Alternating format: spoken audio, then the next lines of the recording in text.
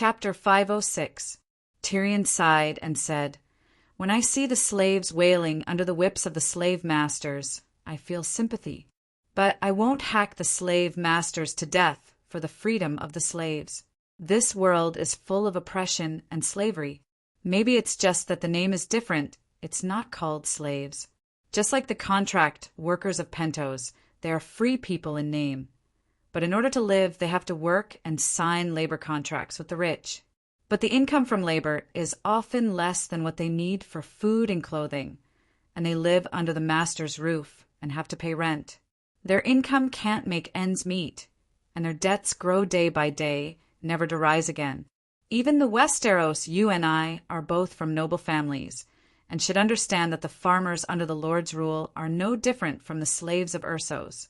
But we're used to it, aren't we? We're nobles, but we lead the slaves to overthrow the nobles. It sounds ridiculous, doesn't it? Are you mocking the queen?" Clinton didn't have much of a reaction to Tyrion's previous long speech, neither objecting nor agreeing. But the dwarf's last sentence made him put his hand on the hilt of his sword.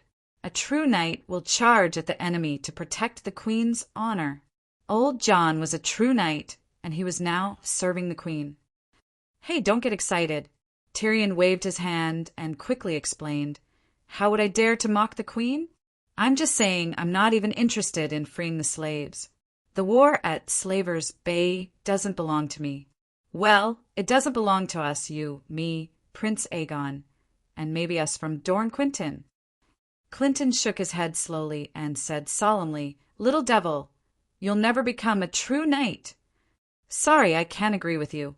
Tyrion poked the plate armor in front of his chest and said proudly, "I'm not only a knight, but also a glorious holy knight, a winged dragon knight." The old man acted as if he didn't hear it and continued, "The highest honor of a knight is to follow a great king and become the sharp sword in his hand, to cut through all obstacles for him, to help him realize the justice in his heart, and to pursue the highest glory together." Tyrion sighed and said, "Okay, I'm just a rider with armor and a mount, not a knight. However, I am not without honor. If it weren't for the fact that my life is in danger, I would be happy to stay in Slaves' Bay for a few more years. I would be able to eat and drink well, live comfortably, and also be able to witness the queen's elegant demeanor of sweeping away the slave masters." "Why is his life in danger?" Clinton asked doubtfully. Tyrion smiled bitterly and said, "General Wildfire is already walking on a tightrope on a cliff. Becoming a pterosaur knight is like dancing on the tip of a blade.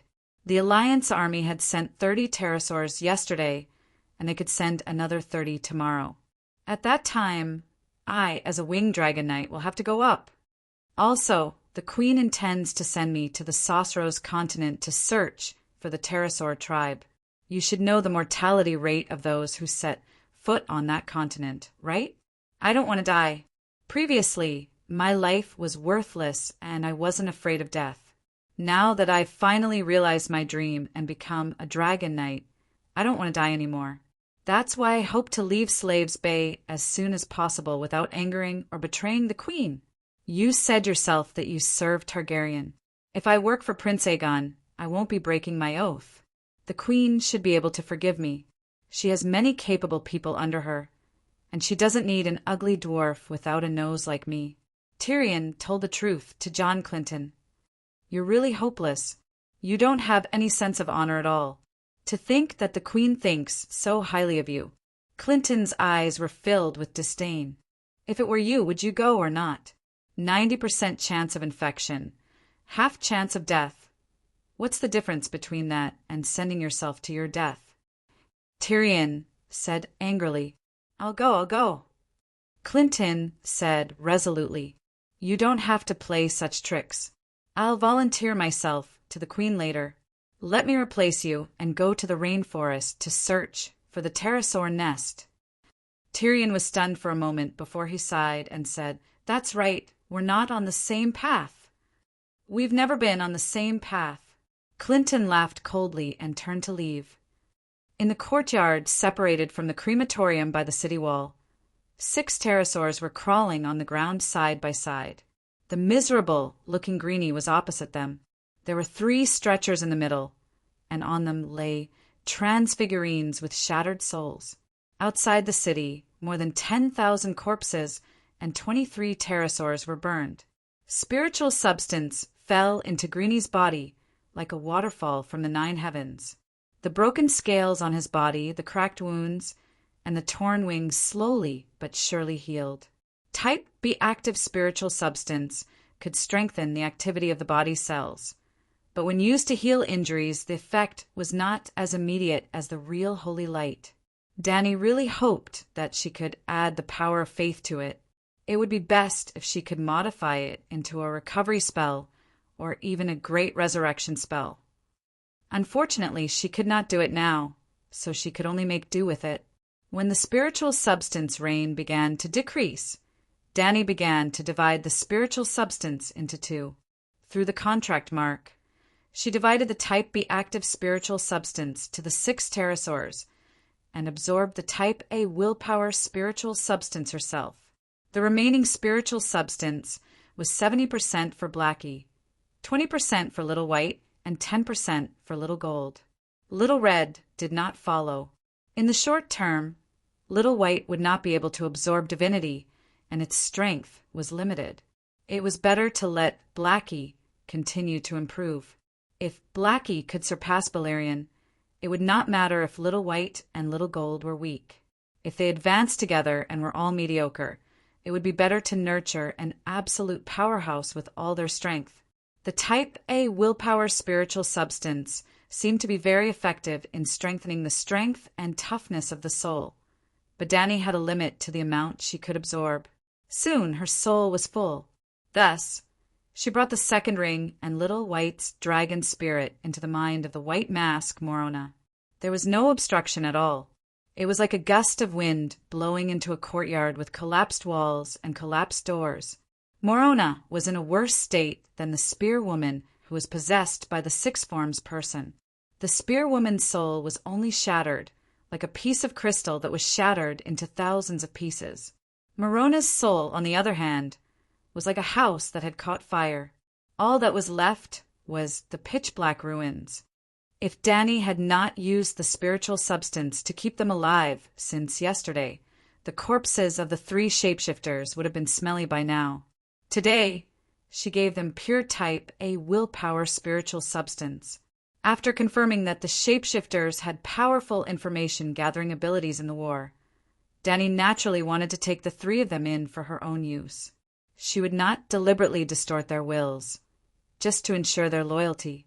Well, if they were just 3 ordinary shapeshifters, with their strength that could be replaced by others at any time, Dani would not have to use such a small trick. If she excluded the Type A willpower spiritual substance, she would not be able to use Dani's whisper on the 3 of them, but she planned to give the 3 of them an opportunity. After the spirit-bestowing spell repaired their soul realms, she could continue to bestow them with spiritual substances in the future and strengthen their souls, just like how Dani improved her own soul strength.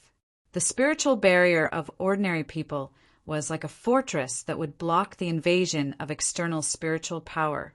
This was the natural self-protection characteristic of the soul. But the 3 shapeshifters' soul realms were repaired by Dani, which was equivalent to her repairing a house that was on fire and building walls and doors. She built the castle, so of course she could enter it at any time. She could even quietly send something in, such as the Type A willpower spiritual substance. In this way, these 3 ordinary shapeshifters had the possibility of surpassing the 6 forms person, Valamir. She had to control them in her hands. Hey, it's only been a few hours, but the holes on Tessa's wings seem to have recovered a lot. In the evening, the large crematorium outside the city gradually extinguished. Tyrion and Clinton came together, stroking the pink scars on the pterosaur's wings.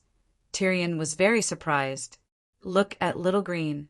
In the morning, there were 2 wounds on its legs that could be stuffed with thumbs. Now it's filled up. How did you do it? Clinton pointed at Little Green on the other side and asked. Blood witchcraft, Dani said lightly. Tyrion remembered that she said in the morning that she would use blood, witchcraft, to heal the pterosaur's wounds. He suddenly said, I didn't expect blood, witchcraft to be so strong. I wonder when they can fly? In a few days, when we retreat, they will naturally be able to fly, Dany said. At this time, only 1,000 Unsullied and the Second Fleet of Garth stayed in Toros. Dany stayed here for 3 purposes. First, and most importantly, she took on the task of covering the retreat. More than 1,500 large cargo ships transported nearly 100,000 captives and newly liberated freedmen, as well as hundreds of thousands of tons of supplies. They almost covered the entire sea. If no one stayed in Toros to cover the retreat, if the Allied army suddenly attacked, it would be more tragic than the Japanese sneak attack on Pearl Harbor. Secondly, Dany could not let go of the corpses of more than 10,000 undead mercenaries. Lastly, the pterosaur and Little Green were more seriously injured and could not fly for the time being. Noticing that Clinton wanted to say something, but stopped, Dany guessed that he probably had something to say to her. She took the initiative to ask, Why did you come to me? Before Clinton could say anything, Tyrion said, Your Majesty, Sir Clinton also wants to become a pterosaur knight. He is willing to become your scholar Guan and go to the Soros rainforest to find the dragon's nest. Your Majesty, it's not that I'm afraid of death. It's just that Sir Clinton's swordsmanship is superb, his strength is strong, and he has many years of experience as a mercenary. His survival ability is higher.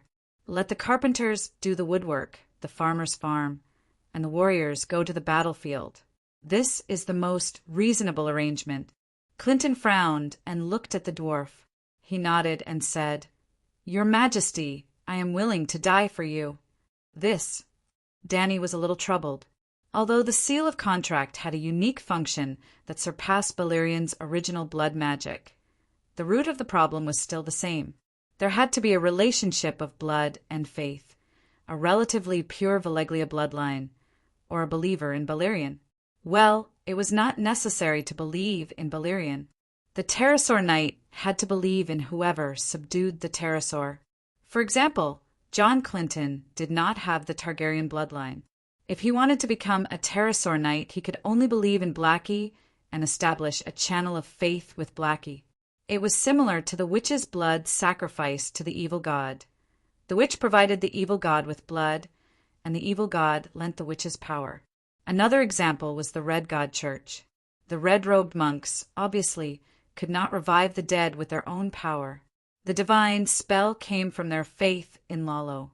Lalo and the priests had a channel of faith and could bestow their power to their believers. It's a little complicated. Dany was a little helpless in the face of Clinton, who had a heroic expression. How complicated? Isn't it just a blood witchcraft? Tyrion said hurriedly, Your Majesty, you don't want me to die, do you? How did I offend you? Blood witchcraft is one thing, and faith.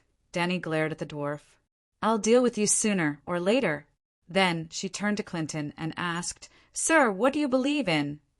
Of course, it's the 7 gods. Clinton said without hesitation. How dare you say you believe in the 7 gods when you have a crush on Riga? Dany complained in her heart.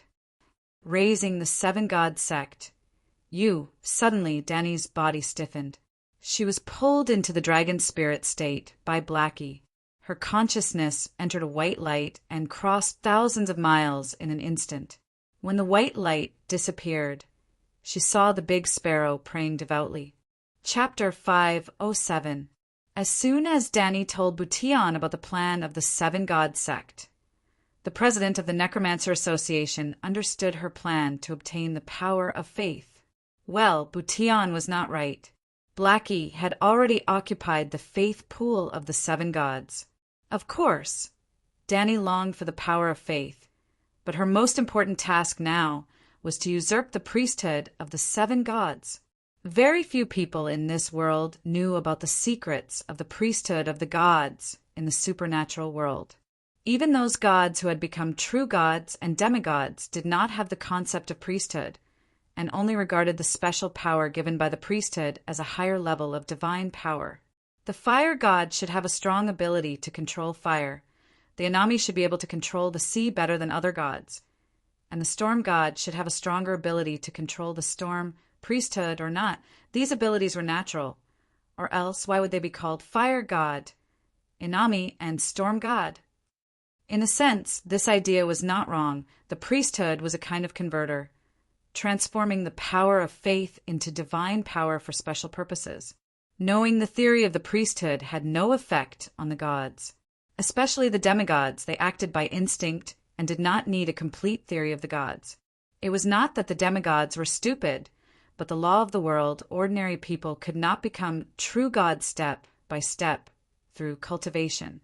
If there were no dragons, what was the point of cultivating dragon-slaying skills? If one could not become a true god, what was the point of studying the theory of becoming a god?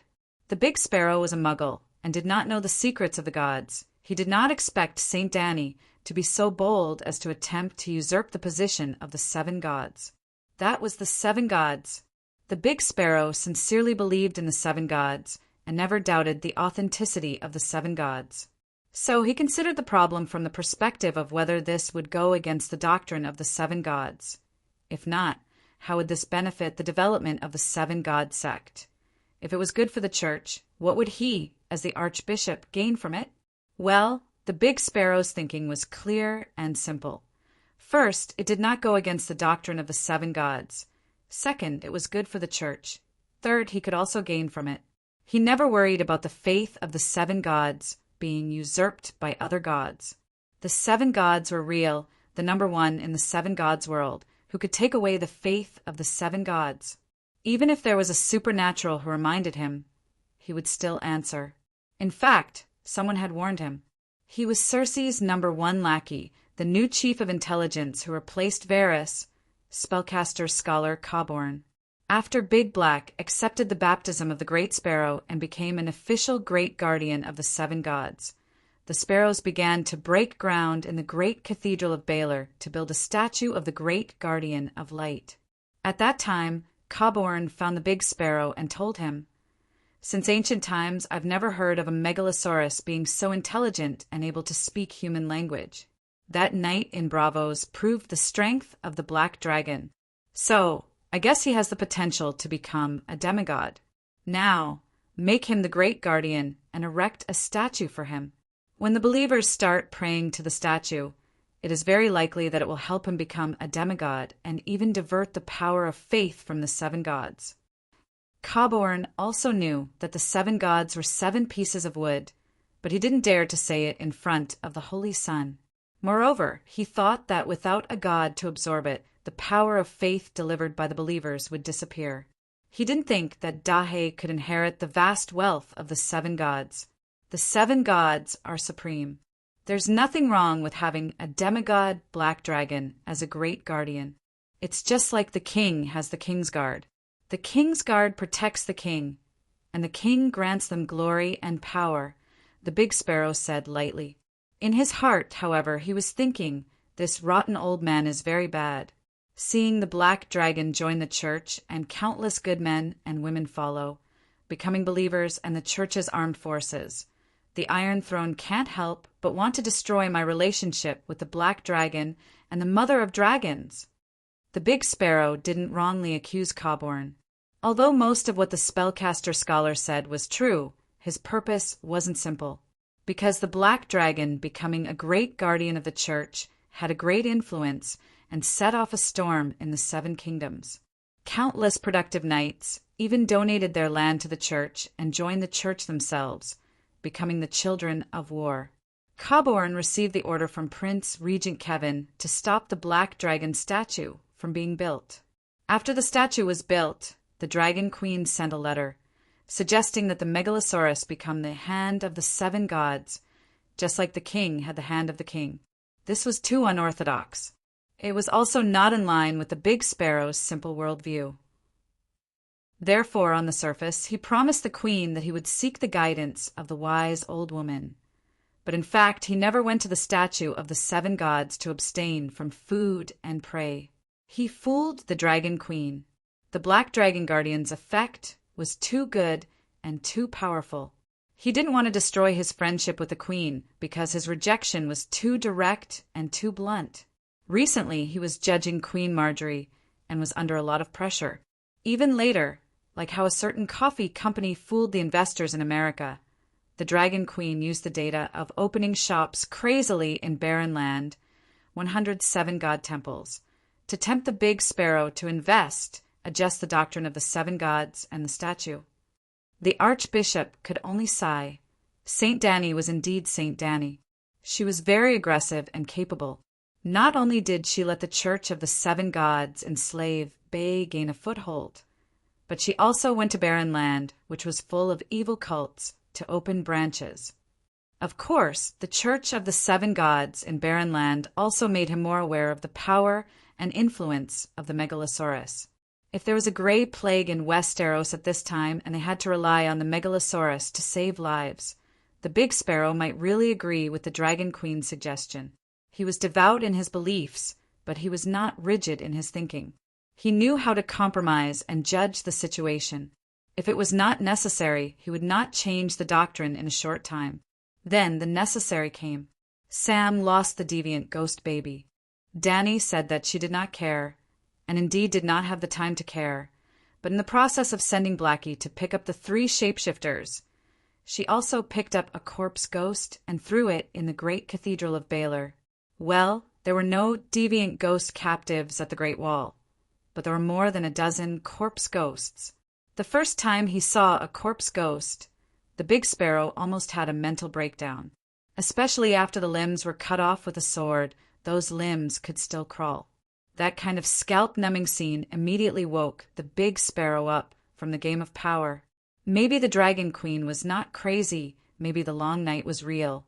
Then he decided it was not to contact the Dragon Queen, nor to gather the believers and issue a holy war declaration against the deviant ghosts, nor to change the doctrine and recast the statues of the 7 gods according to the Dragon Queen's plan. He decided to abstain from food and pray, a true abstention from food and prayer, only drinking a small bowl of rice soup every day, hanging on to his last breath, kneeling in front of the statue of the great cathedral without sleep, and maybe he would doze off while kneeling.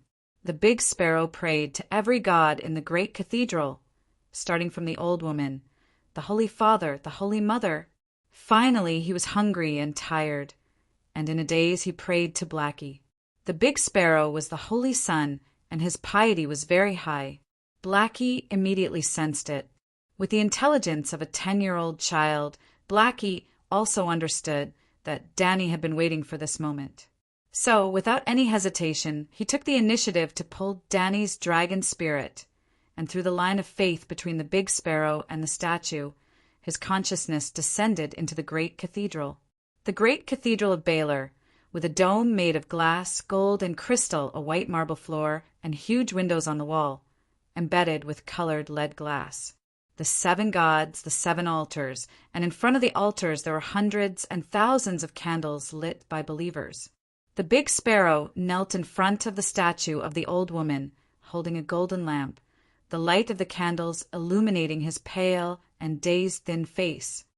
"Guide me, wise Old Woman. Use your golden lamp that can predict fate to dispel the darkness in front of me and guide me onto the right path. Great Guardian of Light, can your flaming sword defeat the demons of the north? Great Warrior, please bestow upon me strength." Following the line of faith, Danny could feel the Big Sparrow's feelings at the moment. Hesitation, helplessness, but also piety and perseverance. He firmly believed that the 7 gods would give him guidance. Without the 7 gods' guidance, the Big Sparrow would not end this fasting prayer. Under normal circumstances, he could achieve his wish. As long as he was hungry for a long time, tired, hungry, and on the verge of death, even the most strong-willed person would have hallucinations. Just like the little girl selling matches, she saw everything she wanted to see in the winter snow. But this time was different. The Big Sparrow had only fasted for a week, and the 7 gods had given him a response. "Child, don't be hesitant," a gentle voice said. "Old Woman." The big sparrow was dazed for a moment and saw a woman in a white robe, white dress, and white headscarf appear in front of him. She was half floating in the air, the lower half of her body shrouded in white mist. She had a kind face, and her face was extremely beautiful and also extremely gentle. Even the holy and majestic aura she exuded could not stop others from getting close to her. Holy Mother? You're the Holy Mother. Holy Mother is merciful, the big sparrow cried out. Strangely, there was an additional person in front of him, and her voice was so loud, but no cultivator was alarmed. The woman covered her mouth, and her laughter was crisp with a hint of naughtiness. The big sparrow was shocked and raised his head. When he looked again, the kind-looking woman in the white dress had turned into a delicate and cute girl. The girl's hair was decorated with green roses, tulips, and camellias. She wore a simple blue pleated skirt, and her hands were behind her back. She bent over and looked at him with a smile. "Ah, girl." The big sparrow bowed again. "Child, do you have a lot of questions in your mind?" The voice changed again, and the girl turned into a kind old woman carrying a golden lamp. This time, the big sparrow, who was familiar with the scriptures of the 7 gods, was no longer surprised. He knew that the 7 gods were one, and the girl, the Holy Mother, and the old woman were all the same God. "Old woman, I need your guidance," the big sparrow said sincerely. At this time, the shadow of the corpse ghost appeared in his heart, and through the thread of faith, Danny immediately captured his thoughts. The old woman said softly, "I see all the doubts in your heart. Yes, the deviant ghosts are real, and the long night is coming. This is an unprecedented disaster for mankind. Then what should I do?" The big sparrow was terrified, and he thought of the matter of him and the black dragon creating the Holy Son of Light. As soon as the thought appeared, it was sensed. The old woman turned into a girl, bent down, and touched the big sparrow's forehead with a gentle finger. You are very devout and completely qualified to be the Holy Son. It's just that there was no great guardian before, so it was difficult for me to project my divine power into reality," the girl said with a smile. The big sparrow was relieved, but at the same time he had countless questions. In the past, when he communicated with the 7 gods, he could also see the 7 gods. "Danny, are you sure?" But it was not as clear as today, and often after he got the answer, the descent of the gods would end. This time he must seize the opportunity to ask the 7 gods about the unsolved doctrines. Chapter 508. If a person could read minds, he could easily become anyone's best, most understanding, and most trustworthy friend. If a god could read the thoughts of a believer at all times, it would be very easy to develop them into a faithful believer. What was the relationship between the great guardian and the Holy Son of Light? Why didn't he directly choose him as the Holy Son? Why didn't he tell him about the long night in advance? Just as the big sparrow had these thoughts, the girl told him in a lively tone, "True gods live in the astral world because they are rejected by the material world. The stronger a true god is, the stronger the rejection force of the material world will be. Ordinary true gods like Lalo, because their strength is too low, it is easier for them to communicate with the real world and are more active in this world. As for me, I have already surpassed true gods and this dimension. Just like this world has the Westeros, the land of summer, the Ursos continent, and many islands and countries in the Jade Sea. Outside this world, there are many other worlds. Lalo is only the fire god of this world.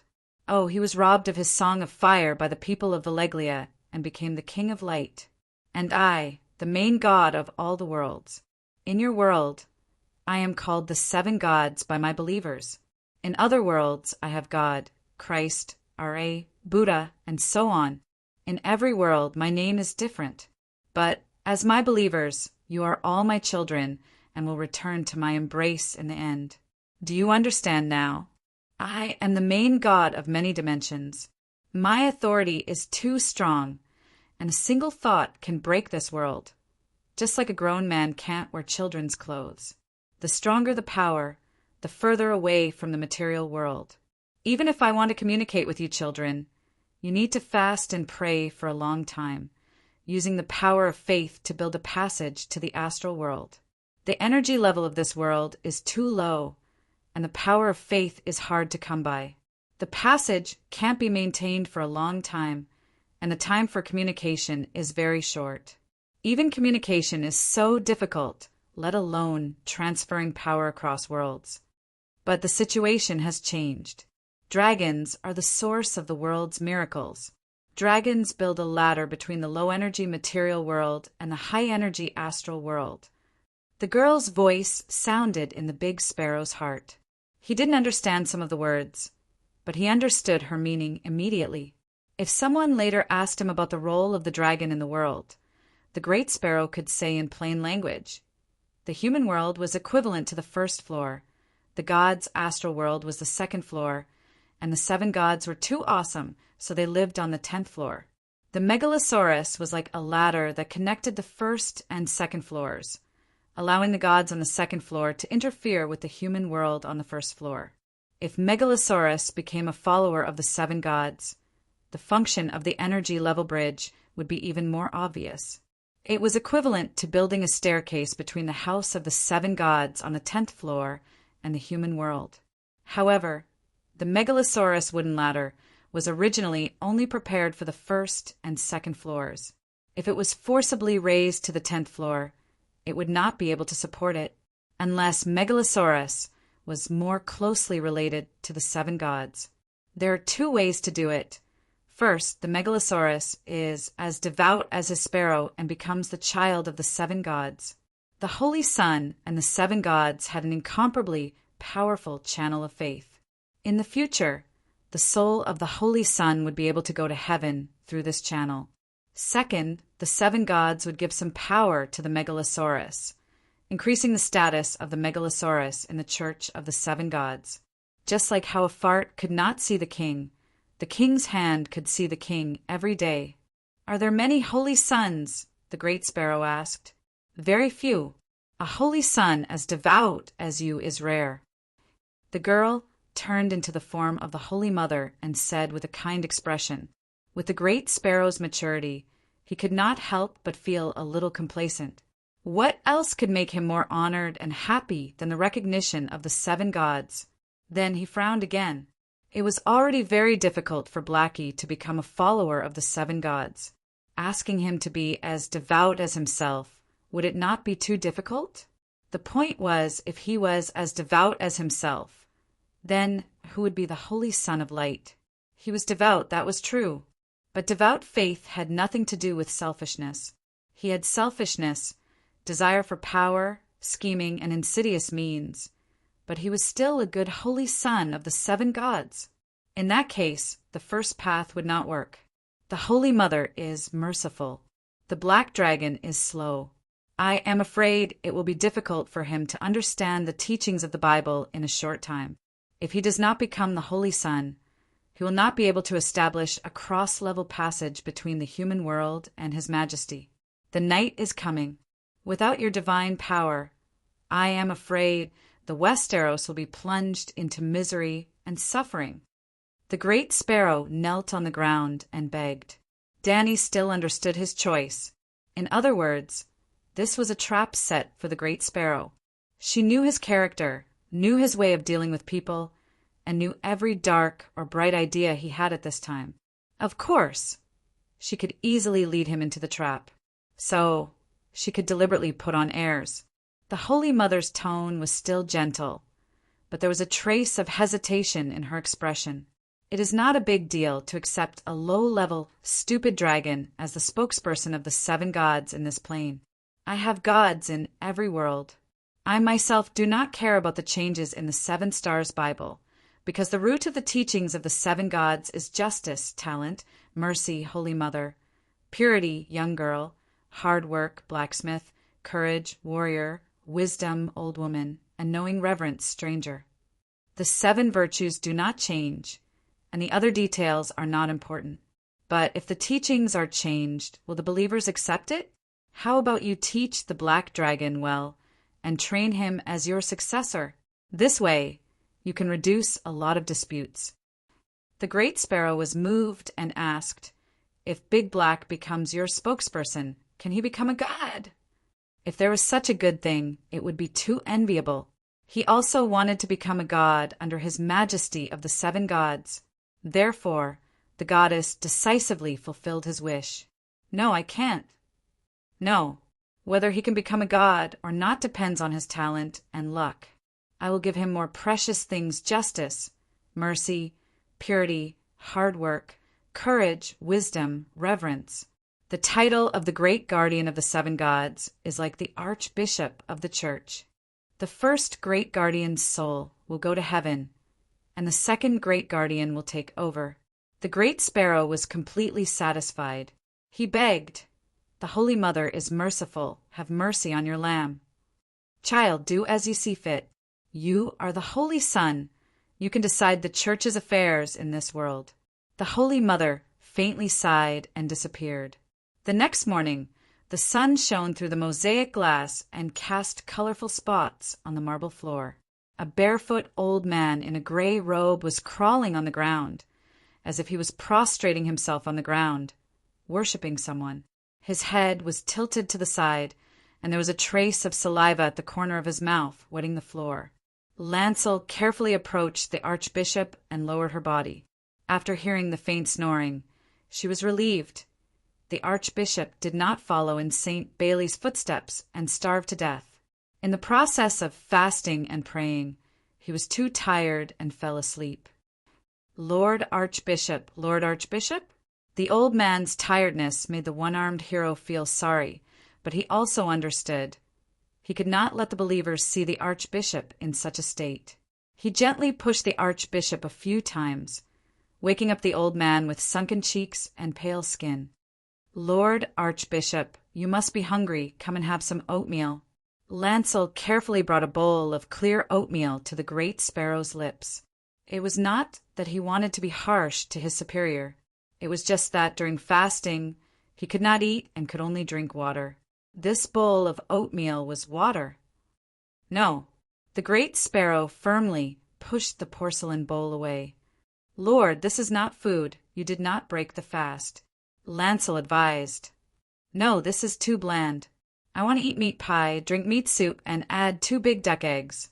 The Great Sparrow said sternly. Lancel's body swayed, and he almost fell down. However, he soon understood. "Lord, you have finished fasting? It usually takes at least half a month. Why is it so fast this time?" "Yes, I saw the Holy Mother." The Great Sparrow licked his lips, unable to resist the hunger in his heart. He took the porcelain bowl and gulped it down. Lancel immediately summoned the stonemasons in the city. "We need to redecorate the statues of the 7 gods. Yes, according to Danny Rise's suggestion, let the 7 gods ride dragons. Also, the doctrine needs to be changed. The spiritual core of the 7 gods will not change, but just like the king needs the king's hand and the king's guard, the 7 gods need the hand of the 7 gods and the great protector. This." Lancel hesitated and did not move. He asked softly, "Are you sure? Do you want to rest for a few days, wait for you to wake up, and wait for you? I am very awake." "This is the order of the old woman," the Great Sparrow said seriously. "Didn't you just say that you saw the Holy Mother?" Lancel began to suspect that there was something wrong with the old man's head. The 7 gods are one. The Holy Mother is both an old woman and a young girl. Lancel wanted to ask, "Did you see the old woman in your dreams?" But the Great Sparrow's prestige was too high for Lancel to blaspheme. "Is the old woman the same as before? What does she look like? When I first came in, you seemed to be sleeping." The one-armed knight reminded him in a roundabout way. He could not remember clearly, but her appearance was similar to that of the gods. Her demeanor and tone were familiar, and she called him child. It was definitely not a dream, the Great Sparrow thought, but he did not intend to explain this to his subordinates. He only said with a stern look, "Do as I say, and you will see the 7 gods perform miracles in the future." At noon that day, the news of the Great Sparrow adding different black dragon mounts for the 7 gods spread. On the same day, Yu Luin Greyjoy, who had inherited Balon's title of King of the Iron Islands and the North, crossed the river and arrived at the king's landing with a few dozen carriages of betrothal gifts. Yu Luin came to the king's landing for a blind date with Cersei. During the trial of Queen Marjorie by the Great Sparrow, the experienced Kevin had already reached an agreement with Yu Luin. At this time, Tywin was still occupying the Shield Islands at the mouth of the Mander River. According to the agreement, after Yu Luin married Cersei, he would personally hand over the islands to Tyrell. At that time, the last trace of the rebellion of the Four Kings would completely end. Everyone ignored one of the main characters of the rebellion of the Four Kings, Stannis. Red Keep Maegor Tower on the arc-shaped balcony of the Queen Dowager's palace. Cersei and Yu Luin sat opposite each other. There was no one else except the White Knight, Robert Strong, who was guarding the balcony door. In order to eliminate his niece's rejection of marriage, Kevin had arranged this blind date. Cersei looked at the man with a cold face for a while. She suddenly stood up and came to Yu Luin's side. She gently touched his cheek, which was full of twisted scars. Yu Luin's cheek muscles twitched, but he did not avoid it. "My lord, you are more handsome than the rumors say, if you did not have this scar that looks like a child's scrawl," Cersei mocked. Yu Luin's bright blue eyes were full of gentle smile. He said, "Your Highness, you are more beautiful than the rumors say if you wear a wig." Chapter 509. 3 years ago, Yu Luin's face was washed away by the black dragon flame. Although he survived, he lost his handsome face and became an ugly man with a scar on his face. Before Cersei paraded through the streets, the nuns had shaved off all her hair, including her eyebrows. Now her head was covered with a ragged buzz cut, which made her look ugly. "Hair can grow back, but the scars on your face will never recover," Cersei said calmly as she returned to her seat. "If you knew where these scars came from, you wouldn't be so mean." Yu Luin touched his black, hard skin and said, "They came from the dragon flame of the Megalosaurus. Dany Rise and her 3 dragons attacked me together. In today's world, who would be able to escape from the surprise attack of 3 giant dragons? She burned Slaver's Bay to the ground. Hundreds of nobles in Volantis died. Dozens of princes and lists were melted into meat in the dragon flame, and even bravos. So, this scar represents glory. I can proudly say to everyone that this is the medal of my battle with the 3 Megalosaurus and the mother of dragons. But you, on the contrary, your hair can grow back and it will be as shiny as gold, as smooth as silk. But the glory you lost in the gutter will never be found again." Yu Luin's skin had lost its normal texture, and there were no pores. It looked smooth and even reflected the sunlight. But the scars were black and hard, full of pockmarks and pits, and red cracks appeared when he spoke. It was terrifying. Cersei glared at him several times, but she turned her head away as if she couldn't bear it. "Marry me, and I can help you build a more glorious life," Yu Luin said with a smile. "You." Cersei looked at the man in front of her and proudly raised her smooth chin. "If the Hound is still alive, he will be happy to see you, because there is finally someone uglier than him." "Oh no, I still have a White Knight, Loras. He is uglier than you. You should go and meet him. After meeting him, you will be more confident than you are now. Hound, you and Loras can form the Knights of Fire of the Westeros. Ha." Cersei covered her mouth and laughed. Yu Luin leaned back in his chair and lifted his hips as if he didn't mean to. He said lazily, "A man's confidence never lies in his appearance. If you don't have a deep understanding of certain abilities, you won't be able to discover them." Cersei glanced at him, and the disdain in her eyes deepened. "There's no need to try. I'm experienced. I can see through you with one glance." Yu Luin raised his index finger and shook it gently. "No, you don't understand. You don't understand what I can do. I've said it before in this world. Only I can help you restore your honor. Or are you going to give up just like that?" "Give up what?" Yu Luin's eyes flashed as he said, "Revenge and the Iron Throne." Circe leaned forward and said in a low voice, "Tell me about it. You must want to take revenge on the Great Sparrow and everyone who laughed at you, right? You don't want to leave King's Landing and give up the Iron Throne, right?" Yuluan's smile widened when he saw Circe's expression change. "I can help you. Lannister's army in Riverlands has returned to King's Landing, but your uncle has never planned to massacre the Holy Cathedral. But some shame can only be washed away with blood." Yuluan leaned forward slowly. He could almost smell the sweet fragrance of the Empress Dowager's breath from a palm away. "I can," he said. Circe looked at him, almost as if she could smell blood on his dark blue lips. She was fascinated by the taste. She licked her full red lips and asked, "What can you do?" "I can kill all your enemies, all of them." He stared at those moist lips and emphasized, "Men love to boast, especially when they have other plans for a woman." Circe suddenly smiled, charming and seductive. "If a man has no plans for you, Empress Dowager, then he is not a man. But I am different from others. I never boast." Yuluan smiled as well. Circe leaned back and put some distance between them. She then leaned back in her chair and put away all her emotions. "Prove it to me. You have to marry me first." Before Circe could mock him, Yuluan raised his hand and said quickly, "Killing him is easy, but without him, who can guarantee that you will marry me?" "Kill who?" Circe's eyes flashed. "Who else could it be? The person who stopped you from ascending the Iron Throne, of course." Yuluan smiled. "Maybe he doesn't have to die."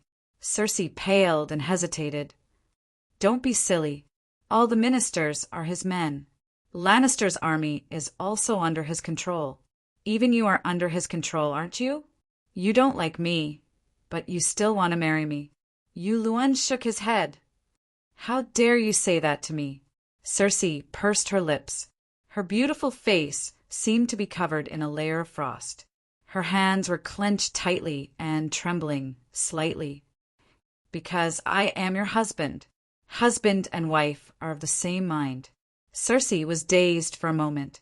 Legger and Robert appeared in front of her eyes. Finally, the image stopped on a golden-haired man who shone like the sun of the sun. "Jaime, where are you? Do you know that I am about to get married? Once again, you are not the groom." Circe felt a dull pain in her heart. Her expression became firm as she declared loudly, "Give up. I will not marry you. I want the Iron Throne so that I can live my life according to my heart. I will not put the cart before the horse." "You are so cute."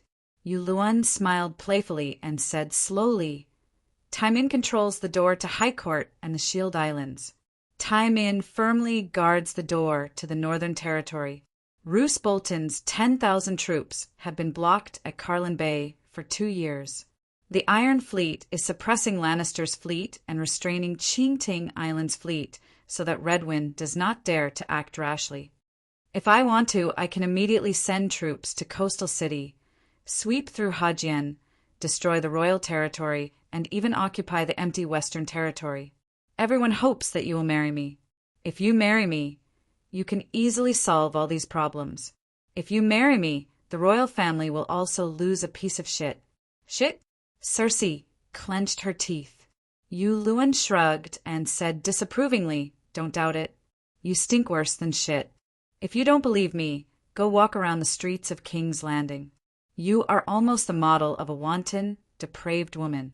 Your name will go down in history." Circe's face was ashen. "Your Highness, you have to understand that everywhere you look, you are surrounded by enemies. Even the Big Sparrow and Danny Rise. These two powerful enemies are closely allied. You need power. Power cannot appear out of thin air. Either you return to Casterly Rock and live alone for the rest of your life, or you find an ally, who is more trustworthy than your husband, and in the 7 kingdoms, who is more powerful and influential than me." This time, Circe did not mock or refute. She fell silent and pondered in silence. Even with her walnut-sized brain, she could understand that Yuluan's words were very correct. She needed an ally, At night, after a luxurious welcome banquet, Kevin came to the Queen's chambers alone. "How is it?" he asked. "You said that he is very handsome." Under the candlelight there was a flickering shadow on Circe's fair and lustrous face. He was indeed very handsome before, and the scars under the dragon's flame, no matter where they are not ugly. They are glorious medals. Sir Kevin said seriously. This was not a polite remark. Except for superficial people, the scars left behind by a knight after a battle would never be laughed at. The scars from the battle with the 3 Megalosaurus and the Mother of Dragons were the most glorious marks. At tonight's banquet, knowing that the scars on Duke Yu Luen's face, who was actually the king, face were burned by the great guardian of light, countless knights raised their cups to toast him. Countless ladies and noblewomen were moved and gave Yu Luen all kinds of explicit hints. 7 gods above. Everyone knows how terrifying the great guardian of light is. But Yu Luen fought against 4 people, the Mother of Dragons, and the 3 brothers of the great guardian, not to mention King's Landing. Now, Yu Luen went to any trade city in the world and explained the origin of the scars. It would attract sincere praise. "What about Jamie? Did you find him?" Circe asked. "Someone saw him with the Roseless Iron Guard in Saltfield Town," Kevin said. "The Roseless Iron Guard. Brittany Tass, that buck-toothed woman who is as ugly as a pig?" Circe's nails dug deep into her palms without her realizing. Yes, even Circe of King's Landing knew Brittany's name as the Roseless Iron Guard. Jamie is not dead. He left the army of his own accord and followed her. After that at this point, Sir Kevin sighed and shook his head. If Jamie can be removed from his position in the King's Guard, it would be good for him to marry Lady Brittany. She is a righteous and noble female knight with a heart as bright as gold. Have you gone senile? You can take the comments of the Mother of Dragons seriously? Circe shouted, glaring. Dani Liss is a legendary female knight. No matter what you think, everyone agrees with her, Kevin said. My swordsmanship was also very good back then. I beat Jamie to tears. But my father did not allow me to practice martial arts. Otherwise, I would have led my own troops to war. How would I be in such a predicament today? Maybe I would have won the crown of love and beauty and become a legendary female knight before that woman, Circe said resentfully. You were only 3 or 4 years old then. Kevin's mouth twitched. Jamie cannot marry Brittany. He is a Kingsguard, Circe said firmly. You can also dismiss a Kingsguard. Have you forgotten Cerberistan? Marrying a roseless Iron Guard can wash away the stains on Jamie and let him go back to inherit Casterly Rock. Kevin sighed. His words were not selfish at all. They were all for Jamie and Lannister. You copy me? Why can't I copy you? I'm doing this for you. The fact that her and Jamie's fate was controlled by someone else made Circe angry and helpless. Impulsively, she began to speak without thinking and roared. I'm incestuous, I'm lewd, I'm Godslayer, I'm Kingslayer, I don't care about laws and ethics. Why don't you learn from me? Kevin's face turned red, his eyes spitting fire, but he had nothing to say. Chapter 510. After a moment of silence, Kevin touched his bald head and said tiredly, Did you know? The Great Sparrow is building new statues of the 7 gods and changing the doctrine, saying that the Great Protector is equivalent to the Kingsguard of the 7 gods. Obviously, after seeing the influence of the Megalosaurus on believers, he intends to further strengthen the relationship between the Church and the Megalosaurus. Naturally, the relationship between the Church and Daenerys will also become closer. The army should immediately flatten the Church when they return from Hajin, but you put tens of thousands of elite soldiers who have been baptized in war aside as decorations, Circe mocked. Kevin said in a deep voice, At your command, Robert Strong eliminated hundreds of people who insulted you on the day of the parade. He was also ambushed by the families of the victims, but he fought 1 against 10 and broke out of the siege. Who doesn't know about the King's Landing? The Great Sparrow felt the pressure and planned to cancel the trial by martial arts and change it to the church trial like Marjorie. But the 30,000 Lion Helmet army taught him to make a rational choice. Also, Lannister, a debt must be repaid. I am also Lannister. I will not let the Great Sparrow go, but it can't be our family doing blasphemy against the 7 gods. We have to wait. When winter comes, the sparrows will starve and freeze to death in large numbers. When the church continues to encroach on the nobles' rights to feed the refugees, when the nobles' patience with the church reaches its limit, at that time, I will unite all the nobles and strike together. If only our family goes to flatten the great cathedral, the nobles on Lannister's side will be happy, but they will immediately turn from our allies to enemies, just like when they denounced the cruel Meg. Also, we have to consider the possibility of the Megalosaurus intervening. After all, he is the great protector of the 7 gods. Lannister's family can't take the thunder. It's best to have someone else fill in the hole. Didn't you say that Yuluen has the dragon's horn and can control the Megalosaurus? Flatten the cathedral, lure the Megalosaurus to attack, and take control of 1 or 2 Megalosaurus. Who would dare oppose us? Cersei said. Kevin gently massaged his temples and carefully analyzed the situation for his niece. First of all, the dragon's horn cannot control the black dragon. We have to wait for the white dragon or the green dragon. It would be best if it was a young golden dragon. Secondly, Yuluen has the horn, not us. In the end, Meg also had a dragon, and it was the most powerful Balerion, but he was also betrayed by everyone because he burned the great cathedral. Yuluen is in the Red Keep, Cersei said in a low voice. Yuluen is in the Red Keep. You can control him or kill him. Force the Ironborn to swear allegiance to the Iron Throne, and then take away his horn. Sigh. Kevin face-bombed. He almost cried at his niece's stupidity. I swore, sacred oath. I entertained him, guests right. Not only me, but Prime Minister Tyrell and Count Tully also swore to ensure his safety. Anyway, we are not the only ones who have violated the oath and guests right. Everyone is used to it, Cersei mumbled. Gah! Sir Kevin almost fainted. This niece must be packed up and sent away as soon as possible. Let her go to the Iron Islands to harm time in. We can solve the problem peacefully through marriage. Why throw away our honor and bear the sin of being spat on by thousands? Furthermore, the dragon's horn is not with him. It is in the custody of his younger brother, Victarion. Yuluen met with an accident in the Red Keep. Victarion will take revenge on us even more crazily. Seeing that his niece was silent, Sir Kevin sighed and said earnestly, there is also the Northern Territory. Roose Bolton must return immediately.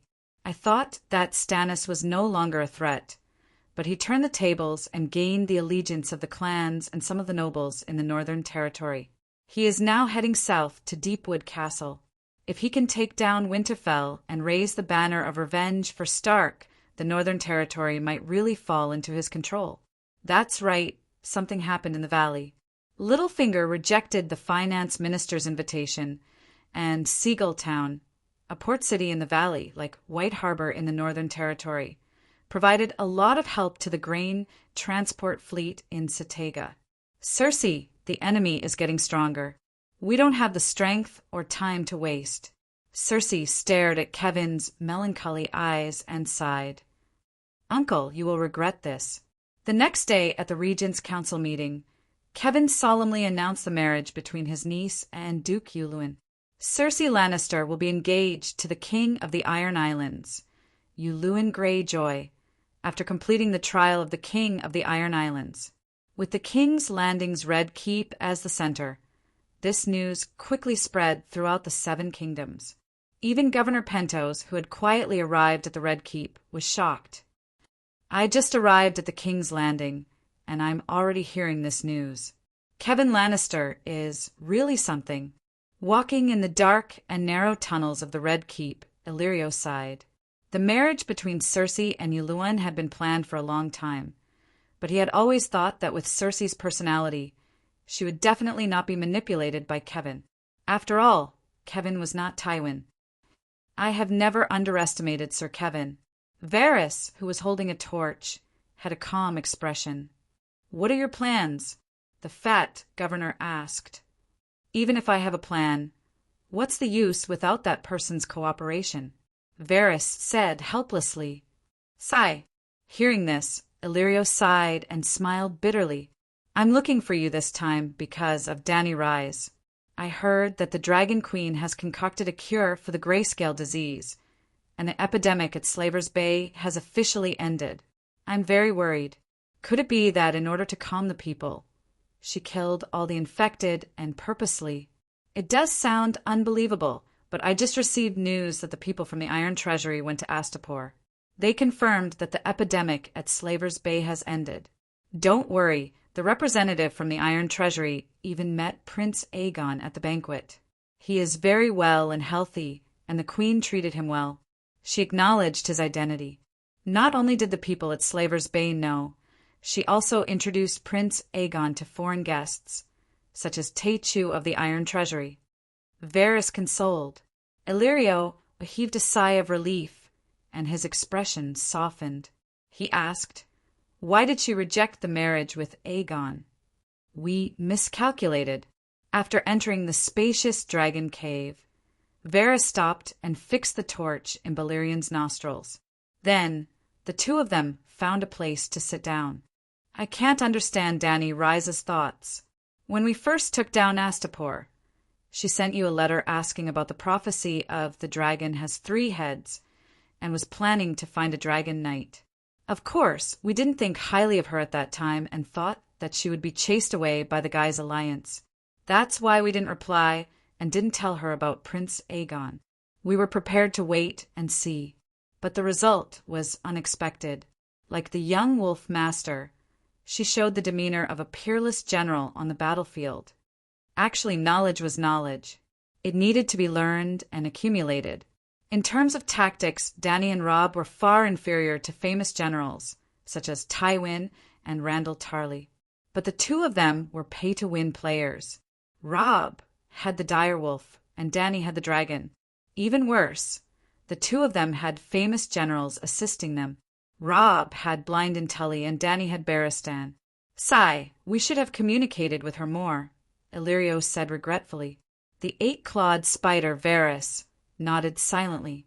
When the Guy's alliance was swept away by Dany, they didn't inform her when they arranged for Aegon to go to Slaver's Bay. They thought that the Dragon Queen would listen to them, marry Aegon, ride a dragon back to conquer the Westeros. In the end, the Dragon Queen treated the two of them like heir. Dany had sent Illyrio a note of apology for taking possession of the 3 great galleys Grollet had brought, the 3 laden merchant ships Illyrio had arranged to fetch Dany from Kilth. She had never given them a second thought. It could be said that from beginning to end, Illyrio and Varys' plan had always been their plan. The others, even the Targaryen people, were kept in the dark and were their pawns. As for Dany, she didn't treat them as her own people. If she had any ideas, she never informed them. The two of them also never wrote to her. Both sides had big ideas and did their own things. Naturally, Varys' originally meticulous plan became a mess. Dany was fine. She never trusted the two of them and didn't expect any help from them. But in Varys and Illyrio's plan, the Dragon Queen was a very, very, very important part. The Dragon Queen could overturn the chessboard with a casual move. But Varys and Illyrio still only acted according to their own ideas. Perhaps they thought that they could use the world as a chessboard and all life as pawns? In the vast and deep dragon cave, only the crackling of sparks from the torches could be heard. The 2 fat men looked at each other speechlessly. Suddenly, Varys rubbed his face and said, "At first, we sold Dany and Lys to the Horse King, thinking that Viserys could lead Drogo's roaring warriors to pave the way for Aegon. In the Westeros, the rebellion of the 4 kings broke out. In the Dothraki Sea, Viserys and the Horse King died one after another. The plan was completely messed up. After that, we sent Aegon to Slaver's Bay. thinking that Dany and Lys would marry him and repeat the path of Aegon the Conqueror. In the end, while Aegon was still on the road, she rode a dragon to the Westeros and swore an oath to end the long night as king. The plan couldn't keep up with the changes again. Fate didn't favor us. Dany and Lys were also a headache. In the end, a true dragon is a true dragon. It has its own will and is not bound or manipulated. We misjudged that girl. It wasn't a misjudgment. We just never considered her own thoughts. Illyrio smiled bitterly. We didn't care if she liked the Horse King or not. We didn't care if she could adapt to the life of a centaur. We still didn't care if she could survive the Horse King's death. We still didn't care if she was willing to return to the Westeros. We still didn't care if she was willing to marry Aegon and help him take back the Iron Throne. We couldn't continue to care if we wanted to, but we couldn't. Varys said, although the plan kept getting messed up overall, Prince Aegon's situation is not bad. Dany and Lys have acknowledged his identity and are even helping him tame his dragon. Illyrio's fat face trembled, and he asked nervously, Did Aegon become a dragon knight? Varys shook his head and said, Although Dany and Lys didn't marry him, they really treated him like family. She was especially good to him and even let him choose the dragon he liked. Then, Aegon chose the black dragon. You know, black dragons have intelligence and can speak. They are definitely harder to tame. Illyrio's eyes flashed and he grumbled in a low voice. He should have chosen the little dragon. That child has a temper. Scholar Ymont had originally arranged for him to cultivate feelings with the newly born red dragon. Unfortunately, he couldn't wait. Varys sighed. If Dany were here and heard this, she would be very surprised. Because of such details, even many of the higher-ups in Astapor did not know. You came to find me this time because of the Golden Group? The fat eunuch asked. Yes, the Golden Group's employment contract with Mill has expired. They asked me about my future plans. Chapter 511. Mercenaries had always been known to be capricious and untrustworthy, but the Golden Band was almost a clean stream of mercenaries. Their reputation was terrifyingly good. Their motto was, "Words are like gold." Ever since the Golden Band was established, they had never broken contract. In recent years, the Golden Band had been serving Myr, and the contract was signed once a year. The date of the next contract signing was approaching. The current leader of the Golden Mercenary Group, Homeless Harry, was somewhat confused by the unpredictable situation. He was not sure if he should sign another contract with Myr, because according to the agreement, the Dragon Queen should have married Prince Aegon by now and ridden to Pentos. She would be defeated by the Alliance, Illyrio's analysis. So, Harry wrote to Governor Pentos and asked the fat man to give him the answer as soon as possible. Let's sign it. When the country is successfully restored, all the commanders will be able to take back their former titles and lands. There is no need for the Golden Band to exist. Breaking the contract once is no big deal. Varys frowned. They are also annoyed by the repeated changes in the plan. Illyrio smiled bitterly.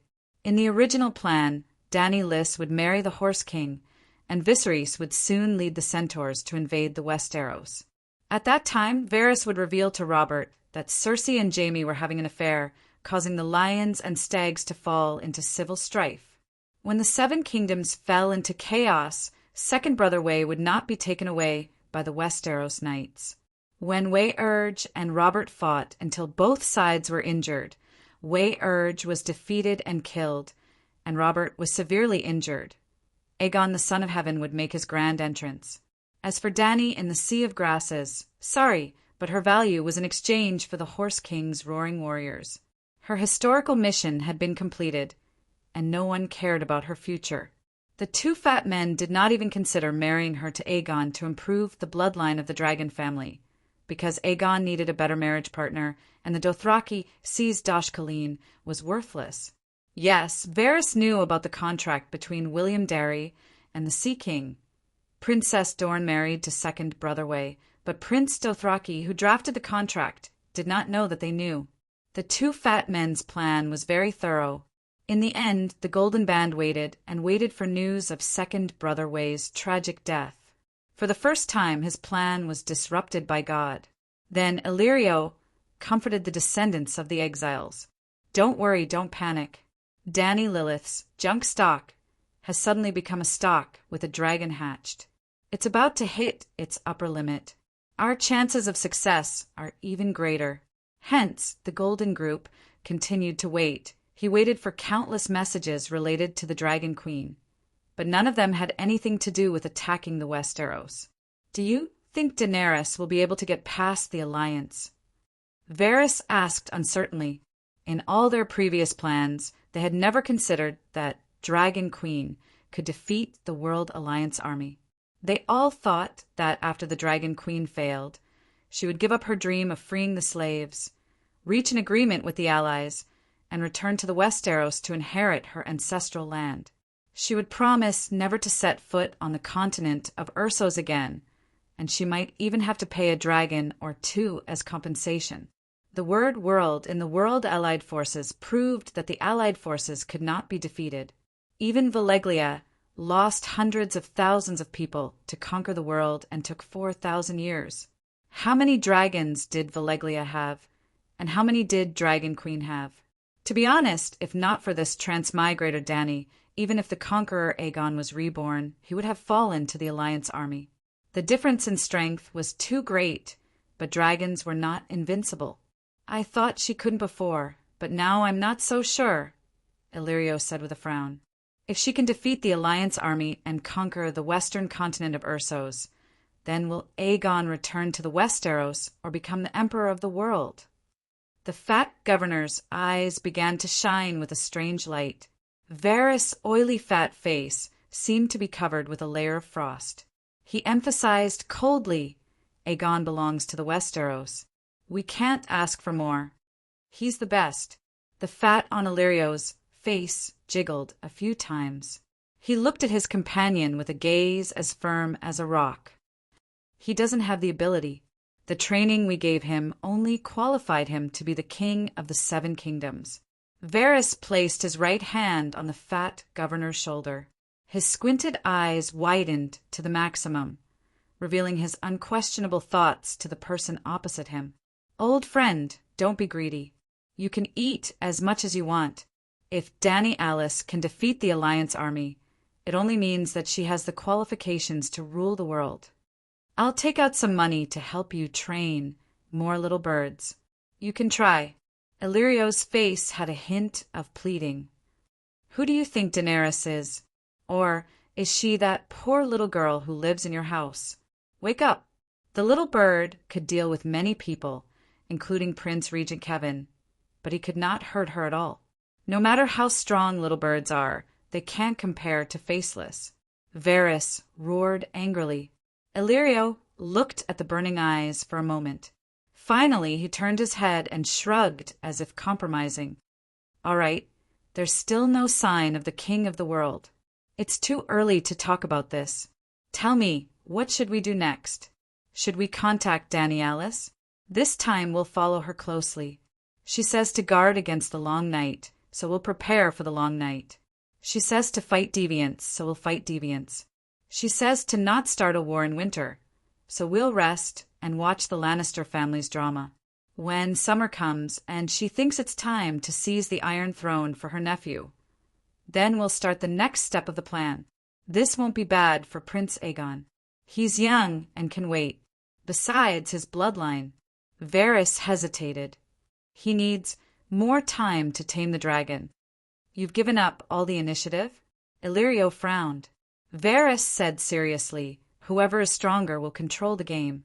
Before, we were stronger than the little girl, so we could manipulate her life. Now, that girl is strong enough to shake the world.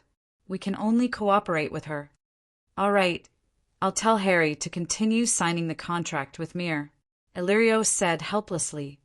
The Gulf of Sorrows, 500 kilometers south of Liberty Island, only 300 kilometers away from Newgith. In the morning, the smiling face of the sun was half hidden by marshmallow-like clouds. 100 ships meandered southward. White sails, brown hulls, and blue sea. Like 100 ribbons woven from white tulips, they were sewn onto the blue tablecloth. 10 dragons, flapping their wings, suddenly jumped onto the blue tablecloth like 10 ants. They crawled and crawled, finally attaching themselves to the tail of the tulip ribbon. Dragon, the Megalosaurus, is attacking. Woo! On the mast at the stern of the ship, the mournful cries of the lookout could be heard. Then, a loud bugle horn sounded from the fleet. The flagship at the head of the fleet used flag signals to send an order to the entire fleet.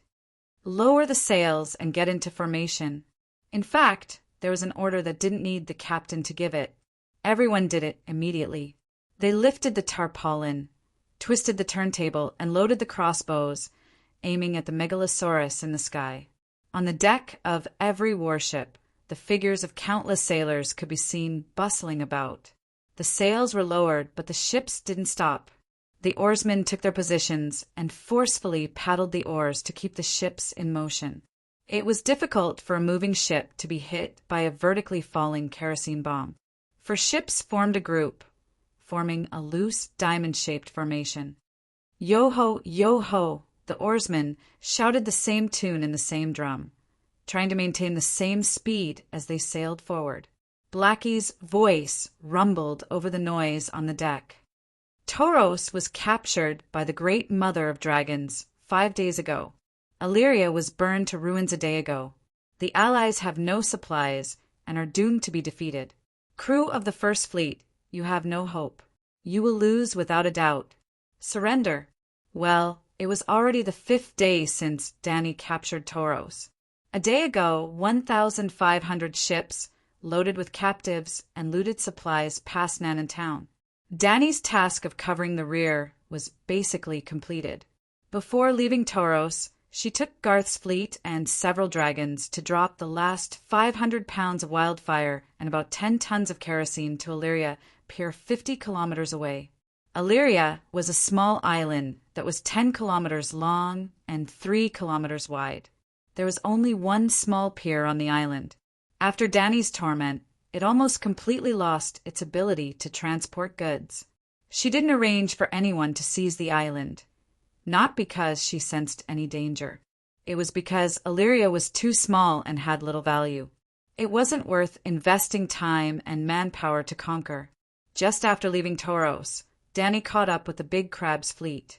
After capturing Tauros, the Big Crab left first and went south to catch up with the First Fleet of the Allied Army. At this time, the First Fleet of the Allied Army was only 300 kilometers away from New Gith. But Danny didn't attack immediately. The Big Crab's 30 ships were still 100 kilometers away. She now only had 4 Megalosaurus and 6 pterosaurs. She couldn't take down 100 ships. You have no reinforcements. There is no hope. Without Tauros, the food transfer center, the Allied army will collapse due to lack of food. The Allied army will lose. Surrender, and you will be spared. Blackie's words were still very useful. Although no one surrendered, the crew on the ship was shocked by the news he brought. The high-ranking officers had already known about the battle at Tauros through the messenger crows, but the ordinary soldiers were naturally kept in the dark. The rowers panicked and whispered to each other. The already slow speed of the ship was further reduced. Woo! Suddenly the flagship's horn sounded. After attracting the attention of all the warship's lookouts, the chess player on the mast sent a message to the fleet. Don't panic. The enemy has no fleet to follow. The Megalosaurus has no kerosene ammunition, so they are harmless to us. Idiot! Aren't you forcing me to kill you first? Danny complained. Idiots! You have activated the mother of dragons' wrath of the sleeping dragon. Blackie roared at the right time. Squeak! Whitey left the team and accelerated forward. The great bullets in its claws were thrown out. It was like a flying hen, clucking and laying eggs in the air. Thump! Thump! Thump boom!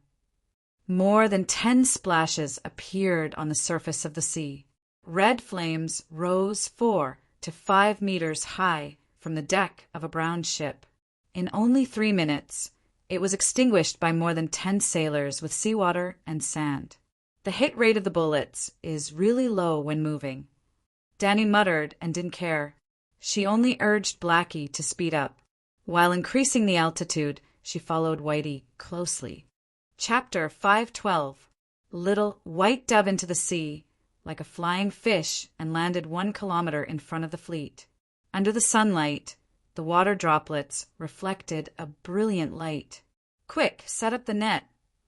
Without needing the captain's reminder, the first mate immediately shouted at the sailors. After the Bravos incident, the Alliance Army had done a lot of drills to deal with the diving megalosaurus. At this moment, the sailors did not panic. They quickly cut the ropes, and the fishing nets tied to the side of the ship fell into the sea. It was as if they had put on a knee-length fishing net skirt for the ship. There were also many sailors holding a stack of fishing nets and guarding the side of the ship. They opened their eyes wide and stared at the rippling waves on the sea. "Be careful, the demonic dragon is attacking." In the middle of the port side, an observer suddenly shouted. At the same time, he threw the fishing net in his hand at the black shadow. Yes, on a clear morning, the crew on the ship could see Little White swimming under the sea. This was because the dragon flames only had a range of 7 to 8 meters underwater. During World War I and World War II, there are even special observers who use their eyes to look for torpedoes. In the sea a few meters deep, even torpedoes could be seen. Little White's body was so big that it could be seen swimming 5 to 6 meters under the sea. Slash, the sharp blades on Little White's wings rubbed against the fishing net fiercely, as if it was tearing a piece of cloth. Danny, who was in her second-level dragon spirit state, knew that although Little White easily broke free from the fishing net, there were still a lot of net lines around its neck and chest. There were even a few steel wires. Little White's movements were a little sluggish. Whoosh, whoosh, whoosh, the crossbows and archers on the side of the ship shot at the black shadow together. However, the arrows lost a lot of kinetic energy after entering the water. No matter how sharp the arrows were, they could not pierce through Little White's scales. Boom! After breaking through 2 layers of fishing nets, Little White drilled into the bottom of the ship and leaned back. The dragon flames shot out and the sea water boiled. The wooden boards at the bottom of the ship were as brittle as biscuits. Boom, boom, boom! The flagship exploded into 2 under the dragon flames that were like the fire god's sword. Wood pieces flew everywhere. The crew shouted, smoke billowed, and waves surged. Whoosh, whoosh, whoosh. Even though the flagship was burned in half by the dragon flames, the other 3 warships in the Diamond Formation were not scared silly. They did not stop casting fishing nets into the sea. Then, under the layers of fishing nets, Little White was actually entangled. Awkward. "Deep dive, I'll help you." Danny told Little White. At the same time, half of the 6 pterosaurs flew above the 3 warships and began to dive down to throw grape bombs filled with kerosene. Because they had to use the fishing net to catch Little White, the warship speed was reduced to almost 0. Boom, boom, boom, orange-red fire trees with black smoke were planted on the deck, on the bridge, on the crossbows, and even on the sailors. SSS, Whitey was like a beggar wrapped in 10 tattered bedsheets as it leaped out of the ship from a kilometer away. Dan Chinzi's sword wings seemed to have failed. Boom! The great black dragon flame spewed out, and under Danny's control, it turned into a light red cloud of fire, enveloping Little White within. Beep, beep, beep. The fishing net hanging on its body quickly burned and fell off. SSSS. Little White, who was relaxed, raised its head and let out a long howl. There was an indescribable, carefree, and anger in its howl. "I want to burn them to death." In the dragon's spirit state, Little White sent a mental wave to Danny. Wait for the second bird to take the lead. Danny comforted it and once again combined with Blackie to become the holy megalosaurus. It circled above the 4 burning ships and roared angrily at the ships below. "This is the result of resisting the true dragon. Your captain is dead. Surrender immediately." Woo, woo, in the fleet, a ship called Sea Wolf sounded the horn again, and there was also flag language. Calm down, don't panic. Sea Wolf is the new flagship. There was also a crew member who shouted, the pterosaurs can't spit fire, and they are no longer lethal after throwing kerosene bombs. Danny couldn't keep her face straight. Little White sensed its mother's emotions and immediately, wait. Danny called Little White to stop with a serious expression. This was because the Sea Wolf was not the head of the fleet, nor was it the tail of the fleet, other than the other 3 ships in the rhombus formation. There were many other rhombus formations around it, and the small rhombus formations combined to form a large rhombus. In other words, after Little White swooped down, it was no longer facing the fishing nets of the 4 ships. The large rhombus formation and the dozen or so ships nearby all covered the new flagship. This was a trap, or rather, this was the plan that the Alliance had discussed long ago. Of course, I have to nibble from the side bit by bit. Danny sneered. Little White swooped down again, but its target was not the Sea Wolf, but the ship at the edge of the front. Moreover, this time there were no pterosaurs throwing bombs. Little White broke through 2 or 3 layers of fishing nets, and after burning the ship, it immediately fled far away. It jumped out of the sea and let Danny help it clean the fishing net wrapped around its body. Then it attacked the rhombus formation that had lost a corner and bit off the second corner. This time, there were fewer fishing nets on its body. However, Little White did not have the chance to burn the remaining 2 ships. From the time it fell into the water to returning to Danny's side and burning the fishing net on its body, it took a quarter of an hour. It was enough for the remaining 2 ships to get close to the other rhombus formation. Thus, Little White could only look for its next target. Boom crack, balls of smoke rose, and ships broke in the dragon flames. Some sank to the bottom of the sea, while others became torches floating on the surface of the sea. A few smokers seemed to have thrown more than a dozen cigarette butts on the exquisite tablecloth that was inlaid with tulip ribbons. Woo woo, from 10 a.m. to 2:30 p.m., after losing 15 ships in more than 4 hours, the new flagship, the Sea Wolf, sounded the horn again. Formation. The remaining 85 ships did not give up the rhombus formation of 4 ships, but the small rhombus formations were close together and connected into a grid. The previous rhombus formation was very scattered, but now it was as compact as a net.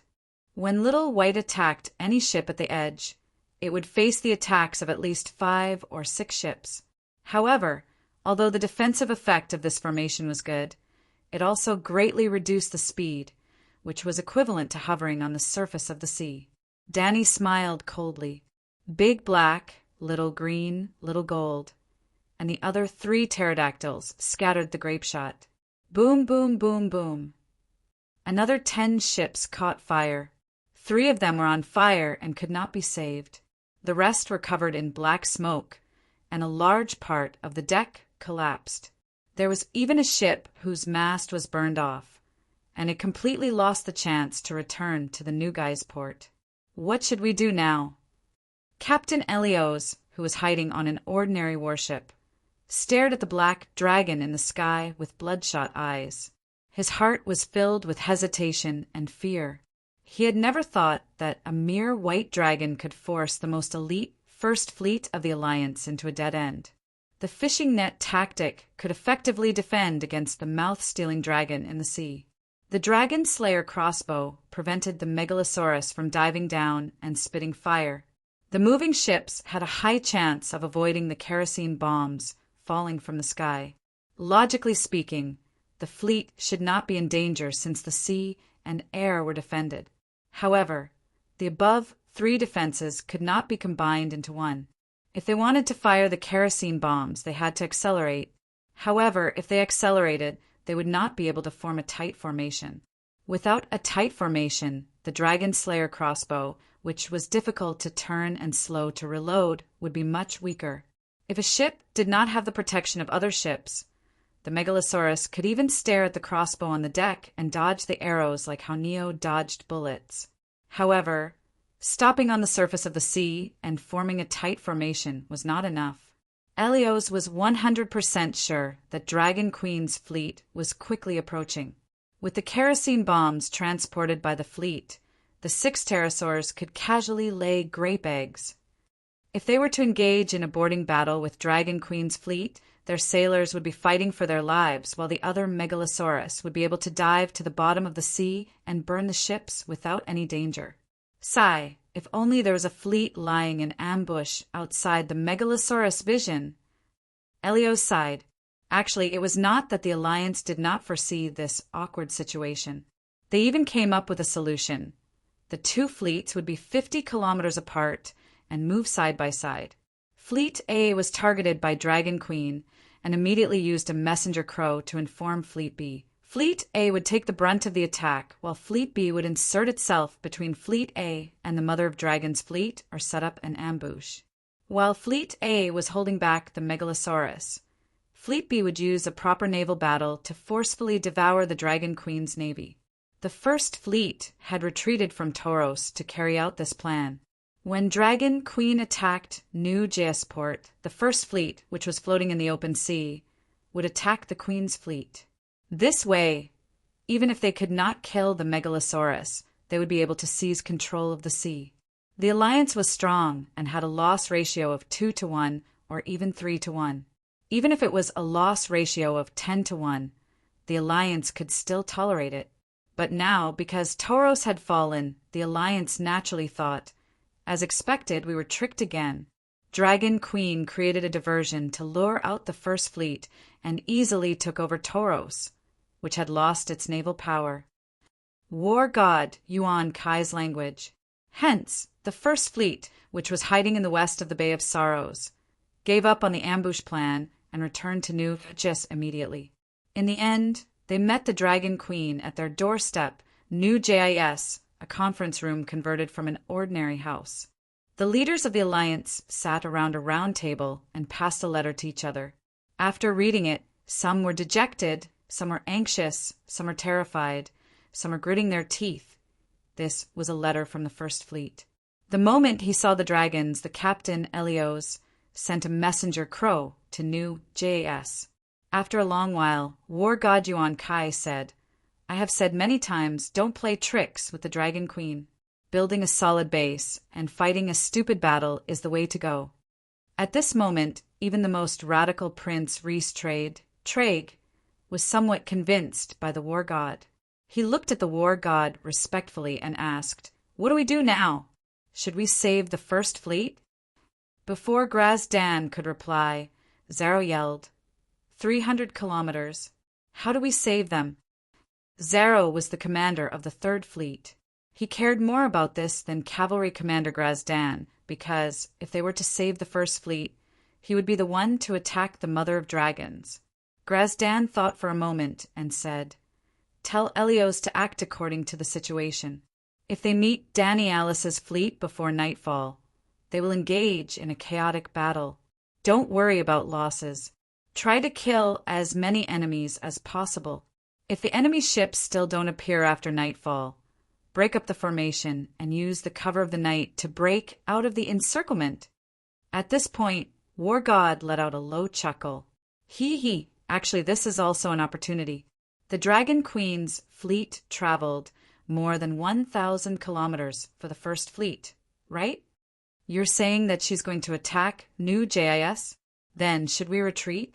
Without the First Fleet, we won't be able to defend the port. The representative of Ko Chang Island said in shock. No, we have to teach the Dragon Queen a lesson in blood. We have to let her know that she can't be too greedy. The war god smiled confidently. Chapter 5:13. I've always advocated the strategy of building a strong fortress and fighting a dumb battle. But that doesn't mean that we don't need brains, and it doesn't mean that we don't fight back. My core idea is to defend and counterattack wisely, Grazdan said firmly. All the big shots' attention was attracted, and they cast curious and expectant gazes toward the war god who had suddenly shown off his abilities. Tyroxidai, looked at the war god with admiration. He asked softly, "How do we defend and counterattack?" Dragon Queen's fleet is 300 kilometers away. Without a doubt, after taking down Tauros and burning Illyria, she's ambitious and wants to attack New Guise. Since that's the case, we'll continue with our previous plan. Send a fleet to ambush Dragon Queen's fleet. She came here in a hurry, so she definitely didn't bring too many warships. At the same time, send a letter to Materis and ask them to cooperate with us. While Dragon Queen is pinned down near New Guise, arrange for pterosaurs to attack Astapor's factory, Cayuen's wheat fields, and Myrine's labor camp. Burn down the factories and wheat fields. Liberate the hundreds of thousands of Guise heroes in the labor camp. I want the demon mother of dragons' backyard to be on fire. I want her years of hard work to go to waste. The war god's expression was fanatical. He was dancing with joy. He didn't look cold and lifeless at all when he was talking about building a strong fortress and fighting a dumb battle. Chuega slapped his thigh and said, "Right, I almost forgot. The survivors of Valeglia still have pterosaurs. Damn it! Subduing pterosaurs is such a big thing. Why didn't they inform us? If Materis is willing to cooperate with us, General Grazadin's plan might work," Zero said happily. "If we succeed, Danny Rise will probably go crazy," the representative of Ko-Chang Island said excitedly. "Ha ha ha, that's exactly what I want. If we want to destroy her, we must make her crazy first." Grazadin laughed. Everyone agreed on the plan and immediately sent a letter to the First Fleet and Materis. After the letter was sent, the meeting didn't end. However, when the pterosaurs were mentioned, everyone's expression changed. After a while, Chuego asked the question that everyone wanted to ask. "Can you ask Materis to share a few pterosaurs with us?" That's right. Materis is also a member of the Alliance. Taming a dragon behind our backs is too much. Zero immediately nodded in agreement. The representative of Ko-Chang Island said, resentfully, "Did those Valeglia survivors forget who supplied them with food? There were dozens of city-states in the Jade Sea, countless islands in the Summer Sea, Queer's New J.S. Reese. More than 100 countries contributed their own food and transported it to Materis through Tauros. Since they had joined the big family of the Alliance Army, they should share the benefits and responsibilities. We, Ko-Chang Island, have provided you with money, soldiers, and food. Is it too much to ask for a few pterosaurs? Pterosaurs aren't megalosaurus. You can have as many as you want in the Sosros rainforest." Grazadin turned to the pirate king of the Snake Lizard Archipelago and asked, "Can you go to the rainforest and find a nest of pterosaurs?" The Serpentine Isles were on the edge of the Sosros continent. We wouldn't dare to enter the rainforest. A muscular black man with colorful braids had a look of fear in his eyes. He smiled bitterly and said, "Even the islands are full of miasma and plagues every year. Wouldn't it be suicide to enter the rainforest of the continent?" Grazadin sighed when he thought of Azin, who was one of the two heroes of Yuan-Kai. He changed the topic and asked, "What did the venerable dragon say?" "It's been almost a year. There are more than 500 people in 7 or 8 families.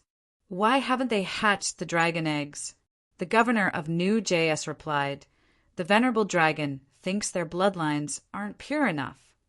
The Dragon Queen's 5th dragon has already hatched, but we haven't even seen a single scale. Why? Is that venerable dragon really not a liar?" Zero asked doubtfully. "The golden dragon that originally belonged to great sage Mourinho can almost carry people. You still doubt the venerable Dragon Queen?" Zanetti said unhappily. Zanetti was the one who had provided Mourinho with the dragon eggs. He was also the venerable Dragon Queen's sponsor and guarantor. After that, he was also the one who suggested that the venerable Dragon Queen stay and hatch the dragons for New JS. He was in charge of the entire project, so he naturally couldn't deny the venerable Dragon Queen. Disregarding everything else, just the debt of the 500 people who were burned to death, who would pay for it? In that case, tell us which relative of Danny Lilith sacrificed for the 5th red dragon. In fact, not only did she not lose any relatives, she even gained a great-grandfather and a great-nephew. Zero questioned loudly. Everyone was silent. They didn't know what to say and felt uncomfortable. Because she sacrificed someone else's relative. It's like how the venerable dragon sacrificed Mourinho's relative and not her own. The demon mother of dragons knows magic. Everyone knows that. She must have sacrificed hundreds of noble people in Volantis and Lizzie just like the venerable dragon queen. Zanetti didn't hesitate to tell them the explanation the venerable dragon queen had given him. It didn't matter if others believed it or not. He had to believe it. The war god's eyes flashed, and he said eerily, "Speaking of Ymont and Aegon, what do you think?" Without any hesitation, as if they had discussed it beforehand, almost everyone had the same ferocious expression and said hatefully at the same time, "We should give her a bloody retribution." The war god laughed in a low voice. "Thank the gods, the wise, mighty, and invincible dragon queen has finally shown a flaw." An old sage who escaped from Yuan-Kai licked his lips and said with a cold smile, "Yes, we desire revenge, but she has always been alone. Sometimes I think how good it would be if her second brother, her son, didn't die. If her son didn't die, we would have sent the regretful guests to Slaver's Bay." Zero sighed. "How could it be your regretful guests? Our Blood-Thorn Alliance in the southern part of the Jade Sea doesn't know how to disguise themselves, but their assassination skills are even better than the Faceless. Many of our assassins are even proficient in witchcraft. If she dares to free the slaves, countless slave hunters will pay the Bloodthorn to kill her son." The representative of Ko-Chang Island said bluntly, "Assassination is risky. Our Reese's poison is world-famous. It's too easy to kill a child." Prince Reese's Chui Gu said, If her son didn't die, I would disguise myself as a merchant and sneak into Astapor. I would kidnap the boy while she was riding a dragon and roaming the Westeros. Why would I need to use assassins and poison? Asking assassins to assassinate is not as satisfying as taking revenge with your own hands." The Pirate King grinned. "Hee, there's so many unsullied in Astapor. You want to kidnap her son? Dream on. Even a blue-lipped wizard is more reliable than you." Zero said sarcastically, "Hey, stop arguing. If her son didn't die, Braavosi would have sent the Faceless to kill him." The representative of Tarosai sneered. "Those Braavosi hypocrites, using the name of the regretful guests to fool us. If the Mother of Dragons didn't tell us, we would still be in the dark. If you oppose her, why don't you join our alliance? Cowering and hiding. You'll only make the heroes of the world laugh at you." Zero said disdainfully, "Unfortunately, she doesn't have a son. Fortunately, her nephew didn't die. Don't worry about that Ymont. He's too old, and the difference in seniority is too great. She won't feel much if he dies. Aegon is her brother's only son. Taking his life will take away half of her life." War God said coldly, "Then should we send someone to infiltrate or hire an assassin? Bloodthorn, regretful guests, sorcerers, poison masters, or Faceless?" Zanetti asked. War God thought carefully for a moment and suggested, "Let's pool our money. Pay as much as you hate that woman. We'll hire as many people as we can." With that he waved his hand and heroically said, "I can't wait to eat her flesh and her blood. But her swordsmanship is brilliant, her magic is super strong. Even Faceless one can't do anything to her. So, I'll use half of my fortune to buy her nephew's life. As long as I can make her suffer. It's worth 3 million gold coins. I represent queers. 4 million, Zero said with a twisted face. 1 million, 2 million from Ko-Chang. In the end, a navy commander from Toros said with a ferocious face, "My family was destroyed, and I only have 500,000. Take it all out. No, I still need to borrow one. 5 million from the Iron Treasury. I want her dead, dead, dead. It's hard. I can only vent my anger on her nephew. His name was Perlo Valoris. and he was the younger brother of the winged dragon knight Piero. Dragon Queen had always been cruel to her enemies. That day, when she predicted the winged dragon's attack, she and her people went into hiding.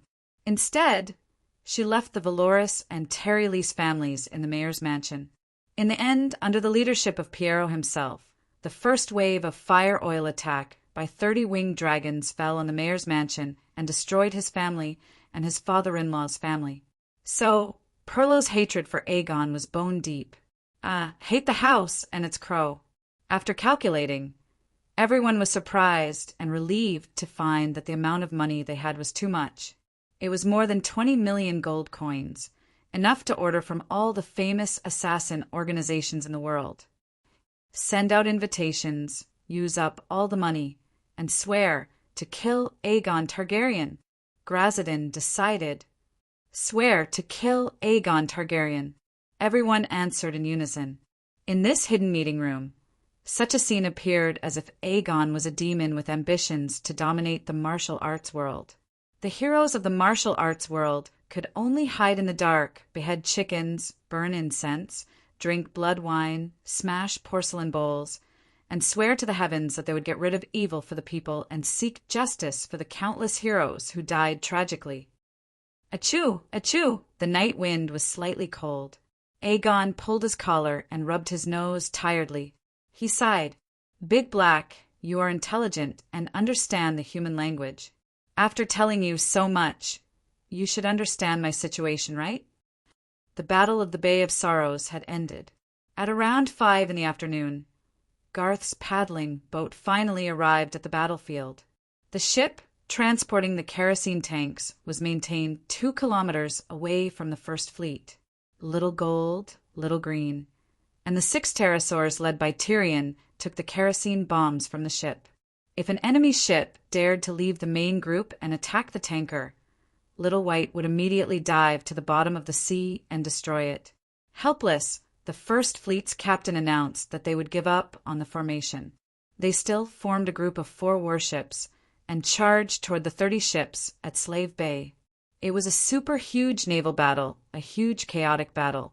After the sun set, the dark surface of the sea was covered with a layer of burning wooden wreckage that was as dense as stars. Dany was naturally victorious. She had lost 2 ships and destroyed 60 of the enemy's ships. She had captured 21 ships, and only about 4 ships had managed to escape under the cover of the night. Just the captives from the sea alone were more than 8,000 people. Among them was the fleet commander, the governor of Volantis, Elios. Leaving White Knight to reorganize the fleet, Dany rode her dragon back to Astapor at 3 or 4 in the morning. Then, Aegon began his daily dragon-taming work. Talk to Big Black. Chapter 5:14. Compared to Aunt Dany, my charisma is much weaker. Grey Iron Garth, Eris Sitiga, my godfather John Clinton, Duckf, and even my cousin Quentin worship her and are willing to die for her cause and ideals. But I can't even gain their trust. Tyrion asked me to rope in Dwayne, but he still has doubts about my identity.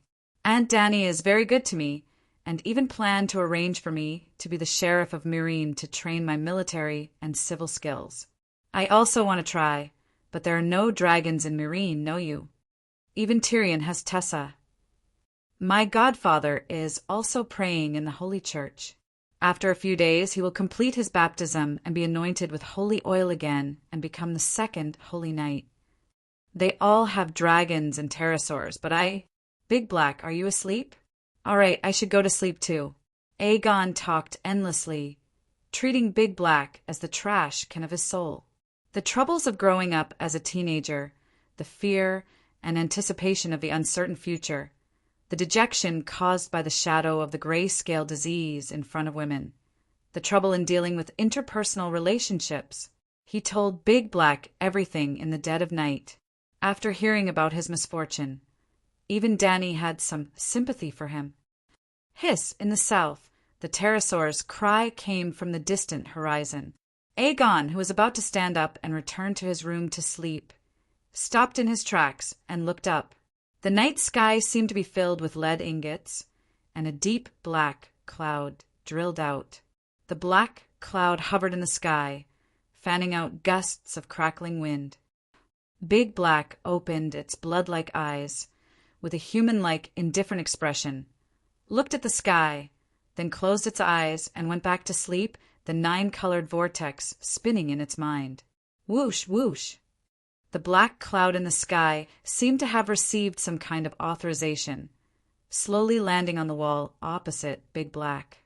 Its movements were light, without a cry or intense flapping of its wings. It gave Aegon a feeling that it was very cautious and careful. He knew that it was not an illusion. The pterosaur was afraid of Big Black. "Oh, you're finally back." Tyrion's tired voice came from behind the pterosaur. "Is it very tiring to ride a dragon?" Aegon's mouth tasted sour. "Ah." Tyrion, who was unbuckling the buckle of the dragon's saddle, was startled. He did not expect someone to still be awake at this late hour. But after a moment he recognized the owner of the voice and immediately understood. Aegon is here to train the dragon again. Well, he had seen similar scenes many times. Almost everyone knew that he was diligently taming the dragon every night. At first, she thought his behavior was strange, but after seeing more of him, she slowly got used to it. "Your Highness, it's already so late. Why haven't you slept yet?" Tyrion slid down Tessa's wide wings like he was on a slide until he reached the grass in the garden. After a casual greeting, he explained, "It's not tiring to ride a dragon, but I've been flying for too long today. I set off at 2 in the morning and caught up with the First Fleet at 10 in the morning.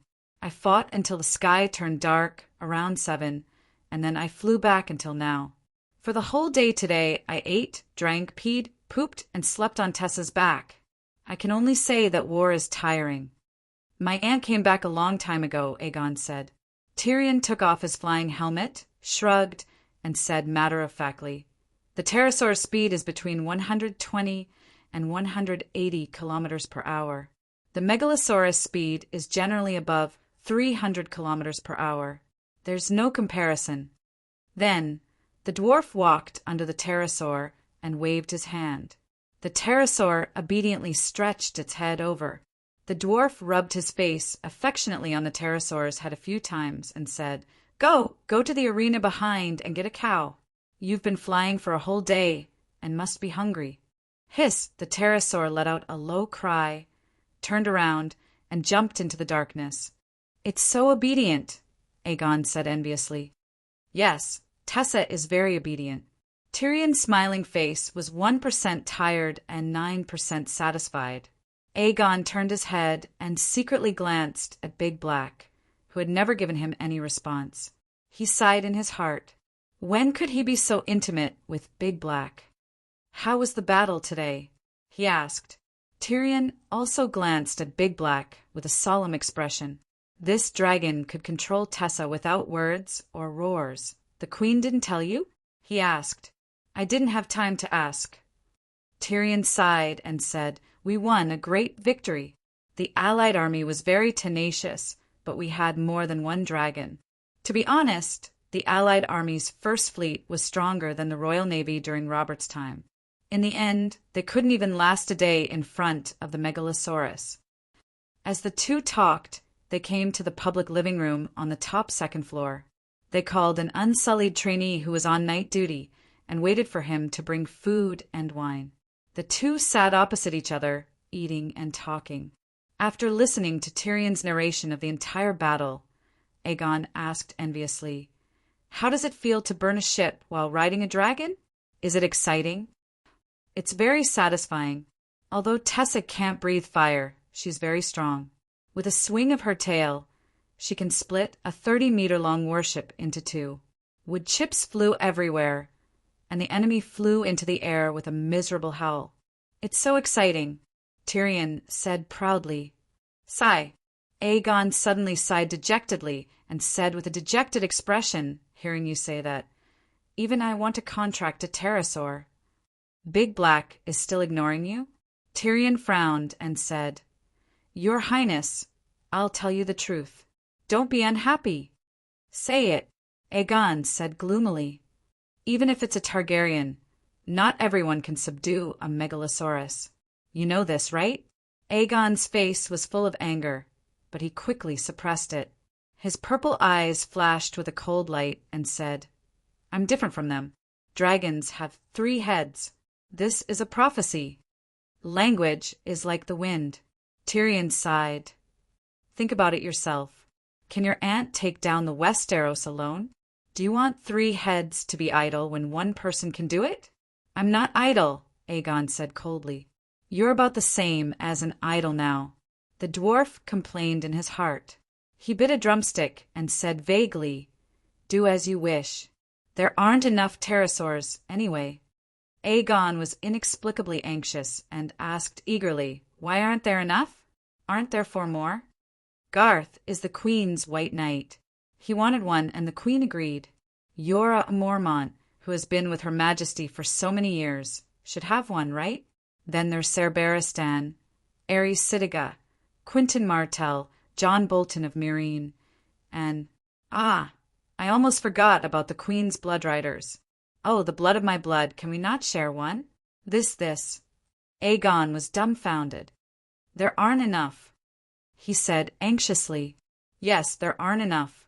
That's why the Queen arranged for me to go to the old dragon knows the way. I'm afraid of death. Let's wait for Sir Clinton to complete the baptism. To be honest, I don't think he can succeed.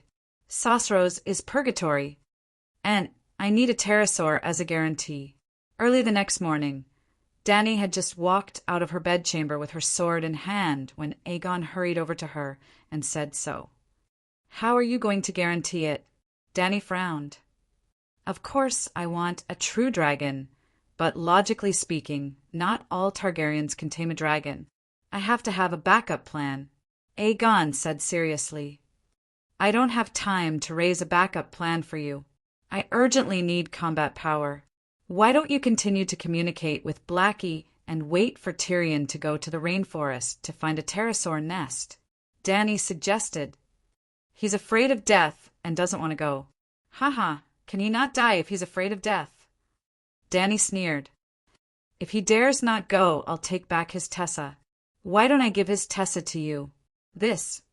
Aegon remembered the story of Tessa that Tyrion told him that night. He hesitated and shook his head. You can't do that. Tessa has a special meaning to him. Then what do you want? There are only 6 dragons. Aerys, Quentyn, Clinton, Garth, and Barristan have already been distributed. There's Quentyn and Aerys, but there's no Sir Mormont. Aegon was surprised. Not everyone can be a paladin. You have to have a devout belief in the 7 gods. Big Bear believed in the old gods before and hasn't had time to change his faith. Wait a little longer. Dany had already received the news that the Great Sparrow was really fooled by Holy Mother Dany. At this time, he was gathering craftsmen to add stone dragon mounts to the 7 god statues. Even the content of the 7 Stars Bible was revised again. The Great Protector was promoted from Red Flower Double Rod to Kingsguard. Compared to the 7 gods' hand that Dany expected, it was still a little short. But it was enough. The Kingsguard could represent the king and exercise the king's rights. This bit of authority was enough for Blackie to usurp part of the 7 gods' priesthood. With the priesthood of the 7 gods and the power of faith of the 7 gods, Blackie could be considered to have succeeded in usurping the throne. He was the 7 gods. Clinton, Garth, and Barristan were all devout believers of the 7 gods, so they were also believers of Blackie. Through the line of faith, the seal of contract could be given to the 3 people. It was similar to the evil god giving back to the cult members who sacrificed themselves. Is Tyrion very devout? I've never seen him go to the great cathedral to pray. Aegon doubted. His devoutness is not lower than yours. Impossible. Aegon firmly refused to believe it. Dany shrugged. It's okay if you don't believe it. Aegon and Tyrion were not devout. The former was 0, and the latter was 0. 5. They were a long way from the 1. 0 of ordinary people. Naturally, they couldn't get the seal of contract with faith. But they, Quentyn, and Eris all had the blood of the true dragon. Whether they were devout or not was not so important. Dany didn't have time to argue with Aegon. After breakfast, she immediately rode on Blackie and took Little White and Little Green to the Old Guys 700 kilometers away in the south. Old Guys was the capital of the Giscali Empire 5,000 years ago. It was separated from Guys Island, the main island of Guys, by a strait more than 200 kilometers wide. After Valeglia destroyed the Giscali Empire, they sprinkled salt and sulfur on every inch of the capital. Since then, the prosperous Old Guys had become desolate and silent. At this time, Old Guys was still as desolate as the Gobi Desert, but the war against New Guys had brought vitality to this place. The 300-meter tall Great Pyramid had collapsed in the dragon flames back then. In the past 5,000 years, there were only weathered boulders, weeds, and vines left between the cracks. When Dany arrived, Eris was instructing the captives to move boulders from the ruins of the pyramid. The captives would use the boulders taken from the ruins of the Great Pyramid to build a new castle. It didn't need to be big. It was enough to deal with this war. From Old Guys to New Guys, it was only 500 kilometers away. Old Guys was to New Guys, just like Nan and Town was to Tolos. They were both strategic bridgeheads. That afternoon, Blackie took his 2 younger brothers and 6 younger brothers to throw 9 bunches of grape bombs at the port of New Guys. Dany used more than a ton of kerosene to announce to the world that from today onwards, East-West sea trade would stop. Chapter 5:15. If Queers was the gate between the East and the West, then New Gith was the front yard between the West and the East. In terms of geographical location, New Gith was inferior to Queers, but as a strategic location that blocked the trade between the East and the West, there was not much difference between the two. When New Gith and its nearby waters fell into the flames of war, the trade between the East and the West was no longer safe. Due to the rise of Dragon Queen, the sea trade was once again hit hard. In desperation, countless sea merchants in the city-states of Ursus began to save themselves. Just like how kindergartens turned into barbecue shops during the epidemic, the sea merchants in this world turned into grain merchants, craftsmen turned into farmers, and cash crops such as cotton, oil, sugar, tobacco, and herbs in the fields turned into grain crops such as wheat, soybeans, and corn. In fact, this change began to happen long ago, even before Dragon Queen came up with the food treasure. Because the slave trade was an extremely important part of the great maritime trade, now that the largest slave trade market collapsed, the sea trade would of course suffer a heavy blow. Moreover, Queers, New Gith, Volantis, and other city-states were also the most important part of the sea trade, but now they were all at war with the Slave Bay. Oh, I digress. The impact of the Battle of New Gith on the sea trade continued to spread, and the war had just begun. On the second day, Garth's fleet led the captives into Old Gith, and on the same day, Dragon Queen attacked New Gith. New Gith was attacked for the first time. The loss was not great, but the impact was far-reaching. The world sea merchants were frightened and did not dare to approach New Gith port. On the third day, the Old Gith port was roughly rebuilt. On the same day, Dragon Queen and Black Dragon stayed in Old Gith, and only General Wildfire accompanied Green Dragon, White Dragon, and Gold Dragon to attack New Gith. Within a day, there were 2 waves of kerosene bombs, and the people of New Gith were frightened. On the fourth day, the fleet from New York Village at the southern end of Liberty Island arrived in Old Gith, bringing food and production materials. On the same day, Dragon Queen and Black Dragon stayed in Old Gith, and only General Wildfire, Green Dragon, White Dragon, and Gold Dragon attacked New Gith. It was still twice a day. New Gith gave up on rebuilding the port, and the people of New Gith began to flee to the neighboring Jean Island. On the 5th day, the first bungalow built with the stone and wood of the Great Pyramid was completed. Dragon Queen moved in, and General Wildfire accompanied the Green, White, and Gold Dragons to attack New Guys. On the 6th day, Dragon Queen went on as usual. She even began to organize people to reclaim the wasteland covered by green plants.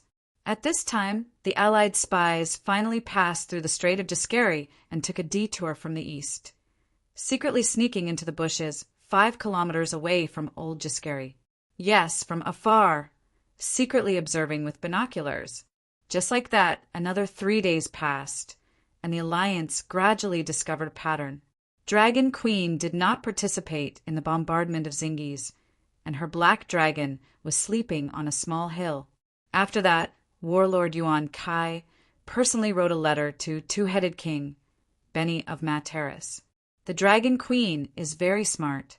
Her goal is not to take over New Gith, but to destroy the Alliance's resource center, just like how she took down Tolos but did not occupy Tolos. She knew that no matter how many city-states she conquered, it would only disperse her strength. Only by causing the Alliance to lose a good supply chain will we have a chance to win this war. So, we can't go at her pace, we have to disrupt her rhythm.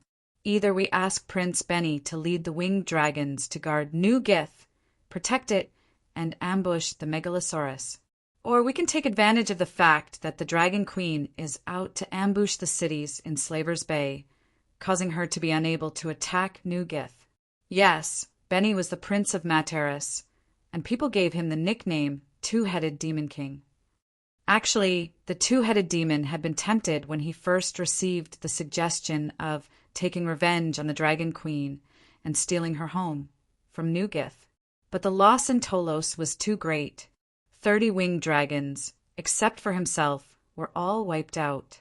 Thinking about it, if Materis still had ready-made winged dragon knights, why did they not go to Tolos together? Why did they hold back when they ambushed the Dragon Queen? What a joke! To put it bluntly, Grazadin's suggestion was very good, and Beni and Jenny agreed. But Materis did not have any dragons. Yes, there were no dragons for the time being. Like New Gith, Danny did not know that Materis did not have any winged dragons. New Gith thought that Beni had a dragon because Jenny wanted to appease them and deceive them. Danny thought that Beni had a dragon because none of the captives could withstand the interrogation of the Whip of Solitude. Their confessions were very consistent. There were about 100 trainees in the same batch who participated in the Dragon Knight training. After the training, they were divided into groups of 10 and entered the dragon training bases in the Sea of Sighs. Because of the separate training, the captives did not know that they had dragons, and the remaining 70% of their companions were not assigned any winged dragons. This led to Danny's misjudgment. She thought that there were 7 other training bases, but they did not complete the training, so they did not come together last time. In a way, her guess was not wrong. Beni did not directly reject New Gith that day. He only replied, "Wait a little longer. Maybe Danny and Rise are playing tricks. Their target is not New Gith at all, but the remaining winged dragons." Then, when Zingi sent spies to figure out the Dragon Queen's movements and make preparations for the subsequent sneak attack, Beni once again took the dragon horn named Dragon Slayer and headed to the rainforest of the Sosrath continent, where he once again controlled 40 pterosaurs. The Dragon Slayer surpassed the Dragon Binder and was Valeglia's most powerful dragon's horn, but even it could not control the Megalosaurus indefinitely. Beni's strength was limited, the distance was too far, and the power that Jenny could transfer to him was limited. 30 winged dragons. Last time was the upper limit. This time he could control 40 winged dragons, not because Beni's strength had increased, nor because the dragon's horn had upgraded. The main reason was that the 40 winged dragons this time were younger and smaller than last time. The second time he received the Kayuan Wargid's request for help, Beni immediately replied, "Keep a close eye on the black dragons." On the 10th day after the Battle of the Bay of Sorrows, Big Sparrow sent a letter to Dragonstone Island. The new statues of the 7 gods have been completed. I hope that Dragon Queen will consider using the new statues and teachings in Slave Bay.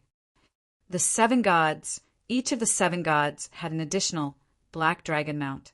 The great guardian of light was the guardian of the 7 gods, equivalent to the King's Kingsguard in the mortal world.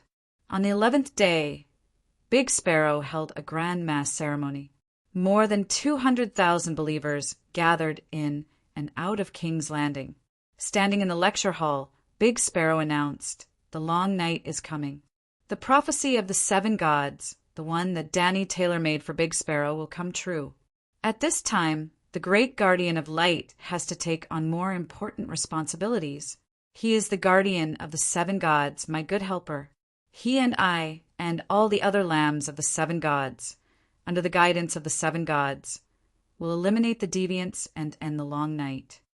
On this day, Blackie evolved again. On this day, Danny was wild with joy, but also extremely conflicted. She was happy because her goal was achieved. Things were as she had guessed before. Under the conferment of Big Sparrow, the Holy Sun, Blackie successfully usurped the authority of the 7 gods. However, Blackie's talent was limited. He was given the title, but he did not deserve it. He could not swallow the 7 priesthoods of the 7 gods in one gulp. With his current ability, he could only choose one at most. Therefore, Danny was conflicted. Heavenly Father, Holy Mother, girl, blacksmith, warrior, stranger, old woman. Who should she choose? Who should she choose to be? If there was no steel statue of Godot, Danny would hesitate between warrior and stranger. But now, she seemed to have 7 choices. But in fact, she could only bet on the blacksmith. It was also on this day that Blackie became the blacksmith. In an instant, countless lines of faith crossed the pool of faith and directly connected to him. All the believers of the 7 gods were believers of Blackie, 1/7 of the successful usurpation. It could be said that from this day onwards, Blackie, Balerion, the Black Goat, the goddess of lust, and many other veteran demigods and evil gods became existences in the same realm, perhaps with different powers. Then, on the 12th day after the Battle of the Gulf of Sorrow, a pterosaur circled around the Valeglia Peninsula to avoid the sight of the Dragon Queen, sneaked into Jean Island, and under the cover of the night went north to Old Guys. 30 kilometers east of Old Guys City, the pterosaur landed, leaving behind a pure-blooded pterosaur knight who believed in Balerion and had a noble 14-fire peak. The pterosaur knight met up with the spies of New Guys and snuck 2 kilometers away from Old Guys. He hid in the bushes and used binoculars to observe the town in the distance. On the morning of the 13th day, the pterosaur knight prayed to Balerion and recited the scriptures very devoutly. A strong thought repeated in his mind countless times. The black dragon was lying on the ruins of the Great Pyramid, basking in the sun and sleeping. 1,500 kilometers away, Balerion used a secret technique to receive the voice of his believers. He could not hear anything, unless there was a blood sacrifice, or the praying was the Holy Sun with the highest level of faith, such as the Great Sparrow. Otherwise, the believers would not be able to contact the gods from more than 1,000 kilometers away. Not to mention Balerion. Even the King of Light Lalo was the same. This world's suppression of extraordinary power was so strong. Even though Big Black had become one of the 7 gods, it could only listen to the prayers of the devout through the statues of the blacksmith and great guardian in the great cathedral. It had to be devout enough, or else it would not be able to touch the line of faith connected to Big Black. It also consumed a lot of faith power and was not worth it. Other demigods would not do that at all. Last time in Tolos, the pterosaur knight was able to communicate with Benny in real time because he was very close to Benny. And like Jenny, Benny had also become a part of Balerion's future. Being close to Benny was equivalent to being by Balerion's side. Yes, the future. Benny's bloodline was noble. After death, his soul would be integrated into the big family of Balerion. However, this did not mean that the pterosaur knight's prayers were useless. Balerion could not hear the hearts of the believers, but he could sense part of their emotions. Happiness meant that the black dragon was in Old Guys. Worry meant that the black dragon was not there. Yes, last time in Tolos, the ambush had failed and they had been tricked to the point that they were almost completely wiped out. Jenny and Benny had also begun to lean towards the war god Yuan Kai. constantly worried that they would fall into the trap of the cunning Dragon Queen again. Now, Benny was sure that the Black Dragon and the Dragon Queen were in old guise. Slave Bay was unguarded. They could boldly steal the Dragon Queen's home and give her a bloody retribution. Benny waved his hand and roared fanatically to the dragons behind him, "Let's go to Meereen! Take down the labor camp. Liberate 100,000 people of Guise and overthrow the rule of the demon mother of dragons in Meereen." Hiss! 40 pterosaurs flapped their wings and leaped from the waist-high grassland, flying towards Meereen City in the south. Chapter 516. Jack, the young leader of the Spear Regiment, was a filial son. To avenge his father, he ran out of Dragon Queen's control range in half a day with the perseverance of running a marathon. He saw the mercenaries from Materis. Despite his exhaustion, he borrowed a horse and continued to run for 200 kilometers. Finally, he saw two-headed Benny before sunset. After listening to his military report, Benny immediately decided to give the Dragon Queen retribution. Jack was relieved. After receiving Benny's reply, he fainted with a smile on his face. He was so tired that he collapsed. Personally, Jack admired and even worshipped the Dragon Queen. But she killed his father. The grudge of killing his father was irreconcilable. Personally, Danny admired and was even touched by Jack's father-son relationship. But she killed his father. The grudge of killing his father was irreconcilable. Jack ran desperately to Materis to seek reinforcements to avenge his father. Danny coldly used Jack as a chess piece to lure the enemy's reinforcements into the ambush. She could almost imagine Jack's ending. Well, Jack became a spy for the Dragon Queen and was bitten into two by Benny's pterosaur and eaten alive. Benny thought that the ambush last time was all because Jack betrayed the allies. This time he was fully prepared and firmly believed that he would not repeat the same mistake. The Black Dragon was in old guise.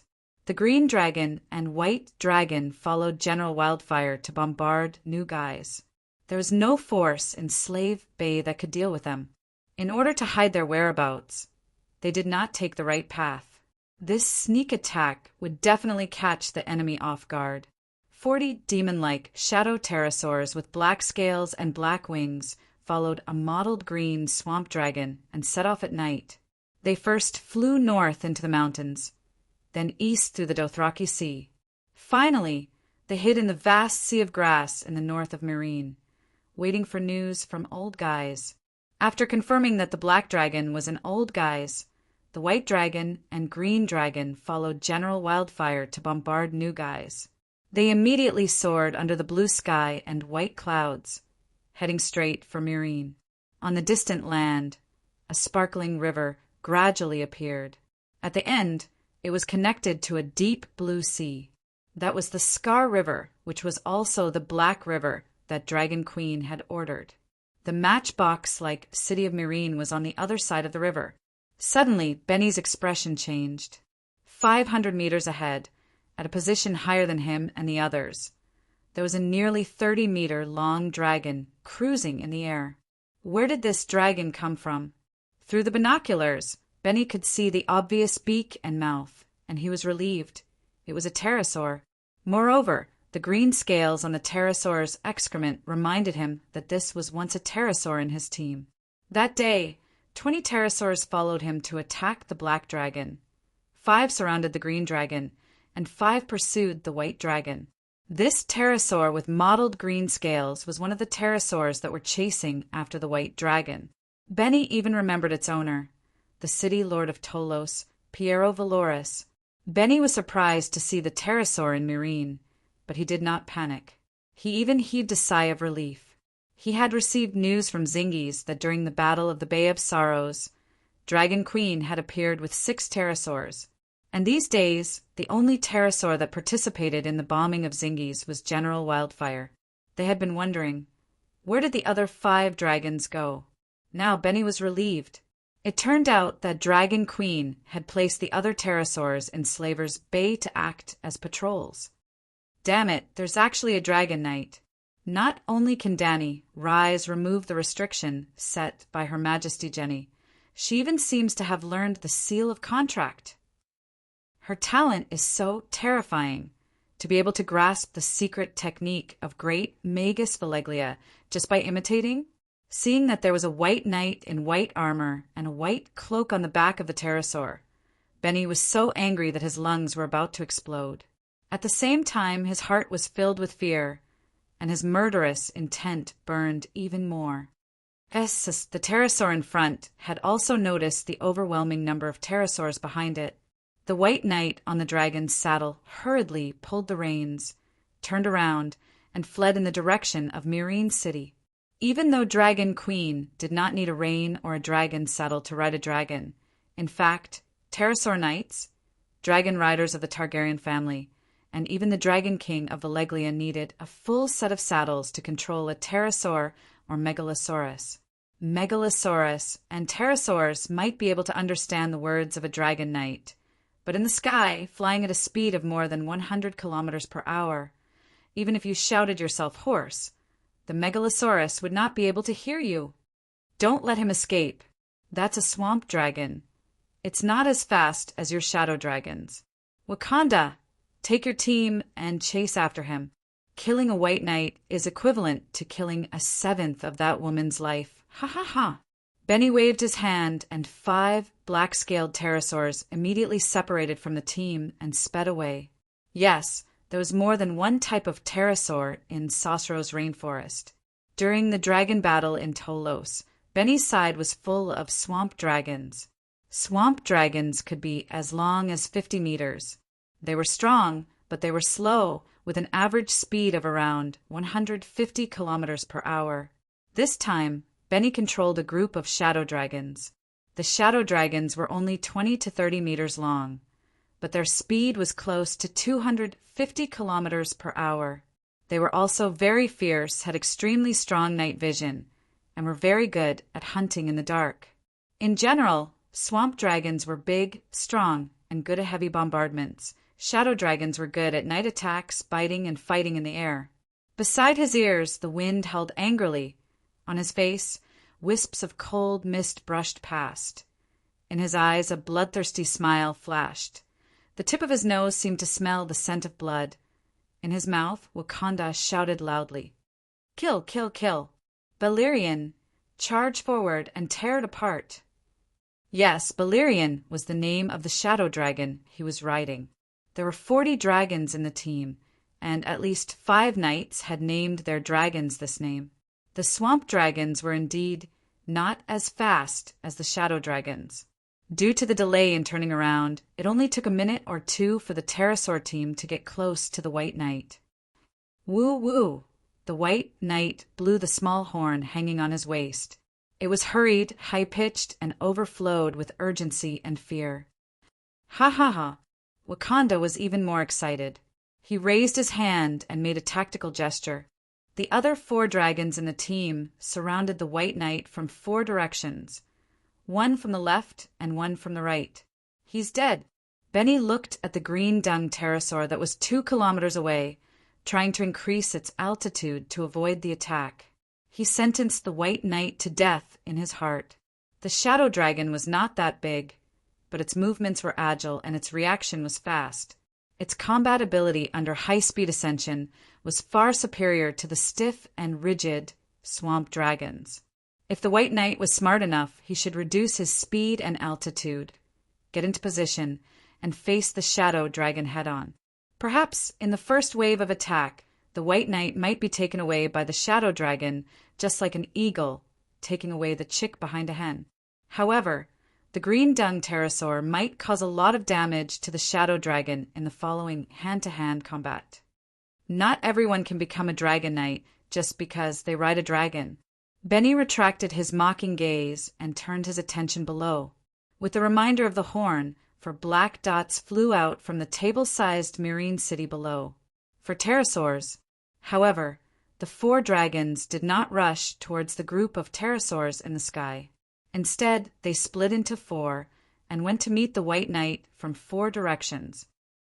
You want to save the white knight? Benny was not surprised by the appearance of the 4 dragons. After all, he already knew that the Dragon Queen had captured 6 pterosaurs.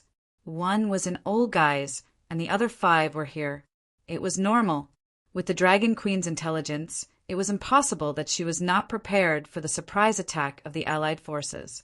The appearance of 5 pterosaurs here was in line with the expectations. Benny was also not surprised that the 4 dragons did not rush up. Any knight in his right mind would not take the initiative to fight 35 with 4. It was just that the other party's choice made him feel awkward.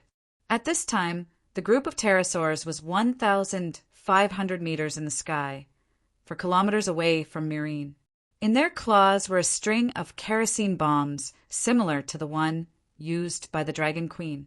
Originally, they would first throw half of the kerosene bombs in Myrine City and the other half at the militia station in the labor camp outside the city. The fire in Myrine would attract the attention of the guards unsullied so that they would not have the energy and time to care about the changes in the labor camp. Then Benny and the others could try to take down the labor camp and liberate the 100,000 adult males and guys. Maybe they could not overthrow the rule of the Dragon Queen, but they could definitely corrupt Myrine and create favorable conditions for the coming war. But now, we have to stop the 4 pterosaurs. Otherwise, when they meet up, it will be 5 against 5. Wakanda's team may be wiped out. In one-on-one hand-to-hand combat, the huge swamp dragon had the upper hand. Therefore, when Benny went to the rainforest for the first time to subdue the pterosaurs, the swamp dragon was his first choice.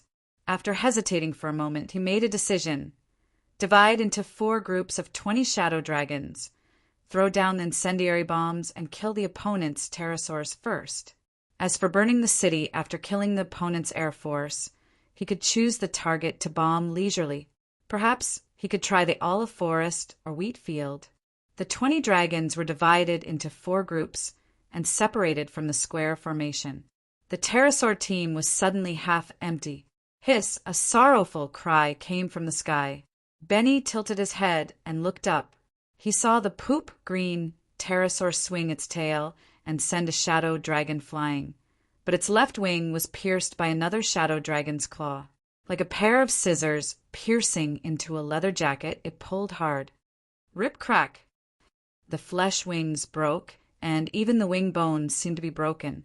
The poop green pterosaur wailed and flapped its wings hard, but like a hen with broken wings, it fell from the sky uncontrollably.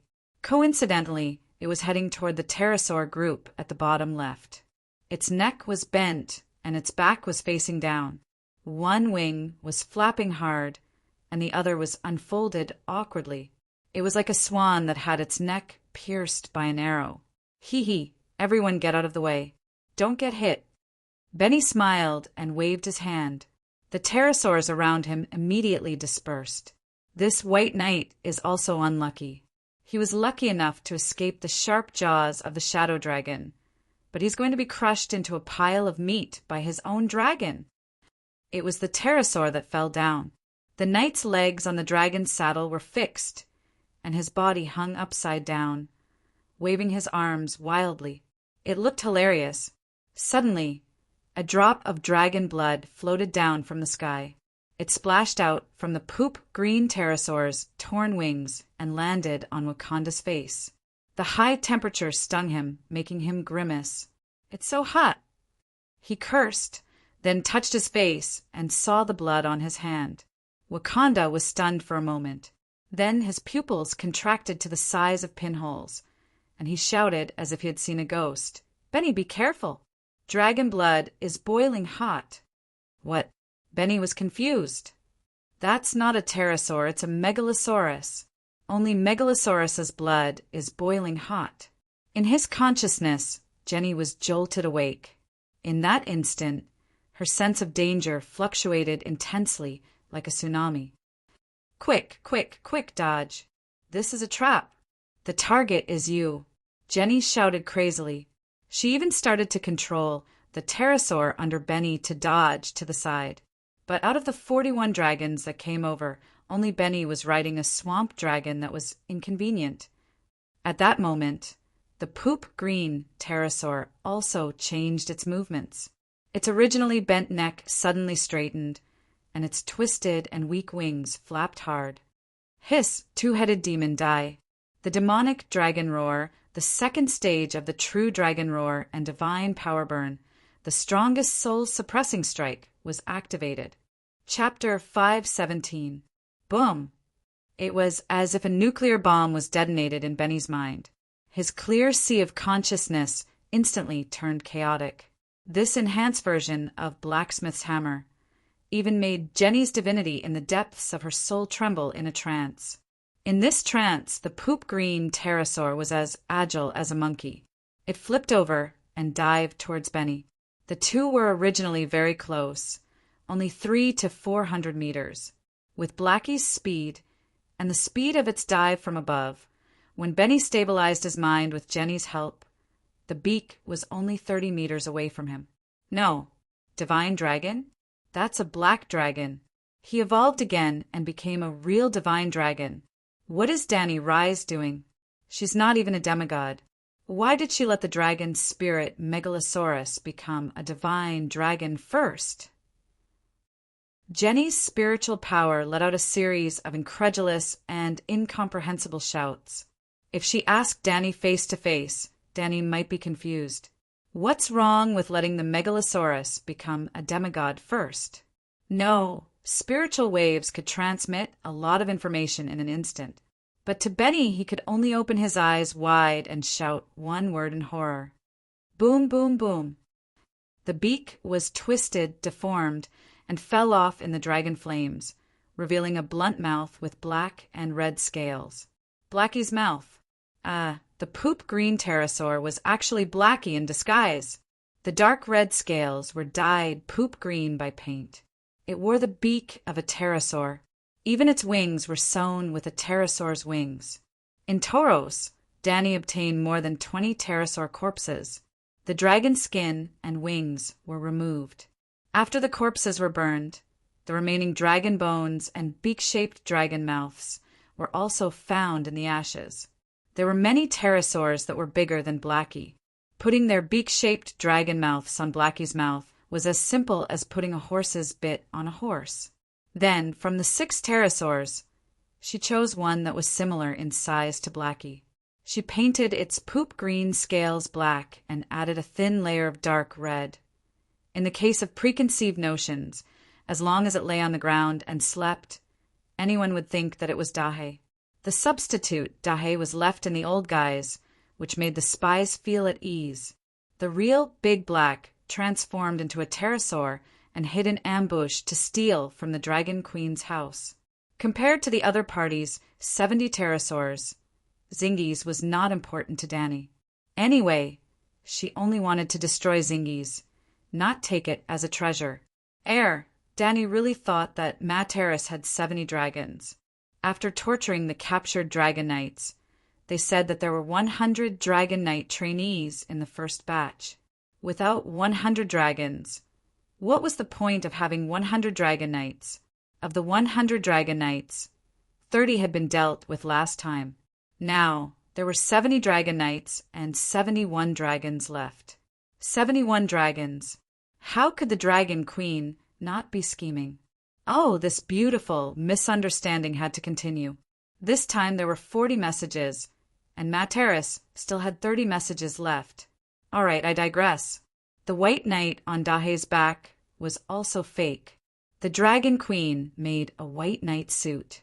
At this time, Dahe was the blacksmith of the 7 gods. The dragon flame changed from the platinum of the Great Guardian to the current glazed red. It was almost the brightest red in the world. The dragon flame seemed to have solidified into a liquid. Looking at it from different angles, it even reflected the sunlight. It was like Dahe had spat out a spiral crystal. It was a crystal spear. This was the blacksmith's fire, the divine fire that gave the forging attribute. Benny's eyes emitted a bright light. His blue pupils flashed with countless overlapping blue and purple pupils. It was as if there were 10,000 people, 10,000 3D virtual images of 10,000 eyeballs stacked together. At this moment, Benny was not fighting alone. He had inherited the glorious tradition of the Leglia. Valerian, Miracis, Vargas, and other existences were possessed by his soul at this moment. Separate. Benny spat out a word. In Valeglia's witchcraft language, countless male and female voices overlapped. Not only did Danny understand, but she also knew that he was using the same witchcraft as her fire control spell. She felt that the dragon flame was withstanding a strange force that was forcefully distorting its shape and direction. It was like a giant kneading a lump of dough. Perhaps the giant was rough and couldn't knead the dough into the shape he wanted, but he could make it change its shape greatly. Whoosh, whoosh, whoosh, when the crystal-like, glazed red dragon flame was 3 feet in front of Benny. It was like a river meeting a reef.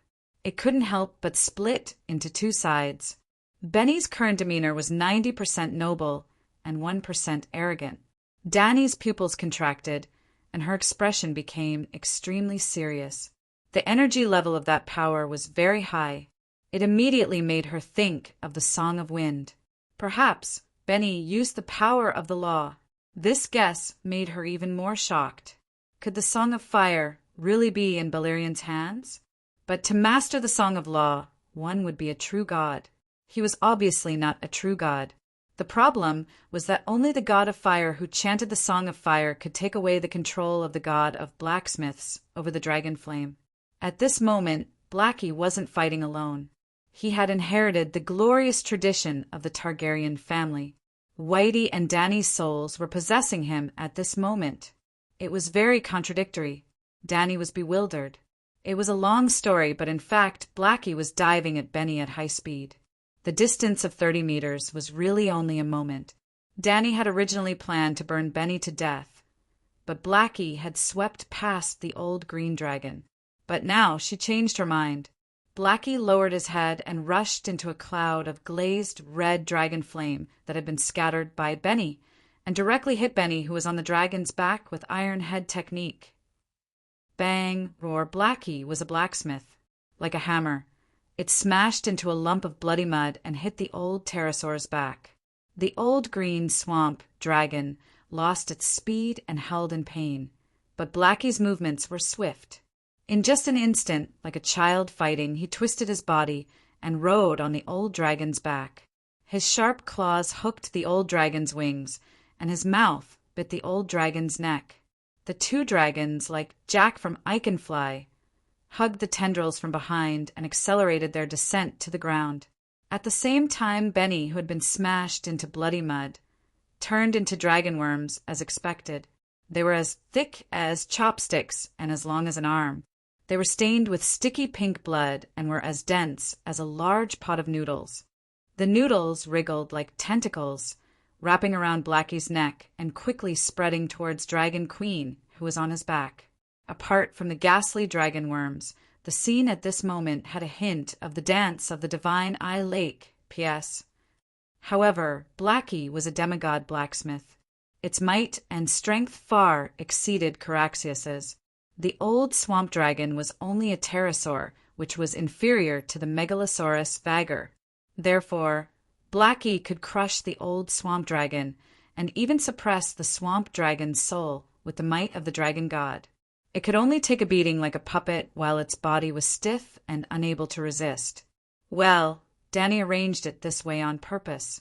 Because Benny was in the center of the group of pterosaurs, there were still 15 shadow dragons eyeing him covetously. Blackie quickly descended with the swamp dragon and avoided the siege of the shadow dragons. You're at your wits' end. Danny snorted coldly. The soul attack in the second-level dragon spirit state exploded again. Like a bolt of lightning, it made the dragon worms swarming towards her tremble in unison. Hiss! Boom! In the dragon's spirit state, their minds were connected. The moment she launched the soul attack, Blackie spewed out dragon flames.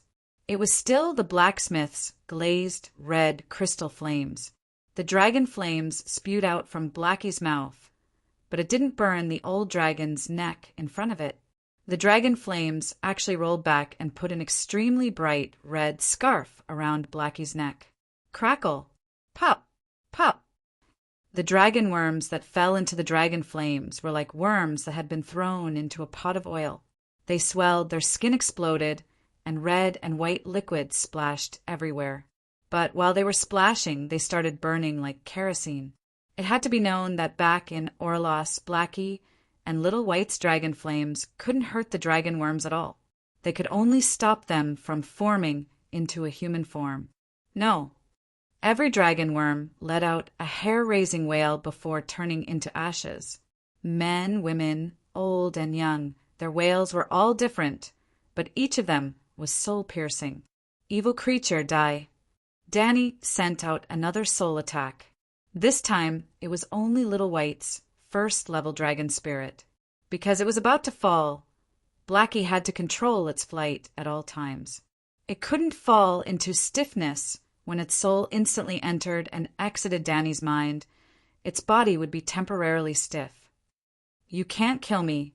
Benny is just one of my millions of bodies. I'll still return. Roar. Danny wouldn't argue with it. After the soul attack, she immediately began to endow it with a spirit.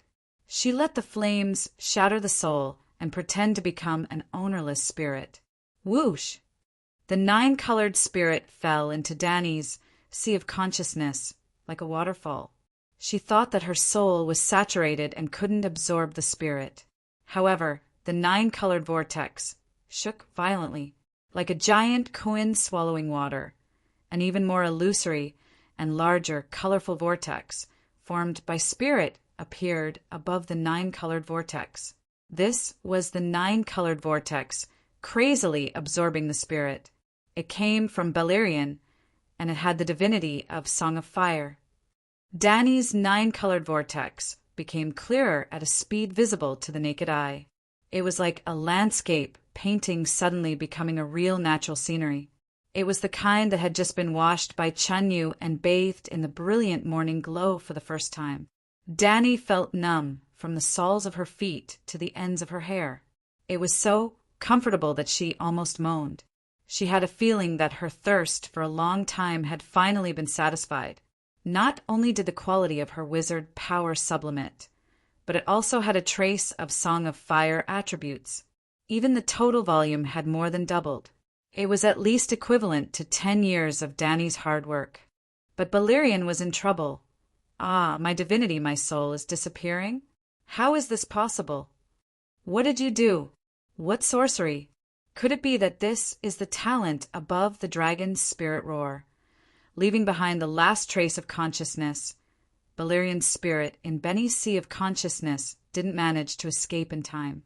It turned into spirit and became a great tonic for the Dragon Queen. It was really very nutritious. Only a trace of the divided soul left in Benny's body was close to the undying person they met in Queers. No wonder the great wizard was so disdainful when he talked about the undying person. No wonder Blackie, who had become a demigod, found it so difficult to kill a divided soul like Beleriand. But Blackie was only a few months old, and it had already dealt with the undying person. Ha ha ha ha! Danny stood with her hands on her hips and laughed wildly on Blackie's back. So, Beleriand wasn't my calamity, but my opportunity to achieve Tao. Beleriand also said that Benny was just one of the 10 million divided souls. But just him alone was enough to increase her power by 10 years. If she swallowed 10 million of them together, an ancestor in the Chi refinement stage of 100,000 years? Hiss, Blackie roared, reminding its mother that there was something more important. Bite it to death or let it fall. Chapter 518. Dahe was still riding on the old swamp dragon's back. Its sharp claws clamped onto the old swamp dragon's wing bones and flapped its wings hard. She didn't know what Benny had done, but the old pterosaur would rather fall into a pile of meat than flap its wings to fly. But Dahe couldn't lift it. The two dragons, stacked on top of each other, slid down to the ground uncontrollably, like a passenger plane that had lost its momentum. At this moment, they were only 400 meters away from the lush green cornfield below. There was no time for Danny to show off. Well, her magic power had skyrocketed, so she decided to show off again. Danny's footsteps were light like a wind elf. She jumped from Dahe's neck to the old swamp dragon's back. Then she ran along its neck like a qigong in wuxia. She lowered her body and pressed her hand between the pterosaur's eyebrows. True dragon roar was activated. Her second soul merged with Little White and rushed into the old swamp dragon's spirit sea. She skillfully found the seal of contract, left by Balerion, and shattered it. Something was wrong, but she didn't have time to think carefully. She immediately extracted a trace of Dahe's spirit power and combined it with her green prophet's second soul. They formed a new seal and imprinted it in the old pterosaur's mind. It was now hers. Dahe loosened its claws and left the old swamp dragon's back. Hiss, the old dragon roared and began to flap its meaty wings vigorously. It glided 50 meters above the ground and whizzed past the cornfield. The cornstalks and the wide green leaves swayed with a rustling sound. Danny squatted on the old swamp dragon's neck, creating waves in the green sea below. She could even smell the sweetness of the corn. Damn it, Balerion is so cruel. Closing her eyes to analyze Balerion's broken runes, Danny was shocked and angry. He actually modified the seal of contract. Unlike her, he didn't make the runes carry the indestructible attribute of the green prophet's soul. Instead, he set up a time bomb. No matter if it was a wound on the soul or the body, after losing the ability to fly, the pterosaur gave up struggling and directly died on the ground. Just like the old pterosaur just now, it couldn't break free from Dahe's shackles, so it would rather die than live an ignoble life, which gave Danny a chance to capture it. To put it bluntly, after Danny's no guns, no cannons, the enemy will make them for us in Tauros, Balerion added a self-destruct program to the pterosaur fighter. Hiss, Dahe roared. Boom! GA dragon flames lit up the sky, and the pterosaur's wails resounded through a radius of 5 kilometers. Then there was the sound of limbs colliding, sharp teeth tearing, and Dahe's roars. Danny looked up and saw that the other party's group of winged dragons had already caught up. Or rather, it was the beginning of the mutation. The shadow winged dragon knights were stunned for a moment. But after all, they had participated in a few months of trainee training. These elite warriors quickly reacted, and according to the tactics taught by the instructor, they began to besiege Blackie. Above her head, 800 meters above the cornfield, a dozen shadow dragons surrounded her from all directions like a pack of wolves surrounding a tiger. Dahe was really as ferocious as a tiger. If the shadow dragon was replaced by a strong swamp dragon, Dahe would use guerrilla warfare and kite with speed, but the shadow dragon's size, strength, and claws were not as good as his. Facing the group of dragons that surrounded him, he directly accelerated and faced the 3 dragons that rushed up from below. First, he spat out a mouthful of dragon flames and burned the dragon on the opposite side into a dripping turkey. Then he used his tail to break the neck of the pterosaur that was biting his wing from the side. Like a sharp axe, he really cut off the neck. The knights wailed, dragon scales flew, and blood splattered across the sky. At this moment, the other pterosaur bit Dahe's left wing. Its sharp teeth were like daggers, and 3 arm-length wounds were drawn on the bulging, fleshy wings. Hot dragon blood splattered, and the hot pterosaur opened its mouth crack. Dahe was extremely valiant. Its left wing was bitten, but it did not care. It even did not make a sound. It turned its head and bit the other party's neck. It was like biting a ham sausage. Slash! Dragon blood spurted out from the broken neck like a fountain, dyeing Dahe's head and half of its body red. Then it spread its wings and rushed out of the encirclement. Yes, in the blink of an eye, the 3 pterosaurs that came from below were killed by Dahe. Even though there were several wounds on its wings, its movements were still swift and its flight was still stable. From below, Dahe circled in a semicircle. With a pterosaur dragon head in its mouth, it faced the group of pterosaurs again. Boom! In front of more than a dozen pterosaurs that flew over, It calmly spat out a ball of glazed red dragon flames and burned the head of the pterosaur beside its mouth. Crack, crack! It was like eating a crunchy biscuit, chewing in big mouthfuls. A few pterosaur knights felt a chill in their hearts. They could not help but pull on the reins, and the pterosaurs under them slowed down. Dahe did not roar again. It just narrowed its eyes, exerted force on its wings, and increased its speed. It was like a light cavalry bypassing a phalanx of spears, leaving only a rain of arrows and the enemy's wails. Dahe drew a beautiful arc in front of the group of pterosaurs that pounced on it, leaving behind a 30-meter long pillar of dragon flames. A few kilometers away, the citizens of Myrine saw that the whole sky was dyed red. It was a bright red like the blood of the sky. Another pterosaur, along with the rider on its back, melted into meat juice and fell to the ground. Slash! A bloody hole the size of a cup was pecked on Dahe's neck. Boiling hot demigod dragon blood spurted out, almost burning the pterosaur blood on its scales. The dragon flames delayed its movements. The group of pterosaurs was not without a horse. Another pterosaur swooped down diagonally from above, pouncing on Dahe's back. Its beak-like, sharp beak pierced through the megalosaurus dragon scales. Ow! Dahe cried out in pain. It retracted its wings and shot toward the ground like a missile. The pterosaur's movements were unstable. Before it could expand its attack, it was flung away from Dahe's neck. Idiot, I'll teach you how to be reckless. Mother Long rode the old pterosaur to meet it.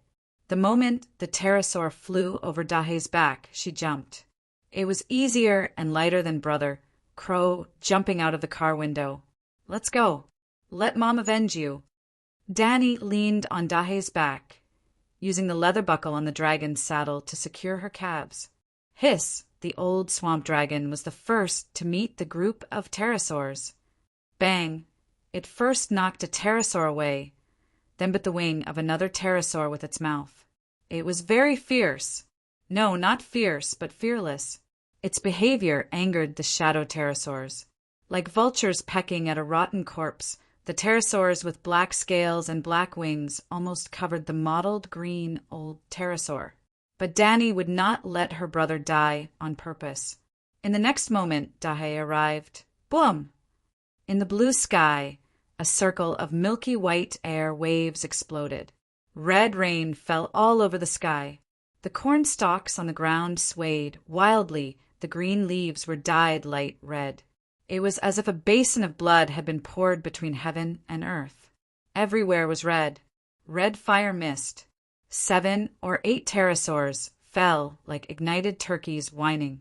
The rest were like hit baseballs, flying in all directions. From the moment Danny sat on the dragon saddle on Dahe's back, Dahe began to prepare a big move. A dragon fireball condensed and expanded in his mouth.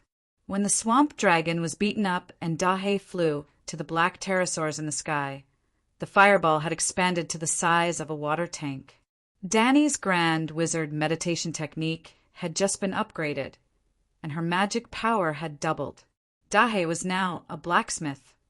The power of the dragon fireball after they combined was imaginable, not to mention the lighter shadow pterosaur, even the old swamp dragon that fired at me with a body of nearly 50 meters fell diagonally downward, like a ball soaked in blood. Well, it had been informed in advance by the dragon queen, so it curled its body into a ball. The shadow pterosaur's sharp teeth and claws scratched hundreds of wounds on the ball. Its dragon scales were broken. Its red flesh was exposed and blood flowed. It was very miserable. However, it did not glorify itself. After leaving the range of the fire cloud from the explosion of the dragon fireball, it spread its wings and wobbled toward Myrine. At this time, the black pterosaurs that had been divided into small groups to hunt down the 4 swamp dragons guarding their homes noticed the change and flew back.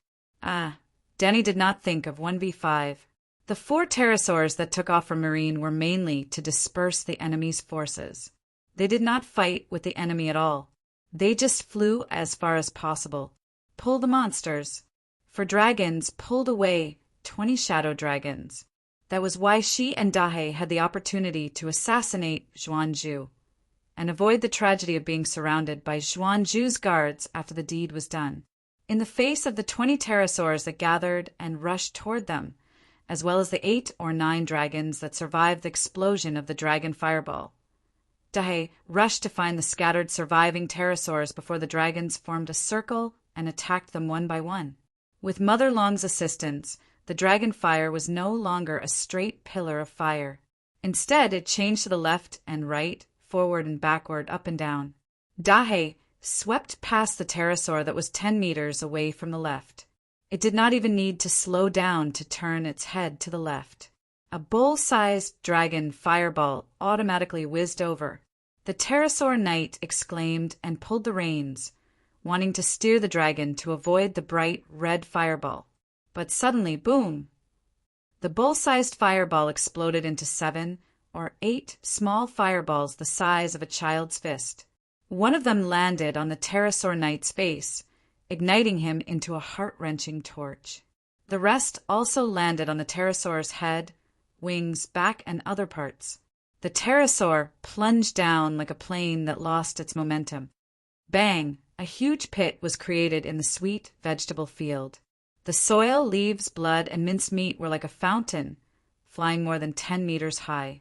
Even if the pterosaurs merged into one and made Dahe lose the opportunity to attack them one by one, Danny could still kite them. A strange scene appeared in the sky. A megalosaurus that was mottled with red, black, and feces green flew in front, followed by a group of black pterosaurs. The distance between the two sides seemed to be getting closer and closer. 200 meters, 150 meters, 100 meters, 50 meters, 30 meters. Unknowingly, they had passed through the green cornfields on the north shore of Heilongjiang, the green and red sweet vegetable fields, and entered the rippling bay west of Mirin. After going more than 10 kilometers into the bay, the pterosaurs were getting closer and closer to Dahe, and their flying altitude was getting lower and lower. Something's not right. What is she doing? Wakanda's heart was full of doubts, and his sense of crisis was getting stronger. At this time, he was in the lead and was almost at the black dragon's tail. Something's not right. Leave here immediately. Just as he raised the crossbow at his waist and was about to shoot at the back of the white knight, a numb feeling in his scalp made his body tremble, and he subconsciously pulled the reins to change direction. Whoosh! The white knight lowered her head, and a bright red fireball flew over her back, smashing right into the face of the defenseless Wakanda. He howled as he melted, and the wings of the pterosaur he was riding on caught fire, and it fell uncontrollably into the sea. At this low altitude, it was impossible to kill himself by hitting his head on the ground. Danny had lured them here to deal with the suicide command that Balerion had set in the pterosaurs' minds. She wanted to capture this group of pterosaurs. Whoosh, whoosh, whoosh. Wakanda and his dragon were just the beginning. The rain of fireballs that covered the sky became an eternal nightmare in the hearts of the surviving dragon knights. The scene was very similar to the arcade game Thunder that Danny played when she was young. The fighter picked up a shotgun and shot out shells that took up half the screen, destroying the weak soldiers in the first level. Chapter 519. The aerial battle in Mirin had ended in less than an hour, and Danny had captured a giant swamp dragon and 8 shadow dragons. There were also a number of dragon knights. Of course, she did not just shoot down 8 shadow dragons, but of the 14 dragons that fell into the sea, only 6 survived. Some were too injured and drowned in the sea. Some were burned in the head, neck, and other vital parts by the dragon fireball and died directly. Blackie and the pterosaurs were moving at high speed, and Danny had so many targets to attack. It was too difficult to aim at every dragon and avoid the vital parts. When the pterosaurs completely lost their will to fight and scattered in all directions, the Dragon Queen used the method of jumping on the plane to directly capture 2 more. Jumping off the plane was troublesome and too dangerous. After leaving the bay, Danny did not dare to do it again. If she made a mistake in the sea, She could still fall into the sea, but if she made a mistake in the air above the farmland, she could only turn into spring mud for the crops. Although the pterosaur knights had lost the faith communication system of Commander Benny and Balerion, they were not stupid enough to fight Dany to the death. After confirming that they could not kill the Dragon Queen, they were very alert and immediately scattered to escape. In the process of Dany's pursuit, she captured 2 dragons, killed 1, and the remaining 10 or so successfully escaped. After all, the Shadow Pterosaur also had a speed of more than 200 kilometers per hour. As long as they were out of Dany's sight for 5 minutes, beyond a range of 10 kilometers, no matter how sharp Blackie's eyes were, it would not be able to find them. After the war, smoke was everywhere outside Meereen. Unable to break into the sky above Meereen, and having to immediately participate in the aerial battle, the Pterosaur Knights could only leave the hundreds of kilograms of kerosene bombs in the farmland. Even the fighter jets would throw away the auxiliary fuel tanks before combat. As a result, dozens of fields such as the corn forest, the sweet vegetable field, and the sweet potato seedlings were all set on fire. This loss was not even enough to cover 10 acres of land, so the Dragon Queen did not feel any heartache at all. Blackie's wings rolled up the dust in the air and landed lightly on the yellow road beside the cornfield. Caw, before Dany slid down from the dragon's back, a raven ignored the pressure of the Megalosaurus and landed on a crooked willow tree by the roadside. Caw, Your Majesty, good day. That's good. Dany relaxed. This was Morona's animal companion, and it was reporting Kai Yuan's situation to her. She had been worried that Martaris would create a diversion. For example, he could arrange for 40 pterosaurs to ambush Meereen, while the other 30 would ambush Astapor or Kai Yuan. I couldn't blame her for thinking too much. Honestly, I already knew that there would be 100 Dragon Knight trainees in the first batch. It would be far too careless of me not to prepare for 70 Dragon Knight trainees. Dragon Queen was still worried about the 30 winged dragons she had imagined. White Mask, Morona, Goat, Gisela, and Wild Boar Polo. After the 3 transfigureheads were revived by Dragon Queen's spirit bestowment, their strength had indeed increased. Naturally, they looked for new animal companions again. This time, Dany didn't let them use up all their contract slots. Instead, each of them found a raven as their partner. The Great Wall Commander-in-Chief, Mormont, was not the only crow that could talk in this world. The slave owners of Slaver's Bay were extremely extravagant. What kind of rare birds did they not have? Finding 3 ravens that could only talk was too easy. One raven was in Meereen to pass on Kai Yuan's information to Dragon Queen while monitoring the nearby airspace. The other raven was raised by Tyrion and stayed in Oldgith. After that, it was a little magical. Gisela directly sent her raven to Matari's Raven's Nest. This idea was actually Tyrion's idea. Dragon Queen was worried about the remaining 70 pterosaurs. She asked the only pterosaur knight at the time to go to Mataris to scout the enemy's situation. It would be best if he could monitor the movements of the 70 pterosaurs at all times to ensure that they couldn't suddenly attack Slaver's Bay. There was no doubt that this mission was very dangerous. There was the possibility of honorable sacrifice. How could it not be honorable to sacrifice for the liberation of the slaves? General Wildfire refused to be honorable. His desire to live was very strong. First, he used John Clinton to fill in the old dragon Knows the Way trap.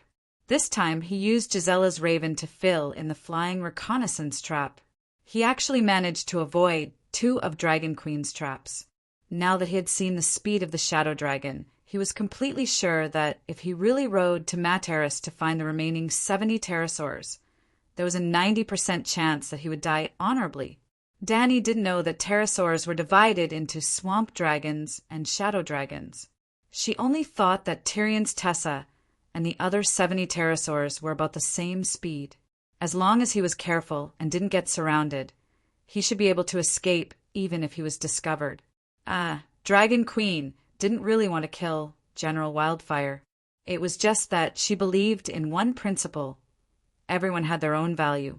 If he took her things, he should fulfill his value for her. For example, Count Broken Shackles. For example, the little demon. She took him in, gave him a high position, gave him a noble identity, gave him good food, luxurious clothes, and gave him money to hold hands with the Red Saintess. Then he had to help her make wildfire. Tyrion was indeed a wildfire expert. He could only fulfill this value for the queen.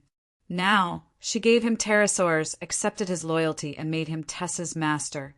Then he should have the awareness of a dragon knight, bravely and fearlessly charge at the enemy. He should take on the responsibility of a dragon knight, to die for the dragon queen. All right, Dany didn't deny it. Just like when she faced Jon Snow, she couldn't help but dig holes for him. After knowing the identity of the little demon's illegitimate son, she couldn't help but give him the same treatment.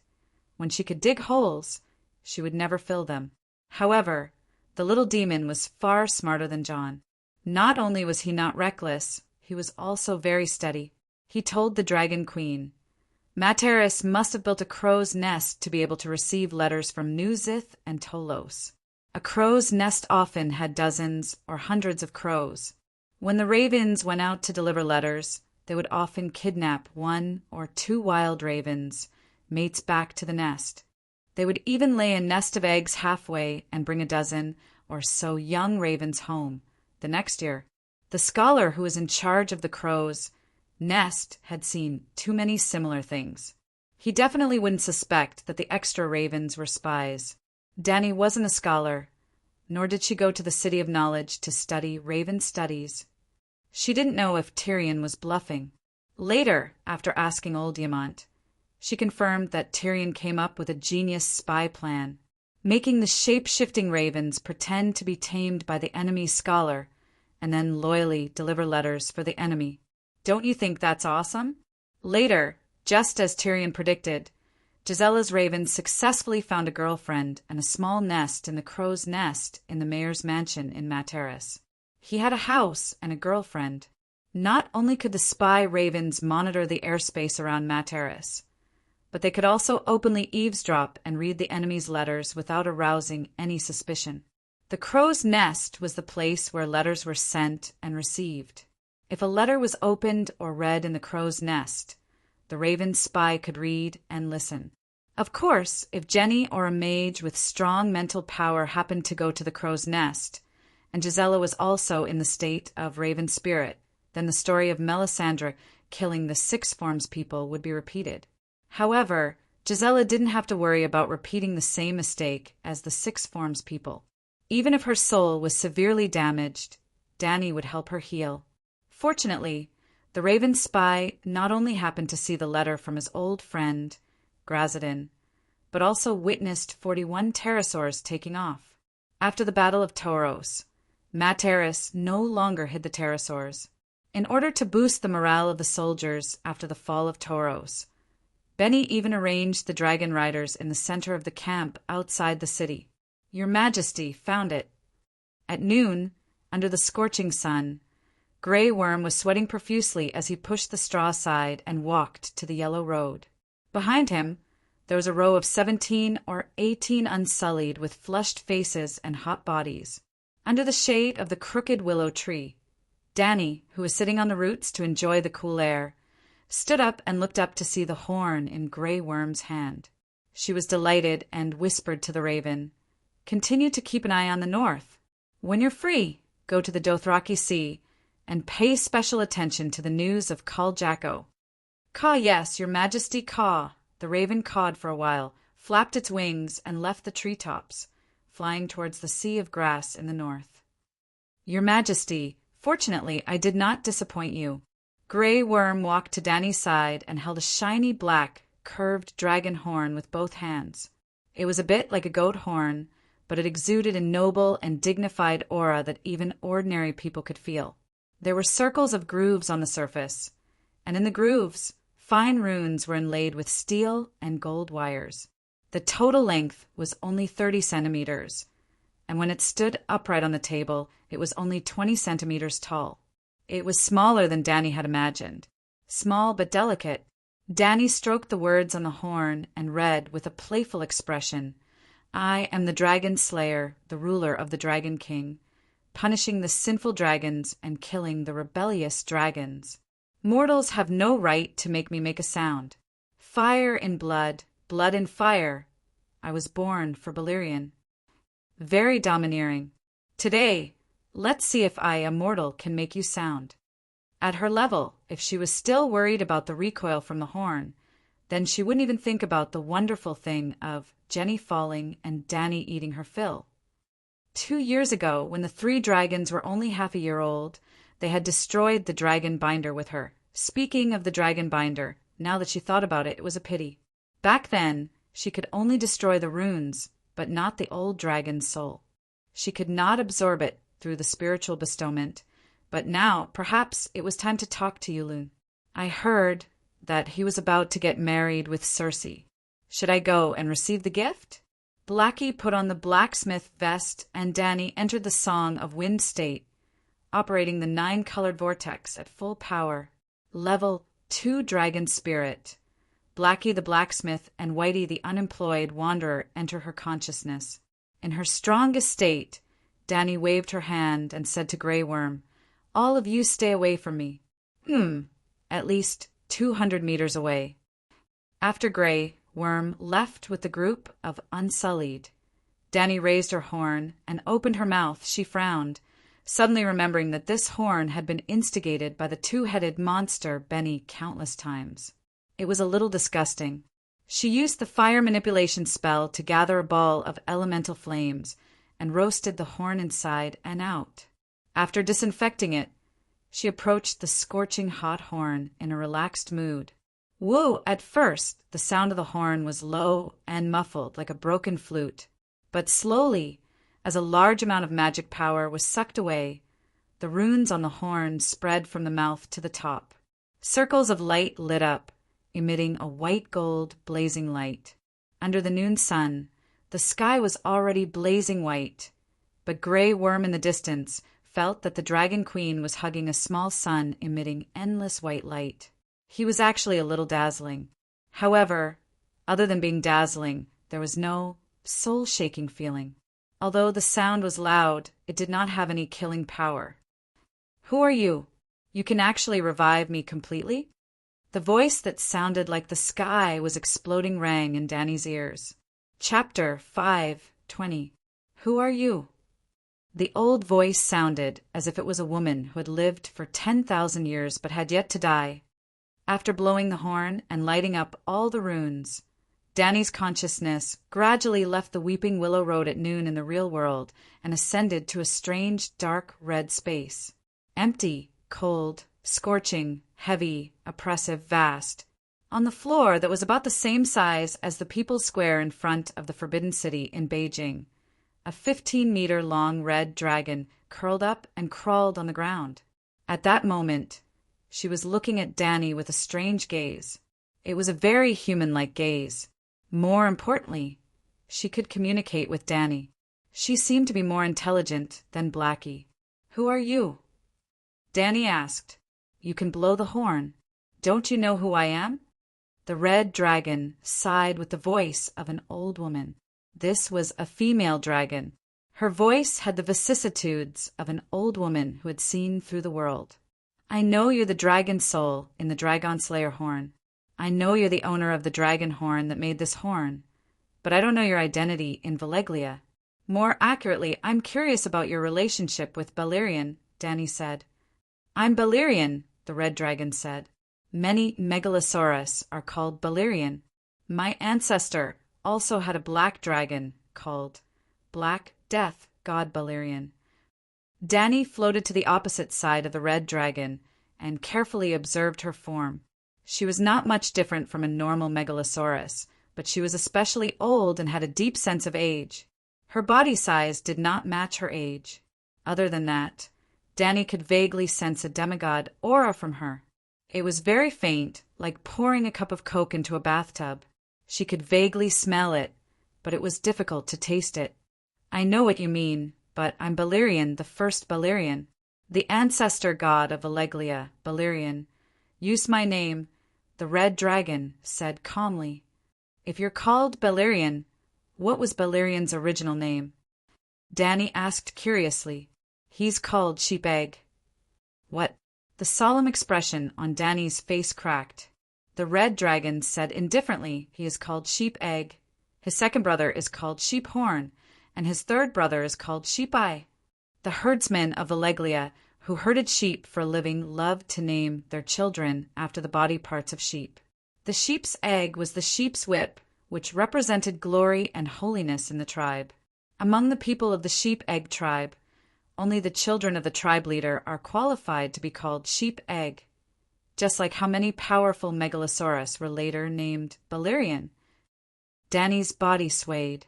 She felt as if her faith had been shattered. It turned out that the awesome Beleriand was also Her Highness Xiao Biluo after turning off the beauty mask. But on second thought, it seemed that the name Sheep Egg was very reasonable.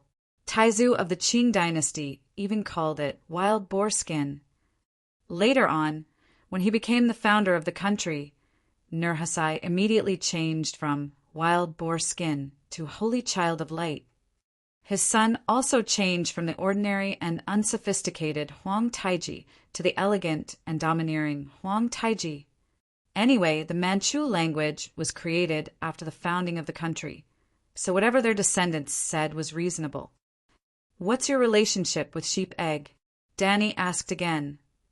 The relationship between you and your dragon is the same as the relationship between him and me. The Red Dragon's tone was no longer calm. It was very complicated. There was sadness, nostalgia, longing, and also some resentment. You are his dragon, a dragon with a dragon spirit? Why is your body so small? I can sense that the soul projection here is similar to the physical form. You are only 15 meters tall. Even if Danny had already guessed it, when she heard the Red Dragon say it, she was still surprised. Under normal circumstances, the bigger the megalosaurus, the stronger they were. Could it be that, as a creation of the first generation of blood magic, the Red Dragon's body was flawed? I said my relationship with him is the same as yours and yours. You only have a dragon spirit relationship with the two of them. Hee, they are still your children, right? The Red Dragon's gaze had a kind of indifference, as if it had seen through everything. There was also a kind of intimacy that made Danny very uncomfortable. Yes, she could feel that the Red Dragon was very friendly to her, so friendly that it was close. Could it be that my dragon mother attribute attracted it, and it wants me to be its mother? Danny thought absurdly. That's right, they are all my children. I hatched them from the stone egg. 5 dragons, the ones with my dragon spirit now, are the eldest and the second. Big Black, Little White, come out and meet the guests. Whoosh! 2 beams of light, 1 black and 1 white, shot out from between Danny's eyebrows. In just an instant, they expanded into 2 megalosaurus. Big Black was 30 meters long, and Little White was more than 20 meters long, compared to the skinny Red Dragon. Both of them were greatly enlightened. Not only were they big, but the power and divine power they exuded. Big Black could not control every strand of power as precisely as Danny could. After separating from Danny's soul, it wantonly exuded the power of a demigod blacksmith, causing the entire black and red space to shake a few times. The Red Dragon's bright red eyes lit up and then dimmed. She said calmly, "You are indeed a demigod." "I am also a demigod, but my body is not even as big as a 3-year-old dragon whelp. When I was 2 years old, the news of the megalosaurus reappearing in the world was known by the mages. Sigh, it was hard not to know about the surge of magic power. That time, Sheep Egg was in a life and death crisis. Dozens of mages from the eastern barbarian land wanted to snatch his dragon, which was me.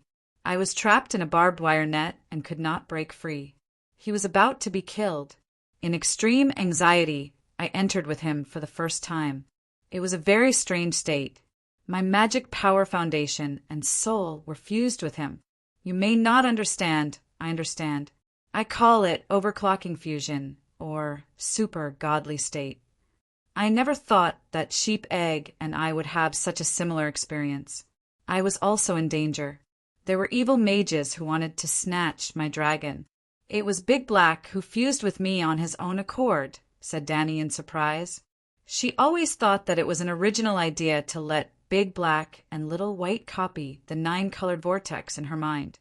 Big Black's magic power foundation fusion with her was also unique. She never thought that Sheep Egg could do it 6,000 years ago. Megalosaurus has always been feared and coveted by others. It is not surprising that you have a similar experience. The red dragon nodded slightly, then looked at Big Black with a puzzled expression. It asked, "Does your super godly state not have any side effects?" "The side effects are huge," said Danny with lingering fear. "The reason why my body is so small is because of that fusion. But your black dragon is full of vigor. It does not seem like you have experienced the decline of your vitality and spirit," said the red dragon in surprise. "So that's why." Danny was enlightened. No wonder the Dragon Slayer was the most powerful of the 3 dragon horns. But the dragon horn was much smaller than that of the dragon binder. "I have a special healing spell." She did not intend to reveal her secret. "Sai, you are very lucky." The red dragon saw through her thoughts and did not ask for more details. "Hiss, yes, I am very lucky." Big Black approached Danny. Its voice rumbled like thunder, creating a huge echo in the space. Hiss, Little White also made a sound. Danny smiled gently at the 2 of them, then turned to the red dragon and asked, "Since you are a demigod, why were you sealed in the dragon horn and became the dragon horn?" Although she did not know if demigods could live forever, it should not be a problem for them to live for thousands of years. For example, immortals, rat chefs, black goats. The red dragon sighed sadly and asked in return, "How much divine power do you feel in me?" "Almost none. Your soul gives me a feeling of emptiness, as if you have the soul of a demigod, but no magic power. The divine power aura is so thin that I can barely feel it," said Danny in confusion. "Because I gave all my power to Sheep Egg." "How?" asked Danny in surprise. The red dragon looked deeply at Danny and said, "Just never remove the godlike state." Ah, this answer was too unexpected. Danny could not help but exclaim softly, "If you don't remove the godlike state, won't the Megalosaurus die?" The red dragon nodded slightly and sighed. "In the godlike state, my magic power, my soul, and my divine power were all poured into Sheep Egg's spiritual sea without leaving a drop behind, perfectly fusing with him. And my physical body lost its soul, divine power, and magic power, and naturally slowly entered death. In fact, only 3 days passed, and my body began to rot. So I died, and the soul I left in his spiritual sea became a dead soul. My magic power, divine power, and even my understanding of fire all belonged to him. However, although I died because I was in the dragon's spirit state with him, the dead soul did not enter the world of death. Instead, it was in a strange state. Well, it's like what you see now. Sheep Egg kept my soul in the dragon horn and made it into the dragon's horn." Danny's face became extremely ugly, like an ordinary mother hearing another mother kill her own child. She said coldly, "What is Sheep Egg thinking? It's just magic power. How could he kill his own dragon so cruelly? You're his child." "Yes, I'm his child. He used blood magic to create me. I have his blood in my body, and he has my blood in his body. Our blood is truly intertwined. However, don't misunderstand. My relationship with him is no worse than yours with your dragon. I'm willing to sacrifice everything for him, even my life." Danny was stunned. She looked at the red dragon in front of her, whose eyes were calm and tone was too calm. Then she turned her head and looked at Dahe, who happened to be looking over with his eyes wide open. She was silent. The red dragon's gaze swept back and forth between Danny and her 2 Megalosaurus. After a while it said meaningfully, "This world is very special. Mortals can't break through the last barrier through cultivation. 500 years after reaching the peak of demigod, Sheep Egg almost couldn't go any further. He was very unwilling. His dream has always been to master the Song of Fire and become the god of fire. Since he was so eager to become a god, I had no reason not to help him. I'm also at the peak of demigod and have some understanding of the Song of Fire. Our meditation foundation comes from the same source, and the demigod magic core has no stagnation and is perfectly integrated. As we guessed before, after Sheep Egg got everything from me, his strength went one step further. He surpassed demigod and is half a step into the threshold of true god. His strength is enough to break Lalo's restraints on the Song of Fire and begin to compose his own Song of Fire. Is it worth it? It's just the Song of Fire. Danny smiled bitterly. Moreover, Sheep Egg was still a demigod, which meant that he had hit a bottleneck again. I think it's worth it. The red dragon didn't force it or hesitate at all. Sigh. Danny could only sigh. Chapter 5:21. The space was silent for a while. Danny stared at the red dragon with a complicated expression and asked, "How much more can you tell me about Sheep Egg's secret?" Obviously, the red dragon, who had no regrets about sacrificing himself for Sheep Egg, would never betray Sheep Egg. The red dragon seemed to be deep in thought. After a while, she said emotionally, "I knew you were his enemy, so I didn't want to say anything. But when I saw you and the two little dragons, I couldn't help but think of us. Let's talk about one last thing." The red dragon sighed and continued. Sheep Egg and his brothers gave birth to the 13 Fire Peaks. Sheep Egg's cousin gave birth to the Valeglia Dragon King clan. In other words, you and Sheep Egg have the same ancestor.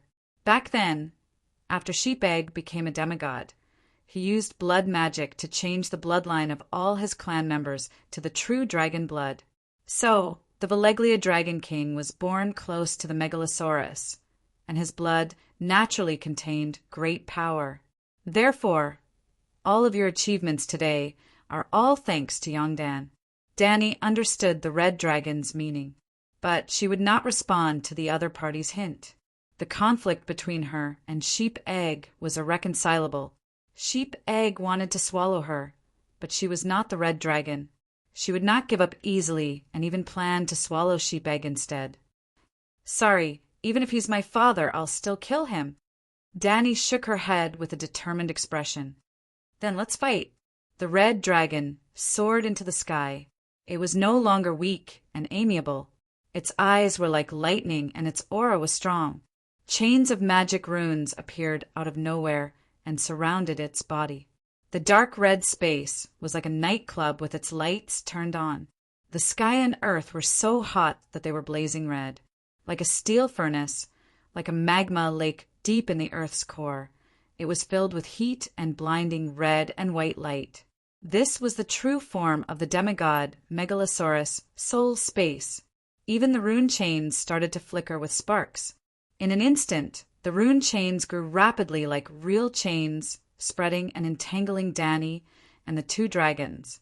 Unlike the dragon slayers who fought with their souls, the dragon slayers could make use of the runic matrix in the horn flexibly.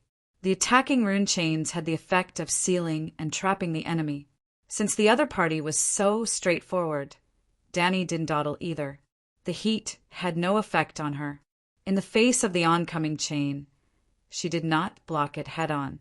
Instead, she summoned her second dragon spirit. Little White and Big Black turned into streams of light and merged with her soul.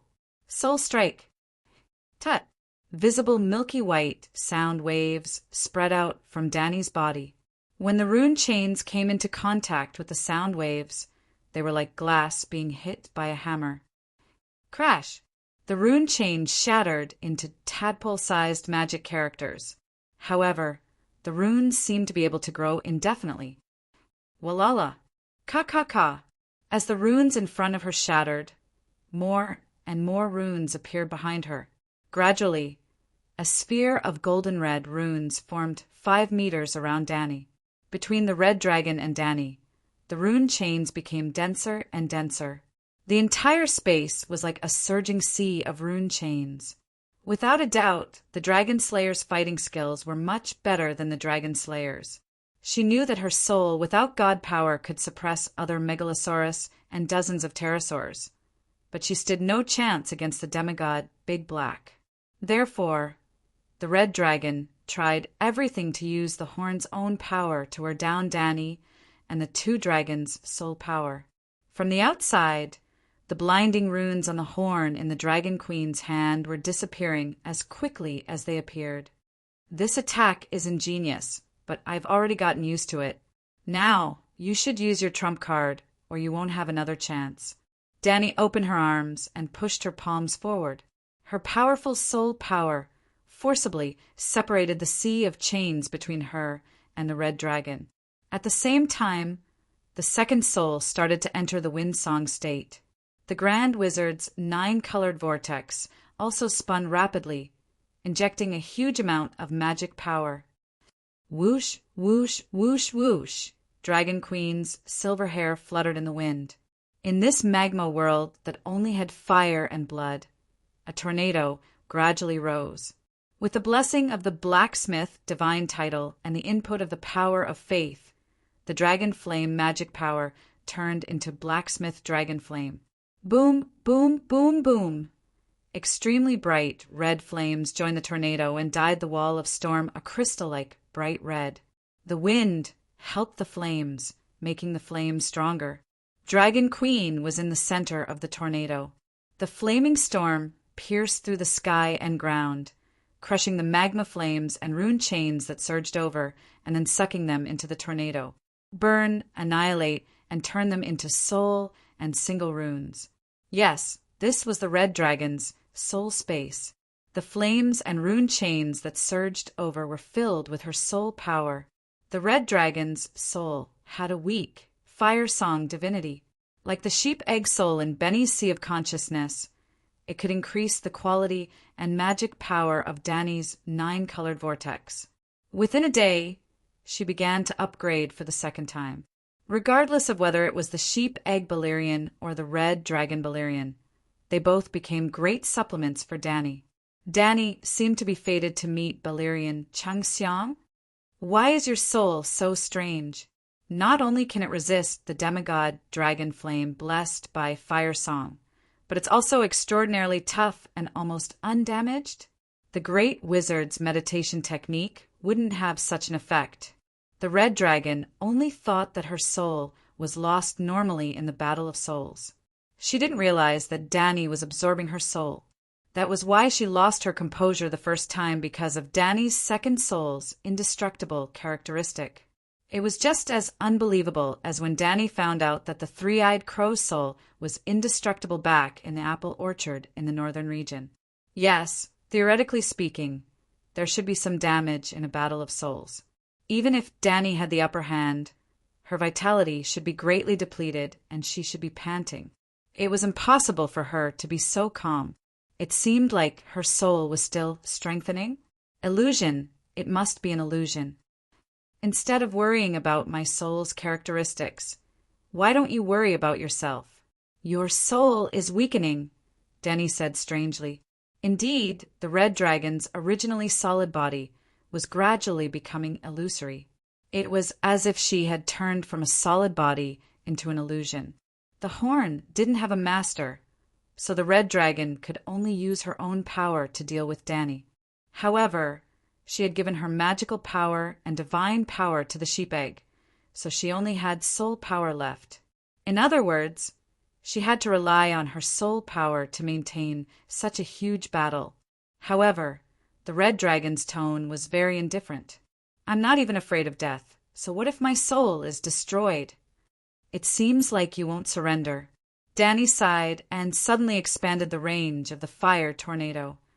Rumble-ka-la-la-la, large amounts of rune chains collapsed and were crushed and burned into single runes, which were collected by the Dragon Queen. Soon the runes disappeared, and the space that was as hot as a steel furnace returned to its previous dark red and cold state. The solid red dragon turned into a translucent crystal state, and at least half of her soul power was lost. Danny floated in front of the red dragon, and the fire tornado around her disappeared. She stared at the other party's crystal red vertical pupils with a complicated expression and asked, "You're already dead, and you've tried your best to resist. Why don't you surrender to me? I won't force you to tell me Sheep Egg's secret. So why don't you reveal some of Alleglia's secret techniques? No, if you learn the secret techniques, you'll only hurt Sheep Egg. This betrayal of Sheep Egg is 10,000 times worse than death." The red dragon's voice was weak, but her tone was firm. "Then there's no other way." Danny was prepared to destroy the flower. An old female dragon was also an old flower. However, just as she was about to summon another fire tornado, a sudden change occurred. In the real world, the light from the horn in her hand had completely disappeared, and the runes carved on the horn cracked one by one. In the end, the horn made from the dragon horn turned into fine sand and drifted with the wind. In the spiritual space, a ray of light shot from the void and shone on this dark red and cold space. Ka ka ka! Cracks appeared on the dark red soul wall that projected white light. In an instant, the cracks on the wall were like a spider web. The red dragon sighed and said, "Danny Leezy, you're too careless." Danny could feel that she was quickly distancing herself from the red dragon. They were no longer in the same spiritual space. The red dragon flapped her wings freely and soared above the 9 heavens. Her figure gradually became blurry, and her voice faintly sounded. "I used the horn's runic array to deal with you, but you destroyed it all. Have you forgotten that it was those runes that bound me to the horn? Destroying the runic array is equivalent to freeing me. You have to know that I'm Sheep Egg's soulmate, and our souls are one. After talking with you for so long, I also notice that you have many secrets. I'm sorry, I really like you and your dragon, but for Sheep Egg, goodbye." The red dragon's figure became more and more blurry. She seemed to want to cross time and space and immediately return to a certain place. "You're already in such a state, and you can still communicate with it?" Danny was surprised. The red dragon was shocked. The other party was not flustered and exasperated, but instead was calm and composed. "It's time for me to go." The red dragon flapped her wings and disappeared. She entered a starry night world. She was like a shooting star. She followed a suction force and streaked across the sky, falling into, "Hee, where can you go?" Danny said with a smile, "What?" The shooting star was attracted by an invisible force. The red dragon's face was distorted. She looked at Danny, who was standing on the white dragon's back with her hands behind her back, and shouted in fear and confusion, "How can this be? How is this possible? This is a dragon spirit. You can break my dragon spirit? Even a true god can't do that. Hiss, you're the second one." Little White had a pitiful look in her eyes. She sent a spiritual wave to the old senior. "The second one?" The red dragon was confused. She was indeed the second one. The last unlucky person was Valamir. Danny had a green prophet meditation technique that was even more perfect than the three-eyed crow, but she could not sneak into other people's souls silently like he could.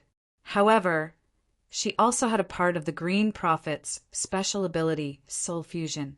After she absorbed the spiritual essence transformed from Valamir's soul, she could follow the weirwood and cross the mountains, rivers, and forests to track the shapeshifters who were about to take over the wild wolves. She had also absorbed the spiritual essence transformed from the red dragon's soul. Naturally, she could follow the wind and track the red dragon who was about to use his dragon spirit. In an instant, her field of vision increased. She went past the yellow road, past the crooked willow tree, past the cornfield, past the forest, and above the sea. She caught up with the red dragon. "Hiss, you have nowhere to run. Surrender." Blackie said, "Well, Dahe and Little White, one in the front and one in the back, wrapped the red dragon in the middle. Kill me." The red dragon closed her eyes and sighed. "Okay." Danny did not hesitate. She first used a soul attack to knock the red dragon dizzy. Then She used a tornado of wind and fire to trap the red dragon. Chapter 5:22. Awoo, the red dragon wailed. Like pork in a meat grinder, her scales were scraped off layer by layer. Her flesh and skin turned into specks of light and disappeared. Because she was a soul, her old skin peeled off and new skin grew. The cruel process repeated over and over again. It looked extremely tragic. Hiss! Blackie turned away, unable to bear to watch. Little White simply closed her eyes. After a while, when the red dragon's soul was only a quarter left and her body was as thin as a phantom, the storm dissipated and Little White made way. Danny sighed and said, "You said before that when you see me, Little White and Blackie, you think of you and Sheep Egg. Seeing you now makes me, Blackie, and Little White feel the same, uncomfortable. Saigo, the next time we meet, we'll fight to the death." The red dragon looked at them silently with a complicated gaze. The two dragons disappeared into the void in the blink of an eye. In the real world, the moment Danny returned to her body, the red dragon also completed its dragon spirit. Smoke Sea. The seawater was boiling and bubbles were bubbling. The surface of the sea was filled with thick steam that smelled of sulfur. There was a volcano in the sea, flickering with dark red light under the surface. In the lava lake under the volcano, there was a collapsed temple. In the temple, Balerian's statue trembled slightly. "Ah, Childer, a horn was destroyed? Damn it! How did you get hurt like this?" This was the anxious shout of a young man. "Father, don't worry, I'm fine. Danny Rise is very strong to be able to block your dragon spirit and mine. I guess she has mastered the Green Prophet's secret art." This was the red dragon's tired sigh. "I swear I will kill that bitch to avenge you. Perhaps after devouring her, I will be able to go one step further and become a true fire god. A true god's power is limitless. It won't be difficult to revive you. Then I can fulfill my promise back then, and—" The young man's voice was filled with hatred and endless love. Myrene, the top garden of the Golden Pagoda. The afternoon sun was scorching, but Danny seemed to not feel it. She stood on the thick wall and closed her eyes to sense carefully. She really is hiding in the Smoke Sea. After a while, she opened her eyes, and there was a hint of playfulness in her cold gaze. "Sheep Egg, you have entered the countdown to death." What the red dragon didn't know was that Dragon Queen had secretly used spirit bestowment when she used the wind and fire tornado to strip her of her soul power. This time, Danny did not absorb herself, but gave it to the red dragon. The red dragon was in great pain from having its soul torn apart. It did not notice that its soul had increased, the total number was decreasing. Danny stripped the red dragon's soul and turned it into a large amount of spiritual substance, which naturally contained a rich amount of A-type spiritual substance. Spirit bestowment could format the red dragon's type A will. The Green Prophet second ring soul could fake the formatted type A will. Although it appeared to be formatted and devoid of any personal imprint that could be absorbed by any living being, it actually carried the faint imprint of the Dragon Queen. It was a very, very weak imprint. Sheep Egg could not detect it, but it was barely enough to locate the red dragon's position. Well, he was far from being able to carry out Danny's whispers. It was absolutely true that Danny was moved by the red dragon's loyalty and sacrifice to Sheep Egg. But being moved was one thing. Life had to go on. Being moved this time could not remove the hostility between her and Sheep Egg. Just like how Danny admired Jack, the young leader of the Spear Regiment, but still arranged for him to have a miserable ending. Danny was very magnanimous and approachable to unimportant people. She almost did not have the airs of a queen, so much so that Aegon always believed that she was the most amiable aunt and the closest person to him in the world. Danny had a certain amount of sympathy for ordinary people and would help them as much as she could. For example, rescuing Hajien or the 50 million gold royals purchase plan. However, towards those who were hostile towards her and had the ability to harm her, Danny could be absolutely ruthless. For example, faceless Jiaquins teach you to become a dead ghost meditation technique. And at this very moment, so what if they defeated the Allied army's attack this time? Whether or not they could kill Jenny was another matter. Even if they could, Jenny was the same as Benny, just one of Balerian's tens of millions of souls. Even if they killed her, there would be tens of thousands of others. Was Danny going to be entangled with Balerian for tens of thousands of years until the end of the world? Impossible. But she did not even know the location of Balerian's main body. Even if she wanted to use 5,000 Iron Men to attack him, it was impossible, until the red dragon appeared.